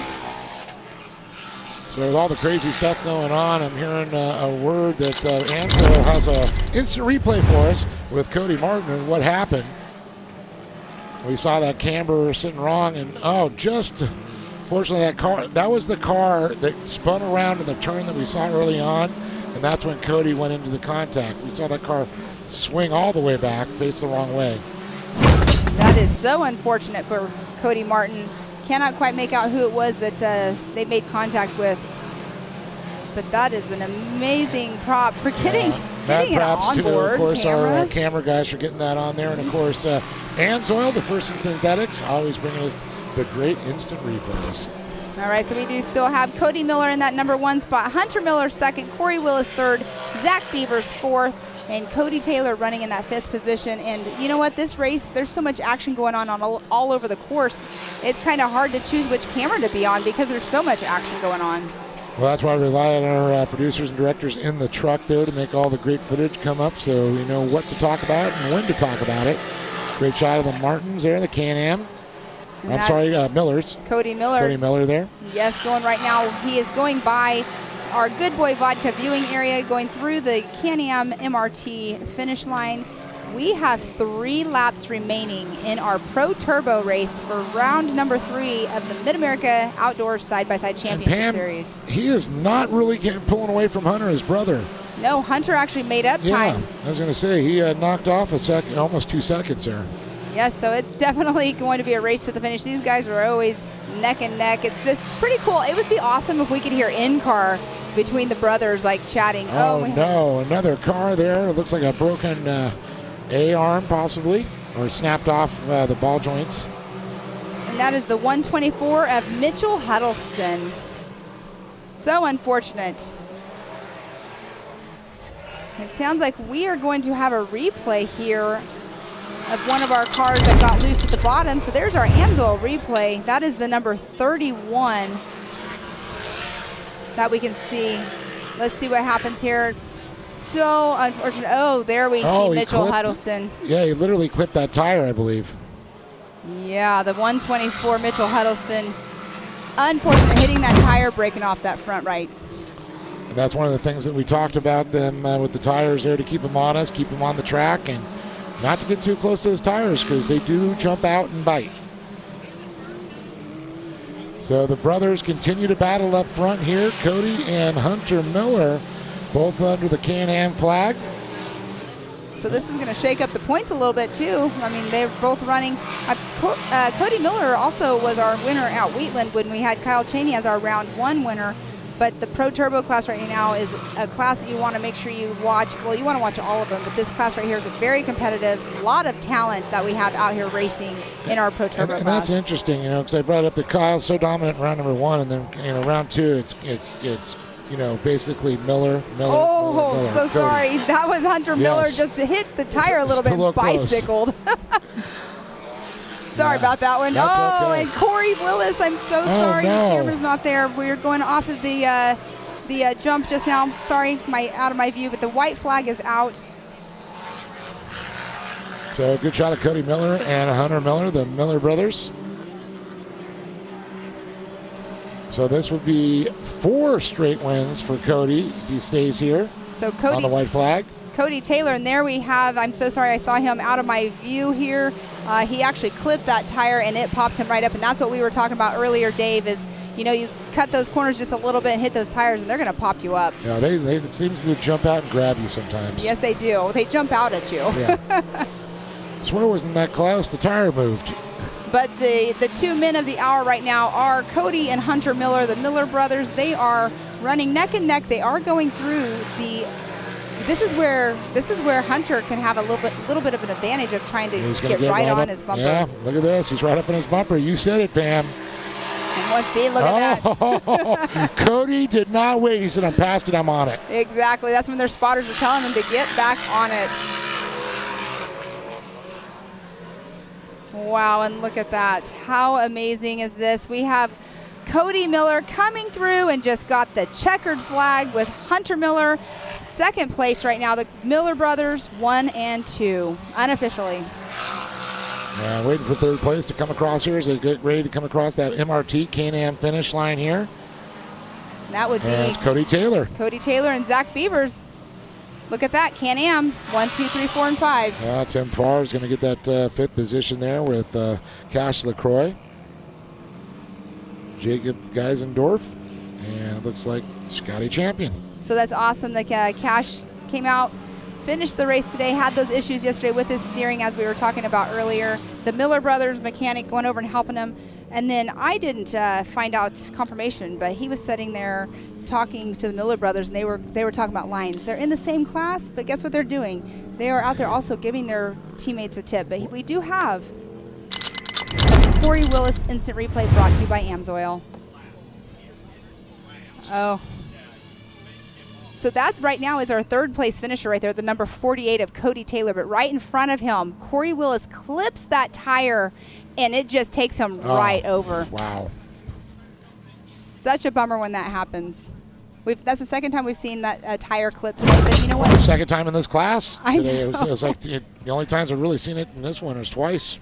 Exactly. But you know what? They're out there because we have certain areas where the tires, they have to be there. Well, we don't want people cutting the course and taking unfair advantage there, and it's a way to keep the drivers honest. And look at the Good Boy Vodka viewing area. What are we talking about? The pro classes are up, and it gets even more full. There's been people out here all day long, filling in the spots, but what a great place to view. You can see the whole entire track from up here. And I'm looking across, I see the grandstands, I see all the UTVs up on the hill up there. I actually see people sitting in the grandstands, which aren't really officially opened yet, but yeah, it's great. I was up there earlier today, and what a view from up there. I can't wait for our fans to pack that at Visions. It is a beautiful view. Best seat in the house. Exactly, and that's a great view right there. That is our mile marker winch jump, but here is our Pro Turbo unofficial results brought to you by Handy. Cody Miller is going to take the top honors in the 22 and the 90 of Hunter Miller.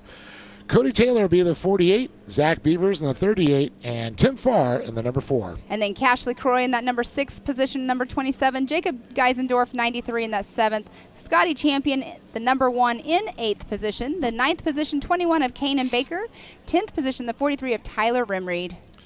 And in 11th is the 139 of Mitchell Langford with Corey Willis in the 17, Mitchell Huddleston in the 124, Cody Martin in the 15. You got Chad Duth, Kyle Cheney, Robert Van Beek, I'm not making the start, Van Over, or Ultra. We're going to go down trackside with our winner interview with Cody Miller. Erica, take it away.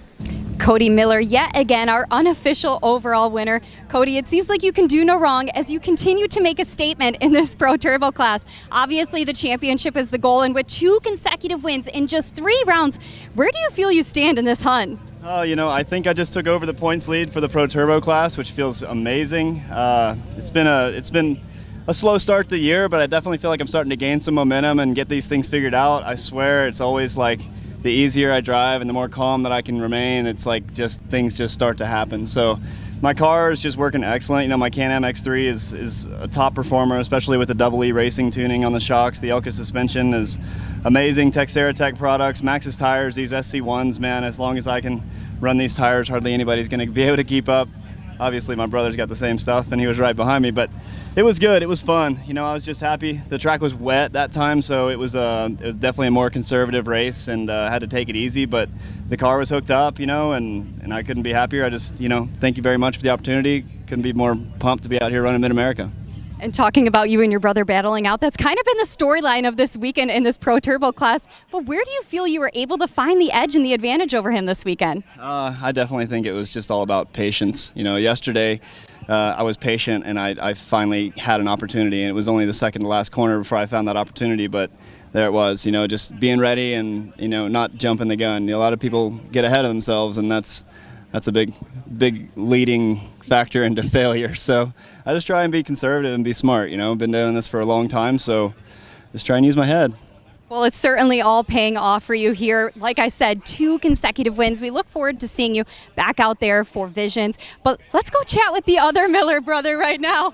We've got Hunter right here. Hunter, putting the L on your forehead. Hey, you still came out very consistent this weekend. Like I said, you guys were battling back and forth and really putting on a show for us in this Pro Turbo class. So can you just take me through these battles from your perspective? Yeah, try to entertain y'all. That's what we're here for. But no, the track, we started off, it was super wet, and you just had to be very calm and patient. I kind of was waiting for the track to come in. It started getting better and better, and I found some lines. I was making up a little ground on him, and then second to last lap, I smacked the tire down there and kind of messed up my power steering a little bit and just worked my way to the finish line. That was the most important thing, was getting a good finish. That should put me second overall for the weekend and just keep me in the points race. It's a long season, and a lot of things can happen.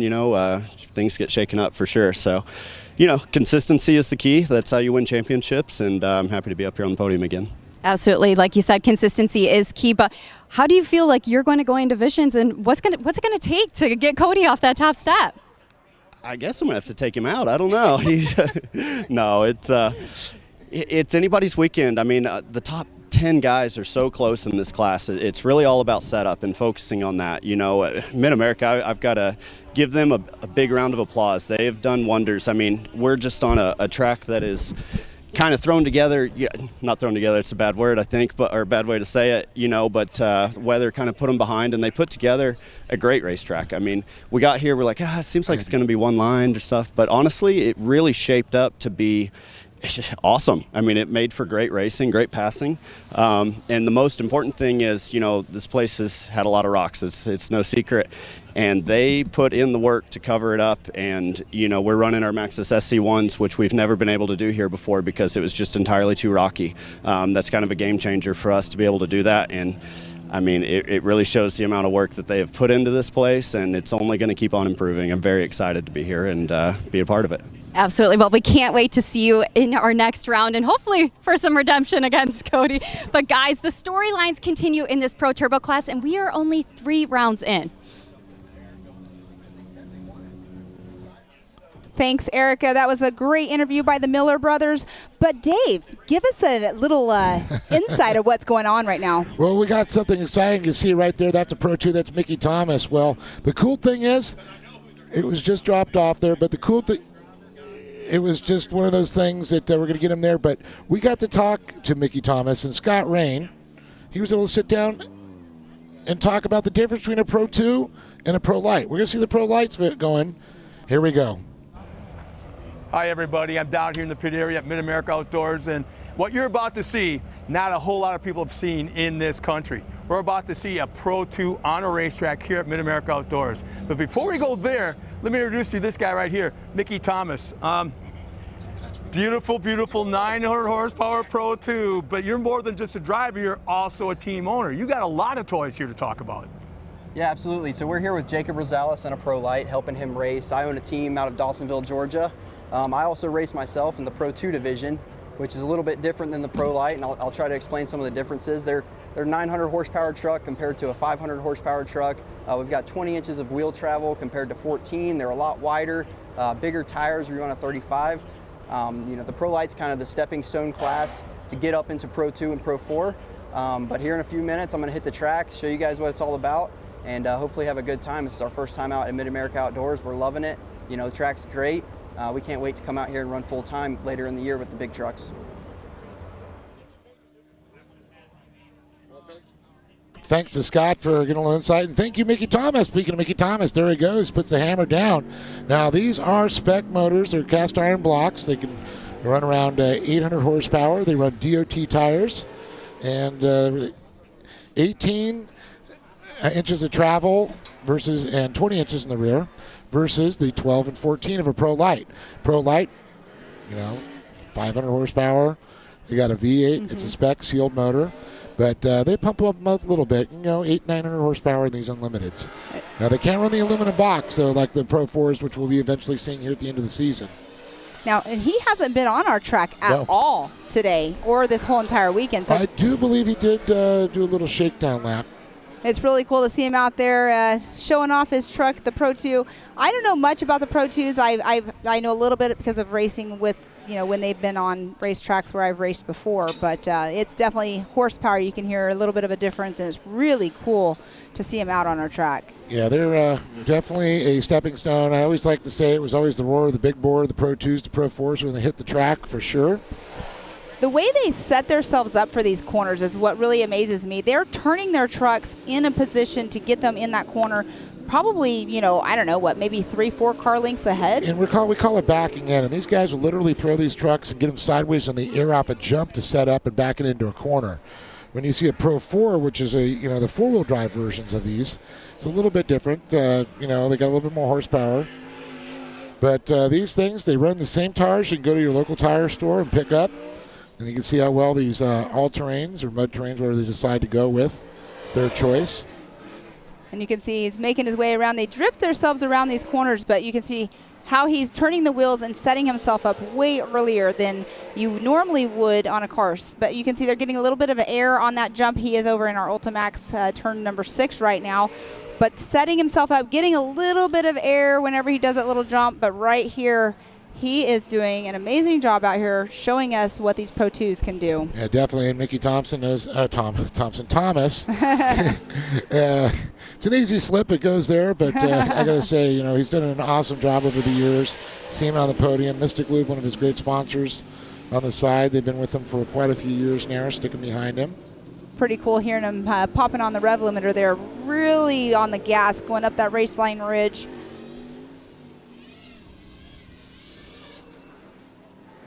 He's coming down that race line ridge. Going up into our Project X turn number 2. Right there on the next turn, that's when you can really see where there's a little bit of a jump that they can do. It depends on how tight they can take that corner, but he's really showing a great preview of what the Pro 2 can do out here on our race course at MidAmerica Outdoors. Now listen to the revs in the motor. You can hear the throttle, how he's playing with it, and in one of the interviews we saw earlier with Kyle Cheney, had to get, pretending an egg was in there. It's like feathering the throttle. Finding that point where you're not breaking loose, but you also, to rotate the tire or the truck, you got to have a little bit of tire spin. So you hear him, as he goes in the turn, he'll pick up the speed and get the wheel spin going a little bit and make sure he has traction and takeoff. Yes, exactly. And, left foot braking. Look at that jump. Wow. Left foot braking is key in these, setting themselves up for these corners. But he really did just launch off of that. He's going through our MRT Can-Am finish line right there is where he just went through, going up the race line ridge. Now, just with a lot of these vehicles, you could also set up the bias on how the front braking, the rear braking, a little bit more pressure in the front or the rear, depending on how your truck's handling, driving, particular track it is, and of course your driving style makes a big difference. It's always awesome. Here's what I always think. I'm not sure which turn it is at Crandon, but it's when you're in the middle with the spectator area, not the spectator area, but the middle where the timing is, that building, and they're coming around that corner, and they're literally... That is called Calamity Corner. There we go. I didn't know what it was called, but they're literally facing you, yes, but drifting the whole entire corner, and that is such an adrenaline rush being in that turn at Crandon, and it's kind of, you can see what he's doing out here on the course, that he's setting him up and turning the truck to where he's facing. It looks like the wrong direction of where he needs to be going, but it's just all about setup. Yeah. And of course what you're referring to is the Championship Off-Road Racing Series, which will actually be ending their season here at MidAmerica Outdoors. And of course they'll get to run the new track. Not that Mickey's going to get any advantage running this track, because it is going to change, but he may know some of those switchbacks. Yes, and this is a cool course though to get out here and preview that they're on right now. Of course, the track is going to change up. This right now is what we're racing this weekend. We have a whole brand new track coming. We should have it done by Visions, but this course out here this weekend has been a lot of fun. The racers quite enjoying the way they had this new setup, because they've been racing on the same course out here. Yeah, definitely. So having a new course, the drivers that have been racing out here for a while, they had their setup dialed in. And they're going to race another new course. I mean, we're going to have some aspects of this track, of course, they're going to incorporate. So they're going to throw out something totally new at them. I do like having a change-up, though. A change-up in the course is a lot of fun because it makes everybody stay on their toes. But right there, you see him getting some air in that Ultimax turn 6 for us. You see he's getting a little bit more comfortable, picking up the speed. Of course, Mickey, when they were talking, Scott was talking to him, talked about Jacob Rosales, one of the drivers on his team in the Pro Light, which we'll be seeing. He ran a great race yesterday, was third for a long time until fortunately got a flat tire. All right. Slowed him down. So that's going to be it for Mickey Thomas. That was pretty cool to see. I hope everybody out here enjoyed that because I know I did. I love hearing the horsepower. That's all I can say. Nothing like the sound of a good V8. Yes, exactly. And then getting ready to come out will be our Pro Lights. But how cool was that to see a preview of the Pro 2s? Pro 2. There's only one out there. Yeah, Pro 2. 2, not plural. And, of course, he left his side beds off there trying to save those. Didn't want to have any damage on those things. Correct. But you're speaking of that. So when you do start the race. Yes, you must have them. You must have a full body. We do see, like I was saying yesterday, you do see a lot of these trucks come off the race course and they are not having the full body. It sometimes comes down to how hard they're turning in the corners. They might rip it off with one of their tires or whatever, or making contact, which happens in the truck series. And you'll see a lot of guys sometimes in practice, they will take their bodies off so they don't get any damage to them, so they can put their nice new bodies with all those cool sponsors on the side of them. Exactly. To come around. We did see Johnny Holter yesterday. He was doing that, so it was pretty cool to see that, and then came back out with the full body on. So a great shot there of the American flag there. You can see the wind has died down a little bit. Still 82 degrees, beautiful day here. I'm very happy to have all the people joining us online, watching all the great fans here.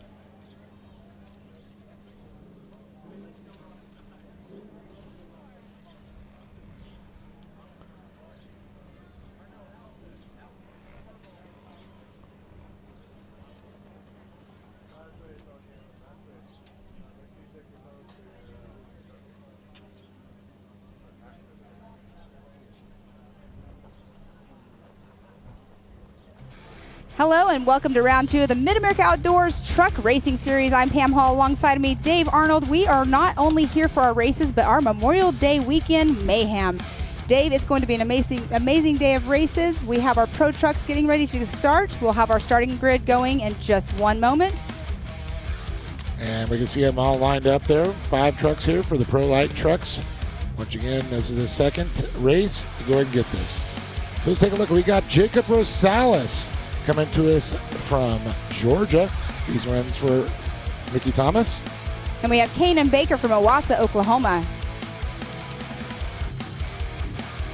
Then you got, of course, Johnny Holcher out of Wisconsin, bringing the cheese down here. And Mr. Connor Berry all the way from California. And Kyle Greaves, our leading points man right now, the guy who has the target on his back. Yes. And Kyle Greaves right there, the man on a mission. He has been #1 in every single race we have had, so super awesome. It's going to be an exciting afternoon of racing out here at MidAmerica Outdoors. And I'll tell you, Kyle Greaves, we talked to him yesterday when Eric could do this interview and said, the big thing is getting his tires set up right, getting the right pressure, getting the right groove set on. Now, Kyle Greaves out front real quick there with the whole shot, but Connor Berry trying to get to the inside as they head up the Raceline Ridge, coming around down the hill. It's going to be Greaves. We only have 4 cars out on the truck. Oh, no. Caden Baker not able to make the call. Yes, do not see Kanan Baker, but you see Kyle Greaves right there already out in front with Connor Berry in that #2 spot, Johnny Holcher in 3rd, along with Rosales all the way in that 4th position. It's going to be a long race, long 10 laps. We will do our competition yellow halfway between as we do, and that is where they get to bunch back up, and that's when the excitement is all over again, just like the start. Now this year I've had the pleasure of watching Johnny Holcher and Connor Berry battle it out at the Great American Short Course Series in the West Coast here. Now it's the first time they get this year to race with Jacob Rosales and, of course, Kyle Greaves as he continues to lead in that KGB Customs. Now, Kyle and his dad, Kurt, they do a lot of fabricating, and they build a lot of the trucks for other drivers out there. So they know a lot of tricks in setting these trucks up. But Connor Berry's family, they know how to cool those motors and keep them going fast. So there's always a little edge here, a little edge there. And of course, the Holcher family, they've had a long history of racing. There's a lot of Holchers that do a lot of racing in the Midwest. And of course, Johnny Rosales got a great tutelage with Mickey Thomas. He spent a lot of time in the pro lights, and he can pass on a lot of great knowledge to him. Yes, and he is definitely trying to catch up right now to Johnny Holcher, battling it out for that number 3 spot. They are right now in our Project X Turn 2, and it's amazing to see these drivers. I love watching how they drive into these corners like we were saying earlier. They're setting up for the turns early. And right now, right there in the Speed Sport turn number 4, this is an amazing race to watch out here at MidAmerica Outdoors. It's so much fun to watch these drivers battle it out. And here we are right now. Johnny Holcher looks like he's catching up to Connor Berry. Yeah, that's one of the things when the track starts to come to them, how they set their tires up and get ready for the race. That's one of the things we want to talk about. This is competition caution halfway the race. 10 laps make up the distance, Pam. Yes. Halfway through the race, we're going to go ahead and bunch them back out, throw that caution. We say it's the race within the race. Now, these drivers will have a little strategy. What do you set your truck up for the first half of the race or the second half of the race? Connor Berry, I've seen over the years, tendency their strategy set up for the second half. Kyle, he pretty much just set up for first and last half of the race. I mean, yeah, like you're saying, they do set it up differently, but Johnny Holcher right there going down the race line ridge. Amazing shot by our drone pilots out here. And, let's go over some specs really quick of these trucks. These trucks do have to go through a pre and post check. The minimum weight is a 3,200 pound. That is including the driver with all of the safety gear. But there's a lot of specs to this. The people at home that do not know about the Pro Lights, they are also a 2-wheel drive truck. And one of the things, too, is the wheelbase and suspension are big things to talk about. Wheelbase 106 inches. Now, one of the things also, only 12 inches of travel in the front and 14 in the rear. These are, like you said, 2-wheel drive, but they are V8 spec motors. They are not tuned up. They're basically stock motors with the aftermarket ignitions on there. And it looks like Holcher went around. Just saw it in the back shot of the camera there. He's going around there. He's going to now have to battle with Rosales as Rosales starts to get up in his back pocket. Here comes Connor Berry making a run up there. Connor Berry up on his lid out of that turn as he heads by. Oh, my goodness. That is so unfortunate. Connor Berry running in that number 2 spot. Oh, no. So when we saw Holcher spun around himself, so that puts him right now in that number 2 spot. But Holcher, when we saw him spin around, Rosales was not too far behind. But they were definitely battling it out. So there we do see Kyle Greaves right there. And he is coming through our Speed Sport turn number 4 right now. Holcher in that number 2 spot with Rosales in 3rd.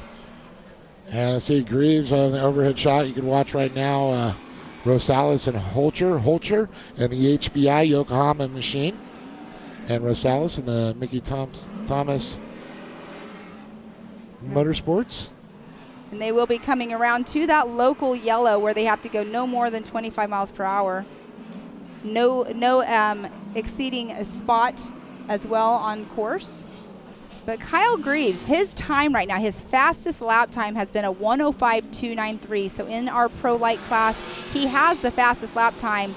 And we do have Connor Berry had the second fastest at 1:07.055. But that is super unfortunate for Connor Berry being over there on his lid. Well, it's going to change things up a little bit for the overall there. I know Rosales was fifth yesterday due to the problem. And I believe Johnny Holcher was 3rd. And then one of the things, Connor was 2nd. Now he's going to get pushed back to 4th. So 2 and a 4. Going to be curious to see how it goes. But we still have the competition caution, which is going to be coming out now, and it's going to go ahead and bunch them. We're going to go ahead and hopefully our guys caught what happened to Connor because we did miss it, Pam. Yes, we did. And Amsoil's finally got us our replay here. And we can see as he rotates around to the right, switch back to the left, and just gets up on the bike. And you can see that he got up on the bike, couldn't quite save it. Johnny Holcher right there, he hit the wall slightly. It looked like he didn't quite get his turn down, but very unfortunate. We do have Connor still right there on his lid. And they're getting the forks out, but Rosales right there and Holcher, they will be coming in, like you said, to the competition yellow, which will slow us down quite a bit, but such a bummer for Barry. I'm actually a little shocked on that, something Connor doesn't do. He's such a talented young driver, and he's been doing a lot of the iRacing over the last couple of years. He runs his own league, the iRacing Short Course League, and one of the things that he's got a lot of practice time in it. Now, a lot of these kids, believe it or not, are jumping in the iRacing and learning a lot of these tracks. You know, some of the iconic tracks that are in there. One day, I see MidAmerica Outdoors having a track in that game soon. Yeah, that would be super cool. Or I should say simulator. Exactly, there Not you go. a game. Yes, but that's super unfortunate for him. As sure, you know, you're talking about Connor Berry and everything, but he's one of our grassroots kids. Yes, you know, he he is. started racing at a very, very young age. Junior ones, junior twos. Yes. Moved up into mod karts. He was the last champion at the Lucas Oil Off-Road Racing Series until the series ended, and so he went out on a high note. Yes. All right. So it sounds like we are going to go in car with Kyle.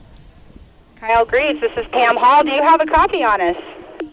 Yep, I got you loud and clear. So out there today, the track conditions are amazing out there. You're up front right now. Again, how are you feeling today in this race? We're feeling really good. Truck seems to be on point today again. We're just trying everything we can to make traction out here. It's super rough. It's still real slick in some spots, so we're just going to keep plugging away each lap. Well, you're doing amazing out there. You're in that number 1 spot. Just hold it together for 5 more laps, and we'll see you later on. So good luck out there, buddy.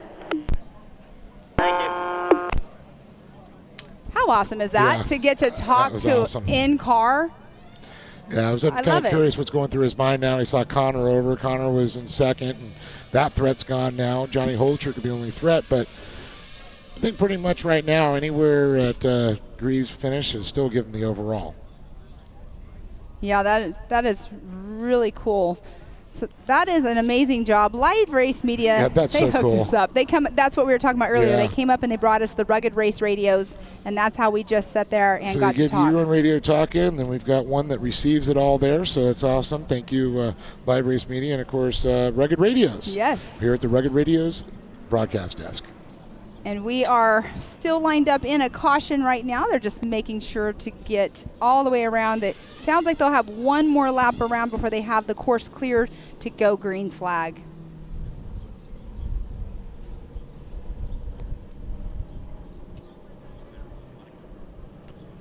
So as they're running around here, rotating, let's talk a little bit about the strategies now for Holcher. You just basically throw all caution to the wind and just go for it. I would say if I was Holcher and he's able to just stay on Kyle's bumper and just, you know, make him push it, that's where if the driver knows, so your number 1 position guy or any position that you're in, and you have a driver right on your bumper, that you're sitting there trying not to make any mistakes, but you know that you can't make any mistakes, and then that gets in the back of your head.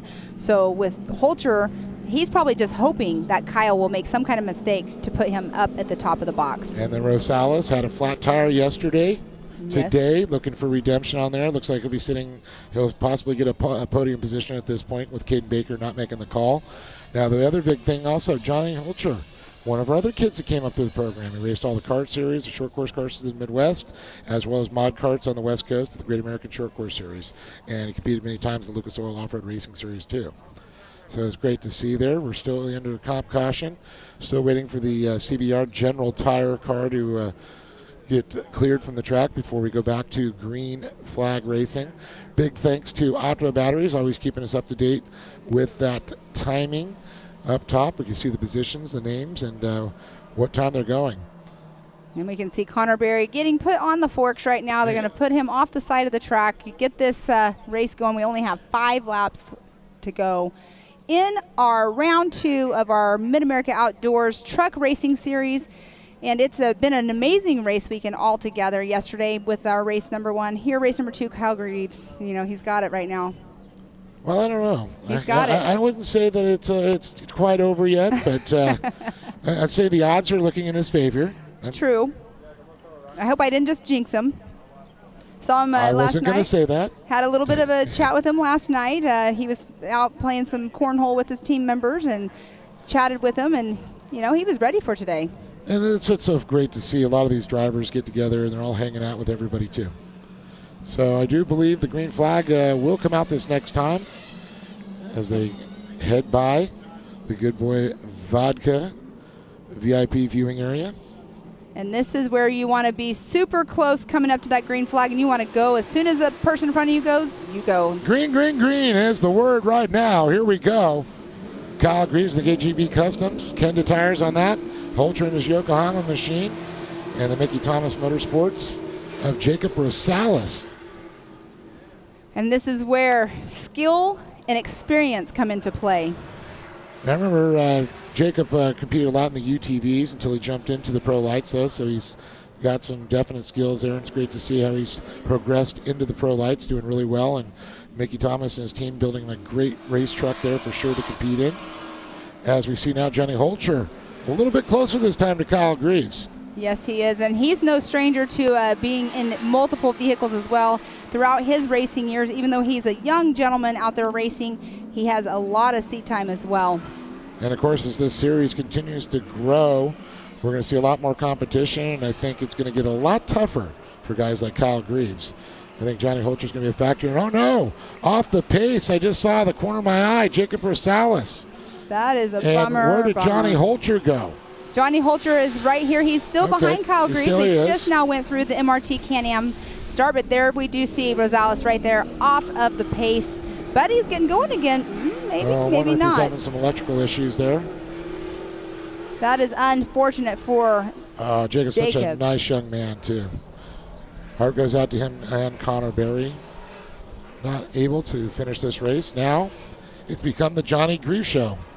And then there were two. So now it's just all about finish. Johnny Holcher knows he has that guaranteed number 2 spot right now, but anything can happen. I mean, we still have, 3 laps to go. So it's all about holding your truck together and making sure you make it to the checkered flag. Well, I pretty much think this one has been just chilling out, cruise control on Kyle Greaves in that 34. And that's one of the things you see the red plate on Kyle there, defending champion for the Champ Off-Road Racing Series. Definitely. Choosing not to go with the number 1. Definitely. Some drivers a little superstitious on that. Definitely out there staying up on top of his game. And we see Johnny Holcher. He's not pushing it super hard, it doesn't look like, but I bet inside he really is, because right there when we just saw him going through turn number 10, he was pushing hard. But they are going through the raceline ridge right now. And Johnny Greaves, I almost said Johnny, that's his uncle. Yes, that's true. Kyle Greaves. There's a lot of Holchers and there's a lot of Greaves. Yes, exactly. But Kyle Greaves doing an amazing job out there. I mean, he knows that he's got the spot right now, but it's still all about holding that truck together until he gets to that checkered flag. And I know Johnny is just pretty much trying to stay smooth out there, but yet still carry the speed, trying to catch up to Kyle Greaves at this point. Of course, Kyle's cousin and uncle, the father-son duo of Johnny and CJ Greaves. They're such a dominant force there in the Midwest. And let's talk about this for a minute. This year, the 2023 season, the MidAmerica Outdoors Racing Truck Championship Series, we have 4 rounds in total that are featuring our Pro Light classes with a payout of over $100,000. It's looking really good. It's looking... Able to hear those numbers for sure. Yeah, it's looking really good for Kyle Greaves. It's pretty amazing, but there's an official rule book you can go on if you're wanting to, build a truck to come out here and race with us. It's on our website. But Johnny Holcher right there on the raceline ridge doing an amazing job. Second place, obviously we have only 1 and 2 out there right now. This is what they call racing. There's issues that happen. There's things you don't know that might be going on with your race vehicle or your truck. But here we have Kyle Greaves and Johnny Holcher still out there running, but they have to keep running it and keep on it until that checkered flag. Absolutely. You got to make it all the way to the end to see that checkered flag. And that's one thing with these Pro Lights, it's always an exciting race. And I know there's a lot of them still out there in the garage. They got to blow the cobwebs off, blow the dust, bring them on out here. Come race with us at MidAmerica Outdoors. This program is only growing in the Truck Series now, and so excited to be part of it. And here we go. The checkered flag is going to be coming out. Kyle Greaves, he'll stand on the gas. Oh, it's a white flag. Sorry, one more lap to go then. Yes, we are on our white flag right now, and there goes Johnny Holcher going through getting his white flag. It's a race right now, their own race. What they're doing is racing their own race right now to just get to that checkered flag. And that's absolutely correct. And you got to do everything you can just to survive. It becomes into survival mode right now for Johnny Holcher. So that's going to give him second overall for the weekend because we got the ENFs on the other drivers. It's a shame the way it happens there. But attrition. One of the most overused words in motorsports, but one of the most expected things to happen in a race. I agree with you on that 100%. And we do see the drivers just out there running their own race, just getting to that checkered flag. It's been a great weekend out here for Kyle Greaves, finishing #1 spot in race #1 for the weekend. And right now he's still running in the #1 spot for race #2. That will put him winning. If he crosses that checkered flag in this #1 spot, he has won every single race so far for our Truck Series Championship. One more time over the mile marker winch. Good boy vodka viewing area. And here he goes. The MRT Can-Am start-finish checkered flag goes to Kyle Greaves. And here comes Johnny Holcher getting the checkered flag himself. And that is the end of our race for the day, for the whole entire weekend, round #2. What an amazing weekend. Congratulations, Kyle Greaves, right now unofficially. Pretty awesome weekend. It sounds like we are going to go to a quick commercial, but look at that. We have the American flag waving. We have a breeze coming through. But we are going to go to a quick break here in just a moment, so we'll be back right after this. Don't go anywhere.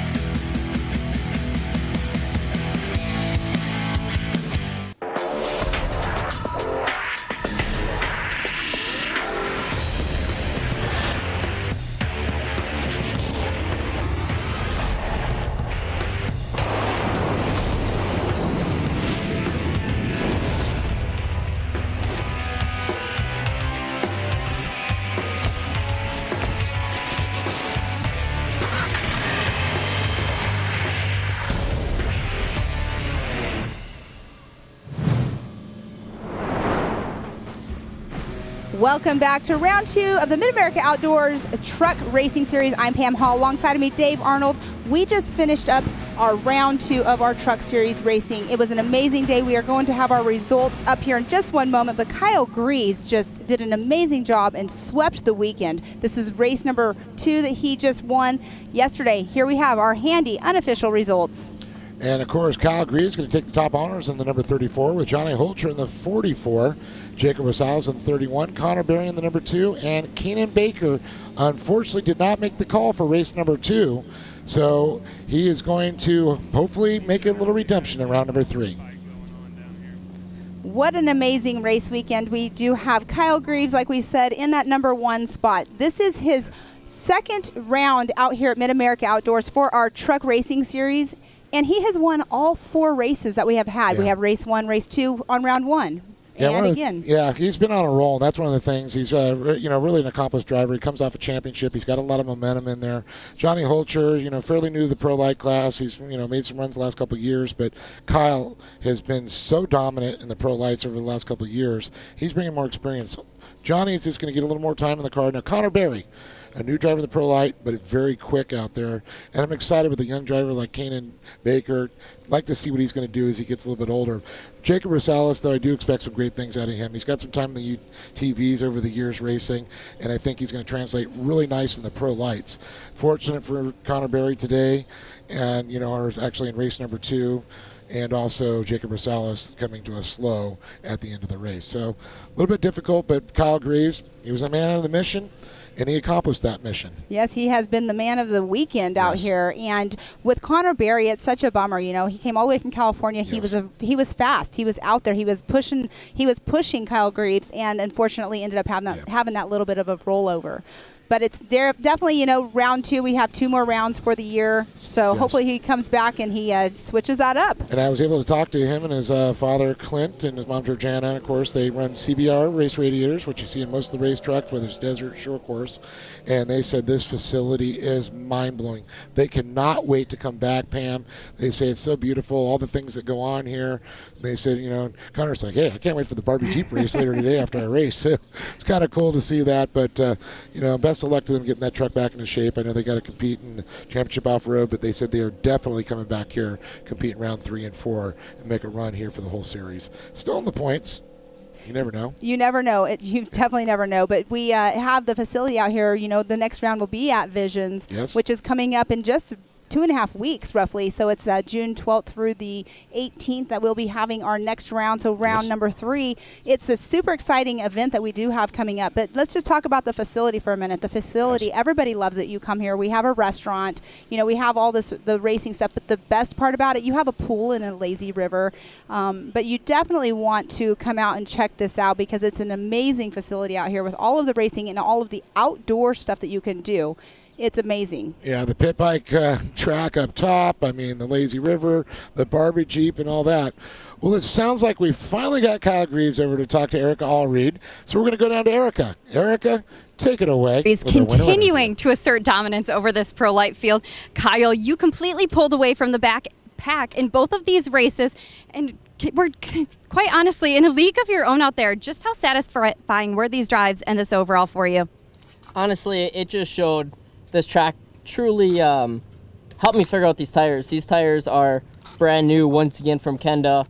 They're their new Kenda RT in these pro light tire size, which is 265/75 R16, and man, they made so much bite once I finally calmed myself down and just eased through everything. And I got to give them a hats off because we were going back and forth between what tires we should run, if we should groove them, if we shouldn't groove them, and I got to give it up to them. They definitely kicked ass in this one. And, my whole team, it's just my brother and me and my dad working on this truck this weekend. My fiance, her sister, and sister's boyfriend came out to support. And, it's such a team effort to be here. And, they're throwing this on for pro lights. And I don't know why people aren't here. We're trying to do this to help grow the sport and be a part of it. And, there's one person that's sitting at home that I wish was here, and that's my mom. I know she's sitting at home or possibly work watching. So, Mom, I love you. This is also for you and our team to get this done. And, KGB Customs, Aaron Precision, Kenda Tire, that's Podium to Pavement Tire right there. And Fox Shocks, Hoffman Motorsports has been working on these Fox Shocks, getting them dialed in. ATD Charlie, he's been supporting me for 4 years now. Monster Energy came on board. John and CJ have always been a big help. Even when CJ beat me, he still gave me hints on what I need to do to make more traction with some tires. And just everybody, it's awesome to be here, and couldn't ask for a better dominant weekend.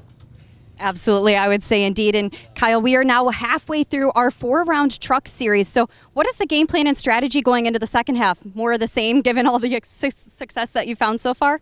Yeah, I mean, we're just going to keep plugging away at this thing. You know, in 2 weeks we start our next series, and then it's back-to-back-to-back weekends. And, you know, my team's ready for it. It's going to be a long summer, but we're going to do whatever we can to be here, to be there, and just try to take both of them for it all. So we'll see what happens, and we'll definitely be back in a couple weeks. Well, congratulations on yet another win here today. We look forward to seeing you at Visions. Guys, another win for Kyle Greaves. Thank you, Erica. What an amazing interview with our winner, Kyle Greaves. But Dave, it's been an amazing weekend out here at MidAmerica Outdoors for round 2 of our truck racing series. We would like to give a huge thank you to Dave Arnold, Erica, myself, Kyle Greaves again, and congratulations to him on his win. Dave, what a great weekend. I was so stoked to be here. I got to tell you, we had beautiful weekend weather. Loved it. Great Memorial Day weekend. And thank you again, Dave and Kyle Greaves. Congratulations.